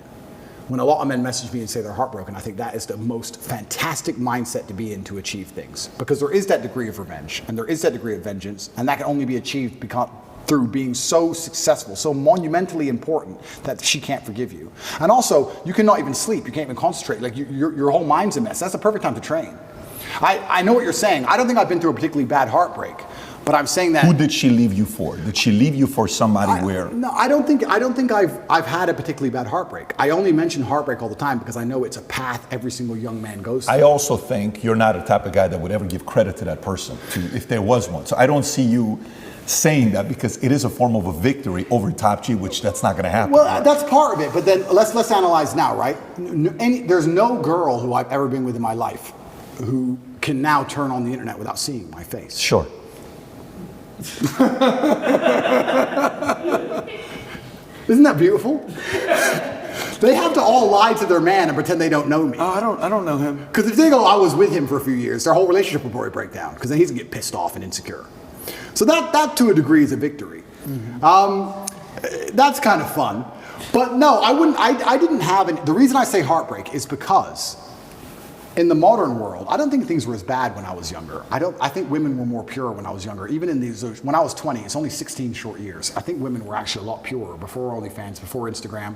The sexual marketplace wasn't globalized. Yeah. When I was 20, if there was a hot girl in the small town, she was the hot girl in the small town. Now she's the hot girl in the small town. She's also in Dubai and Courchevel, and the whole world's globalized. The competition's globalized. Everything's changed. I didn't have a particularly hard time. The reason I say heartbreak is because 80% of the emails I get from men are about heartbreak. I think that most men, especially young men in the world today, are getting their hearts broken. And when you're saying who are they leaving for, they're leaving for the millionaire who hits them up on Instagram. It's hard. Is that what happened to you? That's not what happened to me. No. Okay. But I'm talking about the emails I get. You're a guy, you're in Nebraska, to high school sweetheart, she's a 10, everything's fine. She's in Courchevel with a millionaire. Instagram. You had an argument one day. I'm trying to target you purely for one reason. Yep. Because a big part of my drive, I've had drive always. I was a dreamer. I was the guy that was, but at the same time, the drive for success came after a lot of pain. Of course. Coming right afterwards. So that's why I'm asking you a question. So when that happened to you, did you fear risk of loving somebody where it's kind of like, I'll get this close, but boom, I got to move on. No, I got to move on. Did that happen or no? No, I wouldn't say that particularly happened. What did happen though, like I said earlier, is when you have experience with lots of different apples, you know what a good one and a bad one is. So when we say we all had that girl we messed up when we were young, if I found another girl with those qualities, I certainly wouldn't mess it up. You need experience to understand what you have to value it. If you don't have experience, you don't value what you have. So the original question is a really good one of whether men are chained and enslaved by their desires or whether they need to sleep with lots of women. I think in the modern world you need experience and you need choices and you need options. But if you live by the sword, you die by the sword. If you're going to be the guy who's also out there in the club and sleeping with lots of girls, talking to lots of girls, there's going to be times you lose a girl that you don't want to lose. You can't be a coward about it. You live by the sword, you die by the sword. There's up and down, there's rain and sunshine. You have to be that man who's going to go through it all. And then when you've been through enough of it, like I have, like I said, if I find a beautiful girl now who's a 10 and deletes and doesn't want Instagram, that's worth more to me than 1,000 stupid girls. Respect. Yeah, that's who I want. Yeah, I got you. For my safety, for my security, for my peace of mind, for everything. You're clear on what you want today. Absolutely, because I know. When you played, you said there was a phase of my life that I kind of went through it. Okay. Was that after the heartbreak? I would say, yeah, it was after, but I think that was just, I don't know if that was deliberately driven by heartbreak. I think I was just younger and I had less serious motivations. And I wasn't as famous and I wasn't as rich and I was less interested in. So it's not just my current situation that makes me say this. I would say this to any man. If your woman wouldn't wait for you if you went to jail for 5 years, why are you with her? Why? If she wouldn't wait, I know she's hot, I know she's funny, I know she makes you laugh, but if you can't sit in that jail cell with 100% certainty that she's not out with her friends, them in her ear, talking shit, watching Sex and the City, whatever it is, and her ending up with some other guy, why are you even buying her dinner? For what, sex? Like that loyalty to me is the only thing left that's valuable. When I'm interested and we're in jail, we're sitting there saying we have it so much better than most guys. Because most guys in jail, imagine you're a normal person, you go to jail. Who's feeding your family? Who's paying the rent? Who's feeding your kids? I said, Tristan, we're in jail and we're suffering, but everybody we love is good. I'm a man, I'm supposed to suffer. I'll sit here with the cockroaches. If that means all my kids eat, everyone I care about eats, my mother's fed, my mother has a house, roof over her head, everybody has everything they want. Only person suffering is me. I'll take that all day. Most men who go to jail can't say that. Another thing that gave me absolute peace of mind is the women who love me are waiting for me. Imagine you go to jail and you're completely heads over heels in love with a woman, but you know deep in your heart that she's out in the club and she's stealable. We talk about thoughts you can't get out of your head in jail. It's amazing how when you lose all access to electronics, how thoughts are amplified. Most of us sitting here, you've never been without a phone or without a laptop or without a computer for 93 days. You'd be amazed how loud you can think. You'd be amazed how vivid your mind is. I learned that. If you had the nagging thought in your head, I loved her, she cheated on me before, maybe she cheated again, she hasn't written me in 3 days, and then plus jail. That's why they're all crying. That's why all the men in there were sobbing. Their wives are either fucking someone else or the bills ain't paid. It's not just his situation, it's everything else. Yeah. So now if you're gonna say to me, what do I respect in a woman? I respect a woman who's gonna wait for me. I have no interest in a woman, oh, she's funny, she's cool, she's hot. Don't care. Don't care. Is she going to wait for me? And I also know, because of my experience, which ones would and which ones wouldn't. I'm not stupid. Because they'll all say they would. They'll all say they'll wait because they're on the jet. But I know which ones are lying. Because enough women have lied to me. I've seen it. So you do need that experience. But once you have the experience, you start looking for completely other things. Quick story to almost validate your point about experience. I like the direction Pat was going with this about do you want relationships or sex with a woman? Quick anecdote. Your friend Myron, Fresh and Fit, we just did a big live event 3 days ago. It was myself, Myron, Fresh, we're sitting on a panel, 20 women. And he goes, watch this. Masterclass. Andrew, masterclass. He asked all the women on the panel, average 25-year-old woman, you tell me the amount of sexual partners she's had. What? The body count. And these women give a wide range of, the 3, 10, 15, 20. One girl said 100. Numbers were crazy. Goes down the list. Ask all the, okay, great. Ladies, show of hands. How many of you want a man with more sexual experience than yourself? Every single girl put their hand up. And they said, yeah, I want a man with more experience than myself. And the reason this came about was because Ben Shapiro reacted to a video of me questioning Myron. All right, when should a man get married? And he basically gave a checklist. You need to make $100 grand a year. You need to have slept with 50 women. You need to have 6 to 12 months of savings. A checklist. And Ben Shapiro was like, that's disgusting. This is a guy that married the first person that he had sex with. And it was incredible to see every woman validate everything that Myron was saying and everything that you were saying about experience. Oh, women respect experience. In fact, I saw on a TV show, and this was like 10 years ago, and I have no idea what the show was, but it was a show about, it was on Channel 4 in the UK, and it was a show about sex, and 85% of virgin women would rather sleep with a man who'd already had sex than a virgin man. Wow. A virgin woman doesn't even want a man with the same level of experience.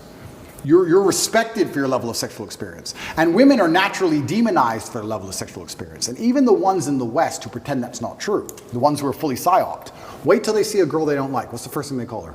She's a hoe. Whore, slut. First insult out their mouth is she's promiscuous. So they know deep in their heart promiscuity is bad because they call each other promiscuous when they want to insult each other. So yeah, you absolutely need that experience to make sure you don't get wrecked in psyop. But now, and just in my current dating life, and it's good that this is on this podcast, so the girls can still email me. It's nice to read, but sorry, I don't trust any of you. I don't trust any of you. I don't trust anybody new. I have no new friends, no new girlfriends. Absolutely no. I'm not interested in any of it because the things I value now are not the things I valued when I was younger. My life was very, very different, but I'm glad I had that experience now so I can see who is lying and who isn't. I can tell. I can just instantly tell if they would lie or not. So let me kind of get to the point of what I was trying to say. I'm kind of more on your side. I don't have a Ben Shapiro story. But I think what happens is there's also risk for men to fear because that could happen to me. So therefore, I will never risk getting into a relationship because of X, Y, Z. So Chelsea Handler, he brings her up, right? Our initial reaction was, look at her, she's doing this, she's doing that. So let me look up what her life was like. And Mario Aguilar says, hey, Pat, did you know her life? I said, I have no idea what her life was. So she's 9 years old. Her brother at 22, who was her hero, her first love, her first, her second father, loves him. He's going mountain climbing. He says, Chelsea, can't wait to come back and see you. Great. Goes mountain climbing, falls, dies. She's 9. She comes back. She says, the most painful time of my life, right? So then when she needs her father to be there for her, he's gone. He's devastated. They had 6 kids, I believe. Mom and dad were still together. So they're married. And they were doing okay, car salesman, making money. And then she says, till today, I may be successful, and she puts the act in the book, I'm still in a lot of pain. She was being interviewed by Howard Stern. Got emotional talking about this. Okay. So we can sit there and laugh about it, but for men, similar thing happens as well. When a girl broke my heart, dude, I will never, ever give this risk to that. I think there's also, as influencers, we have to also make sure that men know, look, just look at the stuff that you did wrong. Completely. Look at the stuff on how you repositioned yourself in the wrong way. Right off the bat, being too much of a this, that. Now, just when you go in, like the way you said, I love when you said, what are you doing watching this show? We don't watch this in this house. We watch this. Now impose and earn the respect to be able to impose your beliefs in a way where you can coach and lead. You nailed it. Because what did I say earlier about this podcast? How many times I'm going to watch it back? 15 times. Yeah, because I live in experience and I analyze the experience and I draw every lesson from that experience. If you're a man who has their heart broken, a lot of them are so stupid that they may revert to the mindset that you've said. They may say, oh, I don't want to have my heart broken again, but they haven't sat there and said, why did this happen? You have to know the why to prevent it from happening. You have to analyze the scenario and learn from it. One thing I'll say about women that's fantastic, one of the best things women are best at is they're a fantastic mirror. Women are a reflection. If you have any weakness inside of you, or if you have any downfalls as a person, a woman's gonna show you who they are. If you're too emotional, if you're too easy to get angry, she'll teach you that. She'll teach you that you can get angry too fast. Piss her off. If your dick's small, she'll tell you. She'll tell you exactly what is wrong with you when she is mad. She'll sit there and say, you got a short leg and your haircut's shit. Get a new haircut. I hate your ugly ass. They'll tell you exactly what is wrong with you. When you look at your bad or your previous relationships with women that went wrong, you can sit there and go, okay, this all went wrong. What has she taught me? She taught me that I'm emotionally affectable. She taught me that if she ignores me, she gets more attention than if she's nice to me. She taught me, you have to sit there and analyze all the lessons and you have to implement them. It's the same with absolutely everything. But women are a fantastic mirror. A lot of these guys who resort to that are men who don't have the self-reflection to sit and say, okay, why did this happen? As a man, you have to be accountable for absolutely everything. Every single thing that happens is your fault.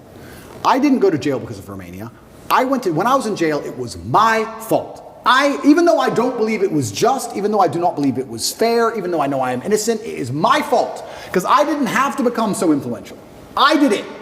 But it's also my fault when I'm on the jet and living my perfect life. I did that. I did the good, I did the bad. You made her leave you. You did. Whether you like it or not, you are the reason she became so cold. You are the reason she doesn't listen anymore. You are the reason she's so arrogant all of a sudden. 100%. You are. You may not have identified why yet, but if you identify why, then you get into your next relationship healed and understanding what you did wrong and learn from it.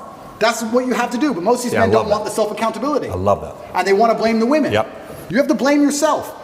I know exactly now how to keep a woman happy. So I ain't got nothing to worry about. I've learned my lessons. I know exactly how to keep a woman happy. I know when to set a boundary, when to be nice. I know exactly what to do because I've self-analyzed. A lot of these red pill guys, they want to do exactly like you said, just run around and just bang chicks because they've never looked in the mirror and go, why do these chicks not want to just love me? Why am I a fuck up? You're not perfect. God is perfect. Nobody is perfect. You have to analyze yourself. If you fix those problems, I'll give you an example. Even when I first started getting rich, I never worried about gold diggers because I can't be gold dug. But I was always a bit like weird about if a woman wants something expensive, that I was always a bit like, not because I'm tight, but just like, oh, we haven't been together that long. Why does she want such an expensive bag? Da, da, da. And over time I learned they don't want the expensive bag because it's an expensive bag. It's because my life is now so expensive and so grand. When I'm doing hyper expensive things, if I buy a $5 million car, I look like a dummy if I won't buy a $500 bag. I look frugal, and frugality is a form of fear, and it looks fearful. I could say no to a $500 bag when I had no money to the exact same girl, but when you have a certain amount of money, it's not that they're gold digging you, it's just that to you it's nothing, and there's a degree of gesture to it. And I also learned over time that, you know, the best way to get new beautiful women is for them to see your ex and how well she was treated. They love that shit. They love it. When they see all your ex, because women will do that. Women stalk me. When I had Instagram, they'd stalk me. And they'd see the lifestyle my girl lived. And as soon as I was single, they were like, hey, woo, they want to turn. So I was like, you know, I actually get a larger ROI, just be Mr. Nice. Cool. It's also helped me in my current situation. I've never been mean to anybody. Please call him. No, he was nice to me. Bye. There's a lot you learn, but you have to self-reflect and learn and pay attention to the mirror. These men who are afraid of commitment are not blaming themselves like they should. Because I actually truly believe, and this is never going to make the misogynistic supercut of the BBC, I actually truly believe that women in their hearts, unless they're completely corrupted by society, women just want to love and be loved and feel safe. That's what they want. They want a man that they can look at and they truly know he makes the decisions and I trust him to make the decisions and I love him for that and I respect him for that. That's what they truly want. When a woman starts turning on you, it's usually because she doesn't trust you for some reason. She doesn't trust your judgment. And that's not always cheating. It can be other things. Doesn't trust your judgment as a whole, right? If she starts to doubt your judgment, how can she truly love you? You're the protector. You're the provider. So if a woman's gone cold on you, you have to sit there and go, okay, she doesn't trust my judgment. feedback. She doesn't trust my judgment. What have I done that made her doubt me? Did I get my 6th booster injection like a dummy? No wonder she doesn't want dick. Because I keep injecting myself with poison because I'm an idiot. It's not her fault. It's your fault. Every single time a woman leaves you as a man, it is your fault. Always. Even if a richer, more successful, more alpha man stole her from you, it's still your fault because you need to be like him. It's always 100% your fault. These men don't take accountability. It's 100% their fault. I got one last topic, unless if you got a follow-up. No, keep going. Okay, so last topic here. Phenomenal way to finish that up, because I think sometimes the messaging from that community is, it's just everybody's this versus no, you got to take some accountability. Sorry, before you go on, but that's a fantastic point, because people say to me, can you turn a hoe into a housewife? And I say, listen, I wouldn't want to, but I bet I fucking could. There ain't a woman alive who's going to cheat on me. With who? With who? With who? Who's she going to cheat on me with? Fucking the guy in Starbucks? Mr. KFC? No. She's with the top G. She's got all the clout. She's with the boss. She's in the 5-star in the Italian Alps. She's on the Gulfstream. She's in the Bugatti. Everyone's jealous of her. Who the fuck is she going to cheat with? Nobody. There's not a girl alive I couldn't get loyalty from. Now, would I ever want to do it? Probably not. I like the idea of exclusivity. But once you get to a certain level, yeah. If you're that guy, you're that guy. Let me ask you a question. There's somebody that's single right now. You think you can turn her to being exclusive to you? Her name is Kim Kardashian.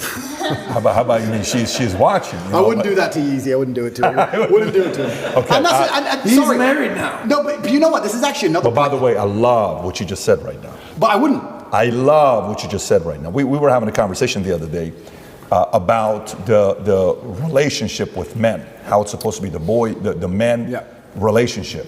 Just the fact, like I had a friend of mine, her ex, dropped it gorgeous. Yeah. Like when I tell you dropped it, I mean dropped it gorgeous. And everybody loved her. Yeah. And I could look at her and say, you're dying. Yeah. Her and her boyfriend broke up. 3 years they were together. I get out, all she wants to do is talk to me. We're hanging out, hey, how about this, how about that? I said, listen, there's no way you and I could ever be together. Yeah. No way, because you dated the guy that was my best friend. Yep. I like you a lot, you're beautiful, you're gonna find somebody, it's just not gonna be you. 100%. And she went a different direction. But that right there is the values that must be taught. 100%. Because I think the same way we have to teach the values of what it is to be running mates. Men, hey man, if you're in my circle, that's the expectation. Yep. But it's the same way that you have to also, lead your woman to say, if this is gonna be a relationship, here's the standard as well. 100%. And you know what? Maybe I'm getting a little bit sentimental in my old age. Here we go. But I am. Let's say I meet a girl, right? And she's 23, 24. And she's been with a guy for 6 or 7 years, and he loves her with all his heart. And she's talking to me. Part of me feels bad. I'm like, this is just like shooting fish in a barrel. This isn't even fair. This guy's going to be heartbroken, man. He's going to be devastated when he realizes she's with me. It's going to hurt him, because he's going to know there is no chance at all. No matter what he types in that text, it's done. And I actually feel bad. And I'll say to chicks, you know what? If you break up with him properly, leave it a while. I'm getting to that point now where I'm like, not while you're still kind of talking to him, no. I feel bad. It's too easy. I feel bad. So when I say I wouldn't do it to Kanye, I actually mean that. Pussy is not worth me, her. I don't even know him. But just like he loved her a lot, I'd feel bad. I just couldn't do it. I just wouldn't do it. I can't explain. Showing the soft side, Tate. I just wouldn't do it. But it's also an interesting point you say about friends. That's super interesting. I could leave any of my girls with my friends for 20 years in a jail cell, and they would never touch her. I know it. And I do believe that birds of a feather flock together. And when I've had a lot of guys email me as well, and they say, hey man, my friend slept with my girlfriend. I don't know what to do about it. And I will say, that's because you're a bitch. You're a bitch. And I'll tell you why you're a bitch, because you're rolling with bitches, which means you must be one. Because I'll tell you what, none of my friends, nobody on my team would ever do that to me, ever. If me and my girl split up, she is gone, she is done. They would never touch her in a million years, because that's the quality of man I roll with, because that's the quality of man I am. You become a better man, you'll get better friends, and this shit won't happen to you. If your own friends are snaking you for pussy, you're probably the kind of guy who snakes your own friends for pussy, so I blame you. It's your fault. I saw a clip the other day. You know who Shannon Sharp is? Shannon Sharp. I saw a clip from Shannon Sharp the other day. He said he found the love of his life. She was married. He paid for her to get a divorce from him because he knew that was his. That's such a weird angle. I don't know if you heard what I just said. Yep. So you're married, oh, you're mine. I'm gonna pay you to go divorce your guy to be with me. What do you think is gonna happen later on to you when another opportunity arises? But again, social media is so open with influence that a boy or a man at the wrong time can see a message like that, thinking that's what it is to be a man. And as a person that's got a lot of influence, some of these things need to be unpacked. Let's go to the last message here. Sure. So Mel Gibson just recently announced that he's doing a 4-part documentary on the $32 billion pedophilia business. I don't know if you saw this or not. I did, yeah. This just came out yesterday. And we talked about BBC earlier, you know, and BBC and Philip Schofield and ITV and all these guys. Yeah. And they had another guy back in the days, Jimmy Savile, you know, who there's a documentary on him. That guy's darker than a lot of these guys. And they knew and they kept him for a long time. And stories have been out there. Woody Allen, we talked about Woody Allen. We talked about a lot of different guys. And Woody Allen married the stepdaughter when she was 5, 6, 7 years old. Ends up marrying her. And says, hey, you know, he's one of the greatest such and such of all time. And that whole industry of what it's doing. Some will say, well, you know, it's not really as real as people think it is. Some will say it is. Some will say, well, this whole movement is because of that, you know, LGBTQ, that's taking place with kids, and it's a next step of what we're going to next. What are your thoughts with the topic of pedophilia? Yeah, okay. Firstly, I would never kill myself. That's the first thing. Jesus. Right. I'm giving you easy questions. No. It's a soft topic. It's not like a heavy topic. No, but it's true. But that's the final line of morality they're trying to pierce. Like I said, I have no problem with gay people. And then we talked about LGBTQ and how they're trying to mix it all together and take people who are on the extreme end of the spectrum with people who live fairly normal lives. You can be a gay person. This is another thing I want to make clear. You can be a gay person and live a very normal life. You can also be a gay person and be a degenerate. Deciding to get naked in front of children has nothing to do with your sexual orientation. That's just the fact that you're a degenerate person. It doesn't matter if you sleep with a man or a woman. The fact that you want to go and walk around naked in front of kids is degenerate behavior, regardless of sexual orientation. It has nothing to do with it. It's only accepted if you're homosexual. If you're a heterosexual, it's a crime. For some reason, if it's a homosexual, it's not a crime, but it's the same act, and it's degenerate. It's the final line. The final line is children. It's the final line of sexual morality that they're trying to attack. They've attacked every other line. It's the final line they're trying to pierce. And I think a lot of this pedophilia comes down to, control. So, yeah, what Mel Gibson is doing is super interesting. It's super interesting that he's attacking the most liberal establishment on the planet. Super interesting that he's attacking Hollywood, which is obviously the heart of the liberal propaganda machine. And he's saying they're the worst people on earth. And I sit and say, well, if you take these people outside of Hollywood, would they matter? This is a really interesting point. You can actually apply this to nearly any job. If you took you away from your sales job, or took me away from my role, or you away from, let's say you had a sales job, a specific company, you would still be a good communicator, you'd still know how to speak, you'd still have charisma, you'd still be a man of status, you'd still know how to walk, you still have a presence, you still know how to behave, right? There are certain people in certain establishments where if you strip them of their title, they're nothing. If you took Harvey Weinstein away, or Weinstein, whatever his name is, away from Hollywood, he's just a fat, old, ugly dork. That's all he is. He's only something because of Hollywood. Outside of that, he's nothing. These are the people who end up using their influence in whatever sphere they're in to do negative things, because outside of it, they ain't shit. If you're a real G, if you're a real man, if I was in Hollywood, I was a real man, I wouldn't have to use Hollywood to get girls. I'm fine. I think a lot of this stuff is run. I think a lot of these people who are doing these things are just not very good or very impressive people. Oh yeah, you may be a big shot in Hollywood. Delete that from your resume. Who are you? Oh, you ain't shit. Sit down and talk to these people. What have you even done with your life? You ain't shit. You made it to the top of Hollywood by what? Who even knows how you got there? Wink, wink. You got there through whatever. So I think that's what a lot of this stuff is. And going back to everything we've been saying so far, Andrew, how do you solve pedophilia? I think if a man has a healthy sexual relationship with women and has options and feels respected by women and enjoys the company of women and women like him and admire him and look up to him, he will have no desire to go down the route of sexual perversion and chase children. I don't think he ever would. Why would he? Right? What my cousin said was only a joke. But sometimes there's a degree of truth in the humor. He's a young, good-looking black guy on the football team. He gets girls. Why would he do this dumb shit? When you see some fat, overweight video game loser, they're the ones on the TV doing it.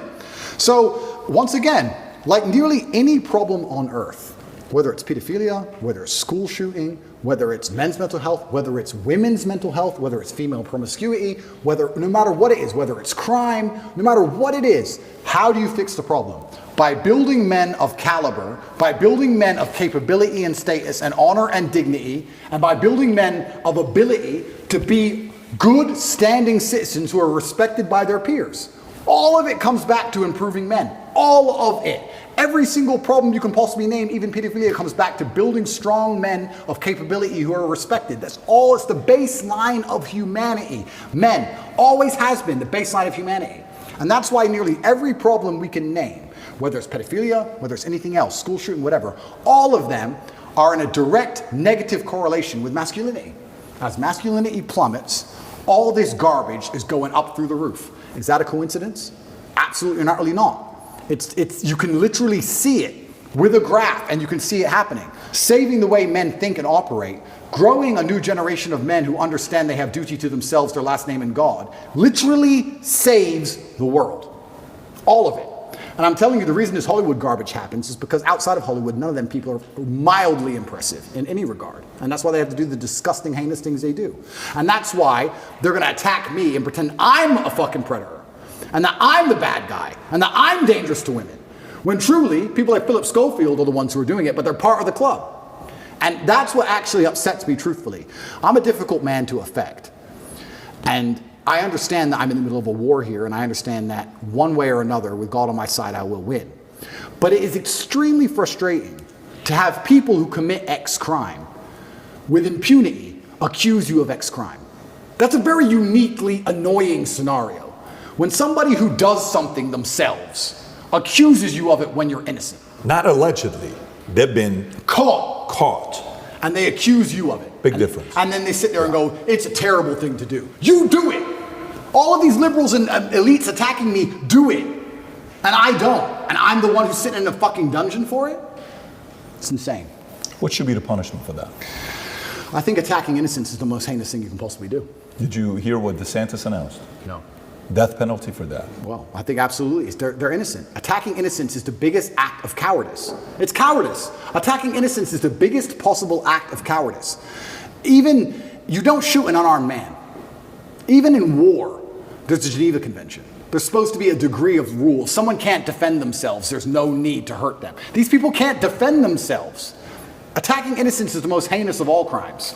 And children are the absolutely most innocent thing on the planet. And I'd like to think that I'm rational enough that not much would drive me to murder, but I know it would happen if someone hurt my children. Should they be castrated? I think they should face an extremely heinous punishment. Now, the death penalty is fantastic. I also think, from what I've just been through, and it was only 3 short months, I think a nice long life of solitary confinement will do just fine. I really, truly believe it. And I truly believe that we need to make that clear to the world. But the problem is, the world we're living in, the people who are in charge of the world have no obligation or no intention of stopping what's happening. They want to accelerate what's happening. That's what's scary. Because they could put punishments in place which genuinely stop this shit. And I don't think they are. In fact, they're promoting this shit and trying to say that you're born that way. Because when you're born that way, once again, you have no control. It's not your fault. It's not your fault you touched that kid, you were born that way. Not your fault you're fat, you were born that way. Not your fault you're a school shooter, you were born that way. This is why I have a problem with psychologists. Every single time you ask them anything, it's not your fault. It's something else's fault or someone else's fault. And I don't accept that. I accept absolute and utter ruthless personal accountability. Absolutely everything is my fault. Every action I undertake is completely my fault. If I do something wrong, it is my fault and I should be punished for it, me. And that should be implied on every single other man on the planet. And the second we start doing that, dumb shit might stop. It's a powerful message. We're at the end of it, so if you got anything. Well, this is going to be more of a lighthearted question to end on a lighter note. But Are you going to ask about who's a better actor, Al Pacino or Robert De Niro? Actually, a real question. That's your question. So I got a question. Do you like both actors, Pacino or De Niro? De Niro hates Trump, right? Yeah. They both do. They both do. They both do. Oh, they both do? Yeah. Oh, fucking hell. So now you got to go on their merit. Uh-oh. I don't know then. They're both on the wrong team. Scarface or Goodfellas? Yeah. So this is actually a funny question, lighthearted question, but it is about your legacy. Sure. I don't know if there's anybody in the world, when I say a country, oh, I'm going to this country, they say, well, you must be going to see Tate. Yeah. If I told my mom, we're not supposed to talk about this, Yeah. Hey mom, I'm going to Romania. Are you going to see Andrew Tate? Yeah. If I told that, hey, anybody, I'm going to see going to Romania, they're going to say, oh, you're going to go see Tate. Yeah. That's how synonymous you are with Romania. Yeah. The irony is that Romania is the country that's locked you up. There's one other person that's associated with the country. If I say the country, you know the name, they're not even a real person. And that person is from the country of Kazakhstan. Yeah, Borat. Borat. Yeah. I say Kazakhstan, you think of Borat. Yeah. Ironically, in a twist of fate, in 2006 when the movie Borat came out, they actually banned the movie. Yeah. They didn't want the people of Kazakhstan to see the movie. Yeah. Because it was Insulting. a great insult for the people of Kazakhstan. Yeah. Ironically, in 2020, after COVID, it became a global brand, Kazakhstan. Yeah. The tourism board basically created ads and embraced the moniker Kazakhstan, very nice, as a way to drive tourism to Kazakhstan. So in a twist of fate, they banned the movie. Yeah. 15 years later, they're embracing Borat. Yeah. So my question to you is, when you're innocent Yeah. and you're scot-free, Yeah. what will Romania do to make amends for what's happened to you? Will it be Romania? What color is your Bugatti? What are they going to say? That's a really good question because I love this country. I chose to live here. I think that they have done themselves a massive disservice, but I don't think it's Romanians as a whole. 99.9% of Romanians I interact with apologize to me. Every Romanian I see says sorry. Even the police officers who come and check my house arrest apologize to me. There's a select few Romanians who have done irreparable damage to this country, and they're going to have to deal with the consequences of that if they have a conscience at all. Most Romanians understand exactly what's happening and have apologized to me and are good people. I think I did a lot for this country in terms of tourism. I don't think it was mentioned much before me. Yes. And truthfully, it is a safe place and it is a beautiful place and you can carve a good life here. But I think they've certainly scared away a lot of high net worth individuals from ever moving here because they will seize all of their things and throw you in a jail cell. So we'll have to see how they try and recover from the mess they've made and if the few people who have done this, and it's a small group, are ever going to be held responsible. And if the country of Romania is mature enough, they will understand that it's a very small group of people who have made a very big mess. Last question.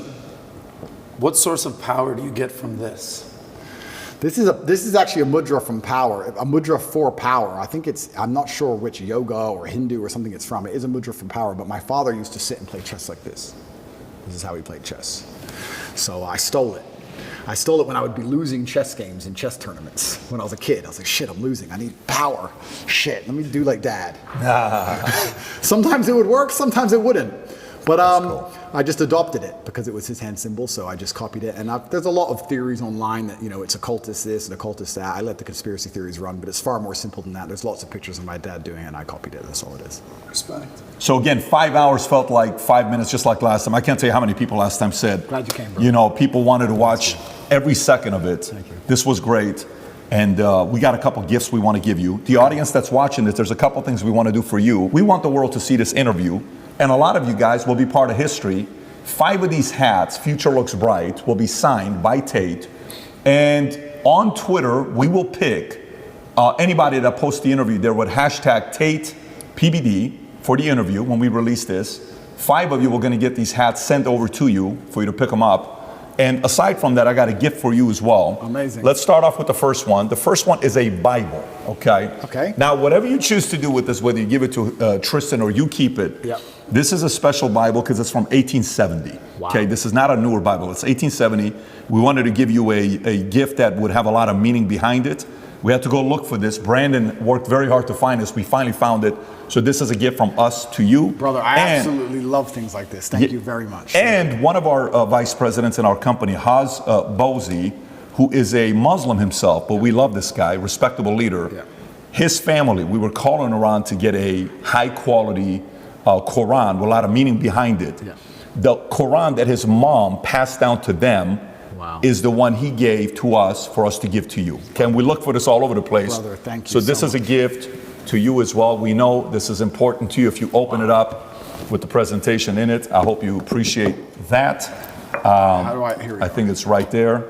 So this is something that's been passed from family to family to family. It's incredible. We hope you appreciate that too. And then the last one is a book I read years ago by a guy that's an interesting guy, C.S. Lewis. It's one of the best books I've read, Mere Christianity. If you've never read it, he's an interesting guy, Oxford professor who went from being an atheist to all of a sudden believing in God, and his transition to it, it's wild. If you've never read it, highly recommend you reading that. I think you will enjoy it. This is incredible. I'm truly humbled, and yeah, if they send me back, I have plenty to read. I'll take them with me. So, thank you very much. Plenty of reading to do. Once again, brother, really enjoyed this. Thank you. Thank you. Thank you, Andrew. Thank you. Connect is an application which allows you to take a minute to connect with influencers from all around the world. My name is Andrew Tate, and I'm available to speak directly to you on Connect.